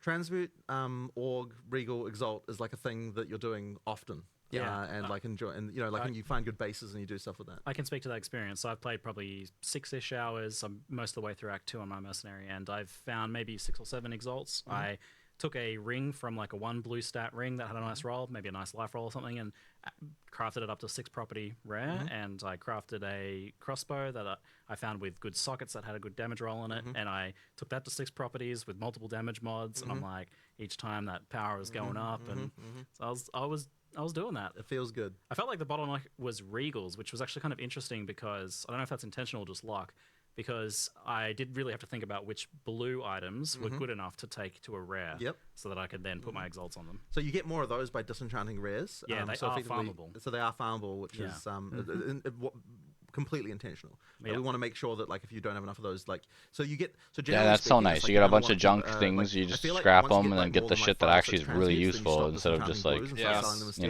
know, And the same thing can be true also for regals. having where to it's like, farm okay, those once you've things got all more the than a time. certain amount, then you're like, okay, I can stop having to disenchant the stuff and kind of switch over. But the nice thing is like when you don't have enough, there is a way to get them, which I think is really important. And the same is true with the socket currency as well, where it's like, you know, when you don't have enough, you can start salvaging. I know you were telling me you were buying stuff from the vendor with sockets in order to I salvage surprised it. them with my with my methods, my degenerate ways. So that stuff, you know, it's just really nice to have for people to have the ability to, you know, to get that stuff when they need it. And so it's nice that like all that really basic stuff of just like getting items to better tiers and is now way easier to get. And that solved a problem that we had through quite a lot of the betas, where people were saying they didn't feel like they had enough control, like they didn't feel like they had a way to advance their character when they needed to be able to solve specific problems. And I think the socket thing really has helped a lot with that now, because now we have a way finally to be like, okay, if I need a bunch of fire resist, there is a way to get that, and I've got the tools to do it, and I've got items I can use to do this stuff. So that has helped a huge amount, I think, of solving those like you know issues that come up with your character. And this is to confirm how you've solved bench crafting. The question of So that. we went through so many iterations of That also would be really stuff. nice too if you It could was just like like a huge move thing. those slots around Implement whenever you tons want. of If you UI, have like a tons bunch of wasted them, time there, almost like the completing runes in crafting Diablo, the problem that we where have is that the you could systems go like, that we were okay, this making, boss is like it's a like we could fully balance them fire in the ways that person. players I were have a happy bunch of with, stuff that like helps and, with chaos then stuff. the Well, let's just designers were remove very those and happy. put on the We fire could ones balance for them this the way boss designers were happy with, because and I know I players need weren't way happy more with. fire It's like, when resist you've got than a the other system shit. You where, don't have like, to you're change out your fighting the entire gear players piece, for just what like power the balance Yeah. should be. little Like, you runes can that are It's in really there. awesome the have way that they have systems that is set bad. up. Like you'll just have But I them think we with were you. very, like, You'll be like, ready to I use myself, them. honestly, was too Because slow to you'll recognize probably the have fact your that a complete favorites. overhaul Like, was okay, needed. Yeah. well, I really And, like having then at some this point, one actually, in the socket stuff particular because it originally gives came me from, the 30% Varlord, like, to it was this designed specific there. type of And resistance. then at But some point, I don't just know who got came this up with other it, I one think it that might have actually been you, summons, who you said, know, like, why some don't we just- fucking, No, or it Rishi- gives me an Rishi ability thought or it, some I think, crazy yeah, shit. Rishi Yeah. thought of the idea of like, hey, what if we just put sockets, you know, in early game? What if you got them in Act 1? What if you had runes that would let you get the you know the basic boss as the way of solving the remedial crafting problem? And so then suddenly, as soon as we do that, it's like, oh, like I'm happy, you know, players are happy, everyone's happy. So that means we have a good system that is working and you know and gets those good feelings. So that I think was a real win. And you know, yeah, I love how that system is feeling at the moment. Yeah, so the bench was achieving two things kind of in its way, which was maybe even three. Gear customization for one, like you take an item and you can do something more to it, firstly. And then you've got the problem fixing of like, oh, I need a bit more fire resistance. Yes. And then the third thing was like the meta crafts. Yeah. So you've handled those each in different ways. Exactly. You've got the runes, which do the first two things. The customization and the problem fixing. So early on, but I think runes for the are customization, it's stuff. even it's the sorry, what do you call them? The soul cores. Like the runes are more about the kind of like I need to fix resistances, whereas the soul cores are more about like I want to customize my items in different ways than what I would otherwise normally be able to do. And then of course you got the omens to solve the metacrafting problem. So we effectively moved all that stuff around. And essences, of course, yes, of course. So essences, what they allow you to do is get 2 so much deterministic possibility. mods. So because you can upgrade to blue, but you can also upgrade from blue to rare with an essence as well. So that lets you kind of get some of that stuff, and then plus some of the omen things you can. Yeah, there's stuff you can do there that is I think going to be pretty interesting. And that's just at the start of release. Yeah. Obviously, there's going to be more, of course, as we add more things. You know, so yeah. It's going to be such a fun experience being on the ground floor when this game comes out. Oh, 100%. It's going to be like, so the much fact fun. that I did this with Baldur's Gate and I had quite honestly one of the best experiences with an early access game of all time, I think this might be able to top it. Yeah. The ability to make because with Baldur's Gate, you could complete the first act and all of the like literally 100% the first act within 40 hours. And I mean, like the So it was pretty much entirely just re-rolling the first act over and over and over and over and over again. Where this seems like system as well. Like one of you the are things I going to be love redoing the what we first did 3 is acts, we've made it so and then that so we've got blue repeating and, them again yellow on the higher chests you can find difficulty, now. and then going And to we've the end changed game. world But like generation that so just that if means a dead I'm end is excited to generated, get to the end the game chance that you content, get and then I get to rare spend a chest there shitload of time on the is end game way content. higher. So effectively, if a rare chest will spawn in the area, then it will choose dead ends first to go there. You feel better about the dead ends yeah, when that effectively. So happens. like that means that we effectively mean that like when like it makes the world feel like, you know, as far as item drops go, that like, oh, like it feels intentional, right? Like, oh, I went down this into this dead end room, but look, there was a rare chest there, so I feel happy about it. You know, Okay, like, that's kind of nice. thing Thank is God for that really shit cool. too. So there's things like that, but there's also the way that So instead of like Path of Exile 1 where you go to a dead end, you're like, there's nothing this, it's not this way, god damn it, you have to like roll back. They're actually gonna have stuff that like targets those dead end corridors more. Better currency rather than just. Yeah. You know, it means we don't have to have like the spam of items that's like crazy. Like you actually feel like like the mining stuff. that you kill a boss and it drops good shit, as opposed to just lots of shit. So you know, yeah, exactly. That's I'm a big fan of how this feels. I think it's a lot better. But it does mean though, of course, if you're a PoE 1 player and you see a boss kill, like the number of like the expectation of like, because a PoE 1 player sees like looks at the amount of spam on the screen to some level as the way of like knowing how good the drops were. Now, of course, you got item filters and everything. We to have kind of improve quantity that. brain rot. Yeah, exactly. So exactly, that is a good way of putting it. Yeah, it really is more about like, are the items actually good? Like, ideally, you kill a boss. So that's and what you I'd pick prefer. every item Less that drops, up. but actually like You know, good. That is that to me is and like, you know, the shit they've talked about before, they're like, oh yeah, like when we want you to progress a little bit, when we see you're maybe struggling a little bit, we'll have a character that drops something really good that's like fundamental to like something you need to progress. And if you don't find them in the first thing, then we'll make it easier to find the second one, third one, until you actually find them, and then it'll drop that thing that helps your character. The more you explore, the more stuff you'll find. And that's true as well for the optional encounters around the place as well. If you're struggling, go fight some optional content. There'll be stuff there that can drop, and you know and you will definitely find more things. And lots of guaranteed rare items here and there, exactly. and like, certain like that. This little boss here will drop a rare caster item, and like heaps of stuff. And the funny thing about that is that stuff came about a little bit from the fact that we actually had a problem where people were just face tanking bosses and dying over and over again. And they keep on respawning, and they would never be like, "Oh, I'm going to go away and actually find some other stuff." And so sometimes it's fun though. About like, well, why is it that in other games that people don't do that? Like, if I'm playing Elden Ring and I die to a boss like 10 times, I'm not just gonna like just continue doing that. I'm gonna be like, oh, maybe I'll go do something else for a while. So we realized that the map, like the idea of just there's lots of stuff to find, like is actually a really important part of that. So in PoE 2 now, one of the recent things, and it's taken a lot of work from people to get this working, but now all of that you can see all this sort of weird side encounters that have specific drops on the map. And that means that if you're having trouble with the boss, you're like, oh, you know what, I'm just gonna go do some other stuff. And then you'll come back and you will be powerful enough to kill the boss much more easily because you do absolutely find the rewarding things. There's a little chest on there or a little campsite. Or like there's lots of little hard-coded drops from specific bosses. The hard-coded drops, they only drop one time, so you can't just farm them endlessly. But effectively, if you go do all that side content and you check it all off, you'll get some very rewarding stuff. Yeah, you got some pretty clever systems there, and I definitely noted I was using the map thing a lot to be like, oh, well, to be completionist about it a bit, but also, just being aware of like, oh, cool, there's some good stuff in this zone that I can come and find, and I think we figured out that like some of that stuff reveals after you like find the waypoint in a zone. I think that's how it works. Is that? Yeah, it's either there's a few. So it's like either because an NPC told you about an area, in which case it just happens to be revealed. Or at the very least, yes, when you get there. Generally, it's just when you get there you see everything. But there's a few different conditions that will reveal everything. It kind of depends. Like a lot of people just click through the dialogue, so they'll never know the NPC told them, but they maybe did. I was checking my map kind of like when I went into a zone, and then maybe afterwards to see if there was anything. But like you never get to an area and don't see some unless they are like very obviously hidden intentional secrets that. There's nearly something everywhere. They might be there, they might not. Yes, I found half of your key for your secret quest. Oh yeah, don't worry about that. So pivoting into economy and trading, the exchange from Path of Exile's one experiment recently, we got a chance to actually try that. The exchange is such a good field. fucking idea. I have too many chromatic orbs and I need Exalted. And someone's like, I need fucking chromatic orbs so bad.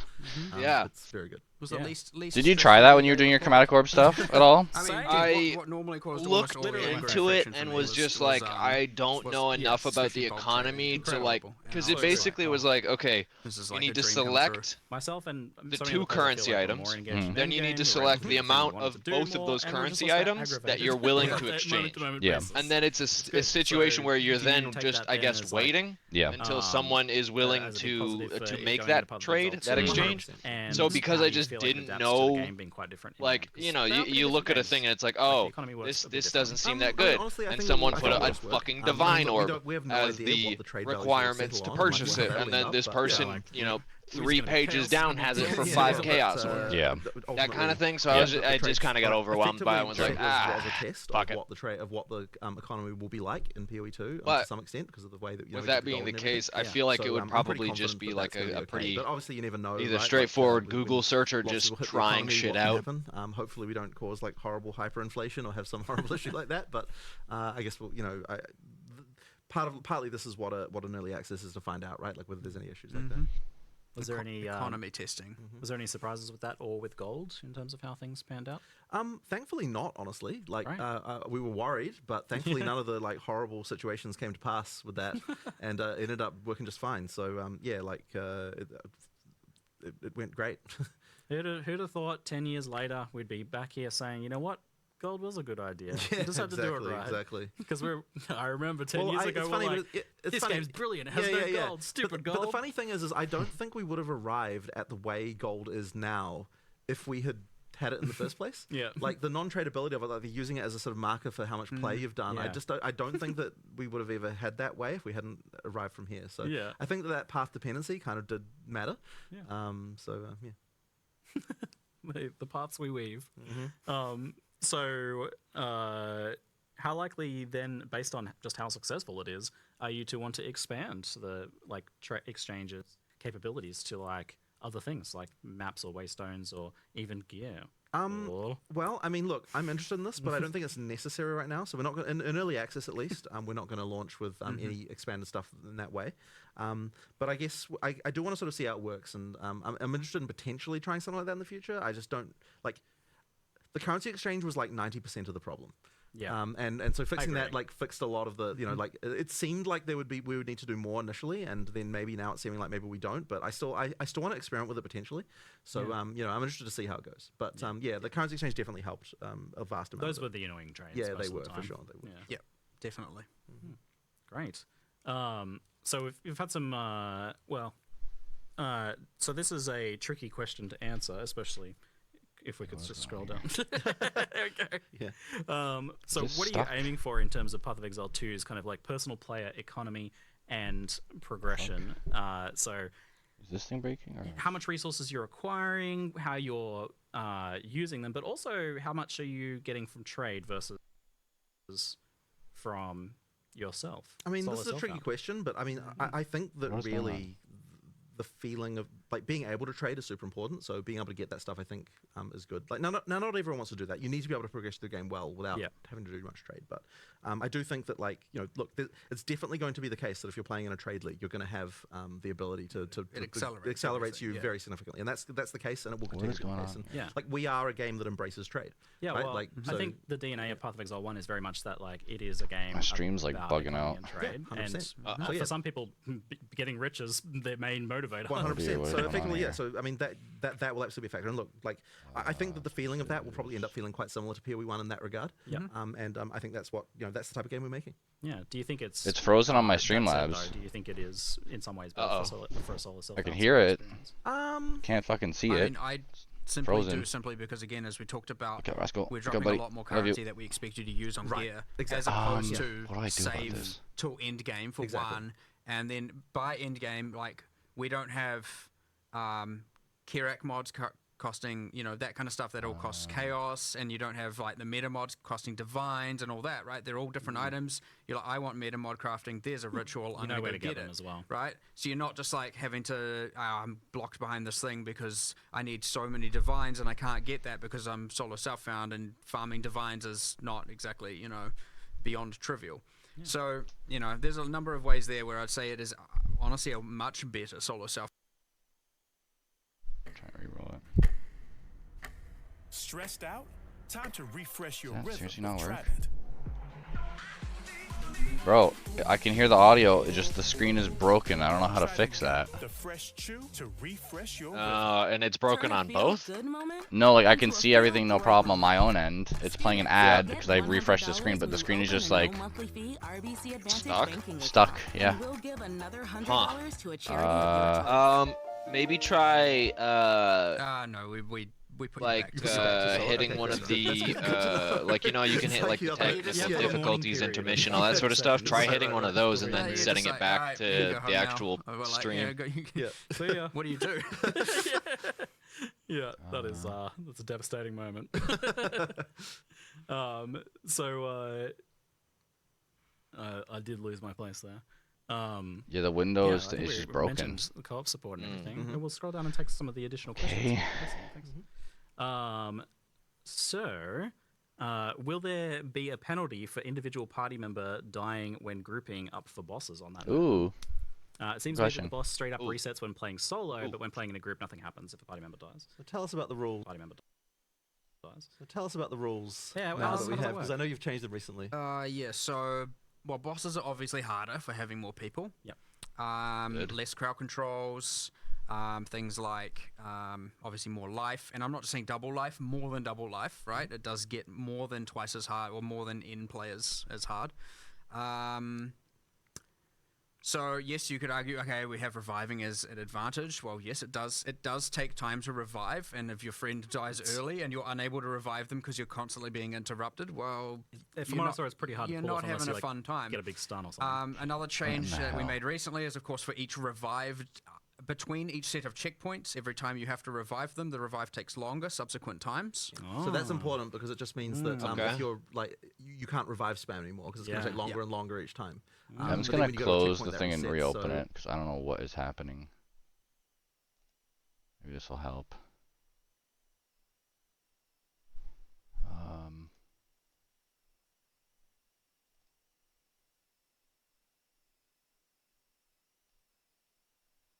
Death will end that map for you. Yeah. And to remind people, the if you like log out or server crashes or something like not that that's going to happen, then the game pauses. Dude, so when you boot the game back up and log back in, you'll be still in your map, right? And also, even we've also now have it so that when if you just alt F4 the game at a random time, you'll actually even if you come back like the next day. Because for example, you might have rage quit. You will appear back at the checkpoint you were at. So if you are like fighting a boss, you die a bunch of times. You're like, crap. You come back, you're going to be right there at the boss checkpoint again. That part is campaign specific because there are no checkpoints in maps. Yeah, non-maps. But in for the campaign though, and that honestly has helped a lot. Like there were so many. I think it really did cause new players to have problems in PoE1 where they felt like they just lost track of where the hell they even were when they came back after a session. If like they might have not got waypoints for certain times or things like that. Like you now can't have the situation where you log back in and you're like, oh, I forgot like 3 waypoints in a row and now I'm like freaking miles away from where I was, which I think happened to new players fairly frequently. I'm glad in a world where everyone's becoming a Souls-like that you guys didn't do the running back to the boss. Right. Hi, Sophia Albert. I don't know what the hell that was. Streamlabs, weird shenanigans. So effectively, like that's nice to just have the save checkpoints to your character. Were you able to fix it without resetting your stream? Yeah, I had to close the thing, reopen it, try to reconfigure what the thing was seeing, and then launching it again, and then finally worked. It's still broken on the Streamlabs, but it's working on stream, so I don't know what's happening. We went through so many iterations here, where it's like, okay, like. The moment that you have to spend something of economic value. So I missed what was he saying about the multiplayer when you die. Okay, so I missed a portion of it where it was something along the lines of if you die, your map will still be cut off from you. But it was basically saying if we're fighting a boss, there's like specific intervals in the boss's like lifespan or something along those lines. But the base principle was if like let's just say I'm fighting the boss, we're both fighting the boss, and then I go down once, it'll have a specific time. If I then go down again, it'll be longer. If I go down again, longer. So essentially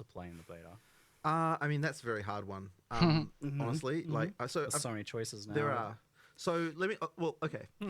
If we're going by the numbers, if we go by player satisfaction reports on per class, we break it down from the betas. I mean, this is good technical information here. Then that means the monk is very interesting because the monk is the class that dies the most often. Really? It's also the class that when people play it, they have the highest satisfaction level by a very, very tiny margin that compares the others. That's fascinating. Yeah, I mean, it is like glass cannon, you know, like it's very fast, but you have to, because he seems like a dexterity-based brawler. But you know, I you're think if you're a very new fast, player, very being the dexterous, but then mercenary, therefore if you're like going to used die a shooters and lot. Stuff, I think playing the mercenary could be a good win. Like I really love that class. Yeah, I want to try I that. don't know, I've been loving the mercenary, but to me it feels like you need to really be. Yeah, the considering its mercenary seems engagement like a lot it's more. the It's a most bit more- initially bit more simple. tactical. Yeah. Because it's literally just take any other isometric, old Helldivers, honestly, like, I mean, the Ascent, I any go through game that's favorite along classes those all the lines, it's time going to whenever feel I change identical. to play a different class, it becomes my favorite. That's my current favorite. So you know, Yeah, I'm it's excited whatever to I'm playing use tends to be the thing. crossbow So, yeah, right in now I'm that doing a class with that mercenary character playthrough, so if I probably could do the why I'm, rune into that. But, ascendancy yeah. or whatever. I'm not sure if you have and a then similar mix and match whatever else I want, spell wise or minion wise or whatever. Warrior's next, by the way, technically, if you're looking for. That's pretty good. That's Yeah, yeah. 2 melee classes. Exactly, right exactly. now. That's a win. Yeah, You yeah. know, that's something going Nice. on. I mean, they were dying a lot more at the time, but I mean, that to me tells me that it physically feels good. Yeah, well, it looks when good. You're just a warrior, to you see feel it. like a Like fucking when the warrior. guy runs and slams the ground and it echoes and 50 fucking bodies go flying. It's just like it looks sick. Or the whole ground like, crumbles. hey, I boosted this, and now every step of this charge is like I'm putting so much weight behind this fucking sprint that the ground beneath me is quaking at my step. That's fucking sick, man. Did you see the one skill that they had where always want. what was it? It was like the more you hold your weapon up in the air, it's like a two-handed weapon. The more you held it up in the air, the more the rocks were forming to it, and he would slam the ground and it would go bang, bang, bang, and it would just shoot all those rocks out and everything. Everything that I saw there that was like a charged skill looked incredible. The fucking the flame blast, I'm pretty sure it was flame blast. It had like almost like a gaseous shimmering effect. Looked fucking great. My question was unique. Good for that. I have seen it and placed it on the question sheet. Expect the FAQ post on the GGG website later to hopefully address all your burning questions. I have no clue if shields will be dual wieldable, but many of you wanted to know. Oh, I didn't even think about that. That would be peak. Yeah, because then oh my god, because that would allow you to like fucking put them bitches together while you're blocking. Yeah. Like larger barrier. Oh god, if I could do that, I am going to do that. Where's the launch notes? Yeah. Okay. All right. Yeah. And thank you very much. Thanks heaps. Appreciate it. It's been an epic journey. Can't fucking wait to play this game. And it's only the start of Well, another this was journey, wonderful. really. So That's it. Kind of zoned out for a portion of it because my god, I didn't expect it to be this long. Yeah. But they love to talk about that you know, game so much. That's the thing. Like, I'm not gonna bitch about how long it is. I'm going to go. That's fantastic that it was that long. My attention span was struggling, but that's a me issue. Like, this is all good info. Everything's fantastic. See, now I need them to fucking, because I'm looking on their YouTube right now. Yep. And I only see like the couple trailers. I need them to either repost this whole thing so I can go through and look at that ascending point, or like maybe they'll go through and like, you know, segment it up into the Q&A, the, you know, whatever, because like. I mean, we could also do that. Yeah, we can't scroll back though on this. No, I know, but like when we upload the VOD of what we did. Yeah, just chunk it. Yeah, exactly. We could just clip certain portions of it and then send those out as like, this is when they went over the passing Rip tree. Blizzard. This is when they went over. Nah. We need 30 minutes more. All right. D4 That's bad fantastic, login, man. dude. I'm actually like, I was already excited for this, but everything that they talked about there it's while incredible. I was fully paying attention was insane. I'm definitely gonna check out their website to see if my question was answered, because yeah, let's as much as I would absolutely love it if I could dual wield shields, the idea of being able to have a wizard tank hybrid is so fucking like appealing to me. No, that's not what I wanted. All right, I'm going to, I think, stop my stream now. So like it's saying here on screen, thank you very much for watching, and keep an eye out. Because on December 6th, hopefully December 6th, depending on our actual work schedule, we will be able to, we will be streaming a fuckload of this game. We're both very fucking excited for this, so we're really looking forward to playing it, so, you know, stay tuned. Yeah, nothing new on the, enjoy. Nothing new on the thing here. Yeah, it'll probably, like, I'll probably have to check it tomorrow. Yeah. And just see. Because I definitely want to see, like, if they put the Christ, things Kai on there. Cenat's on just chatting with 130,000 viewers. Good God. Yeah.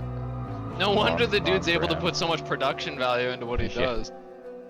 All right, well, Good for that was him, sick. man. That's all. I always love seeing people succeeding to that like extent. You know. Time to end my stream as well. See you Anyways, later. love We're gonna y'all. play this a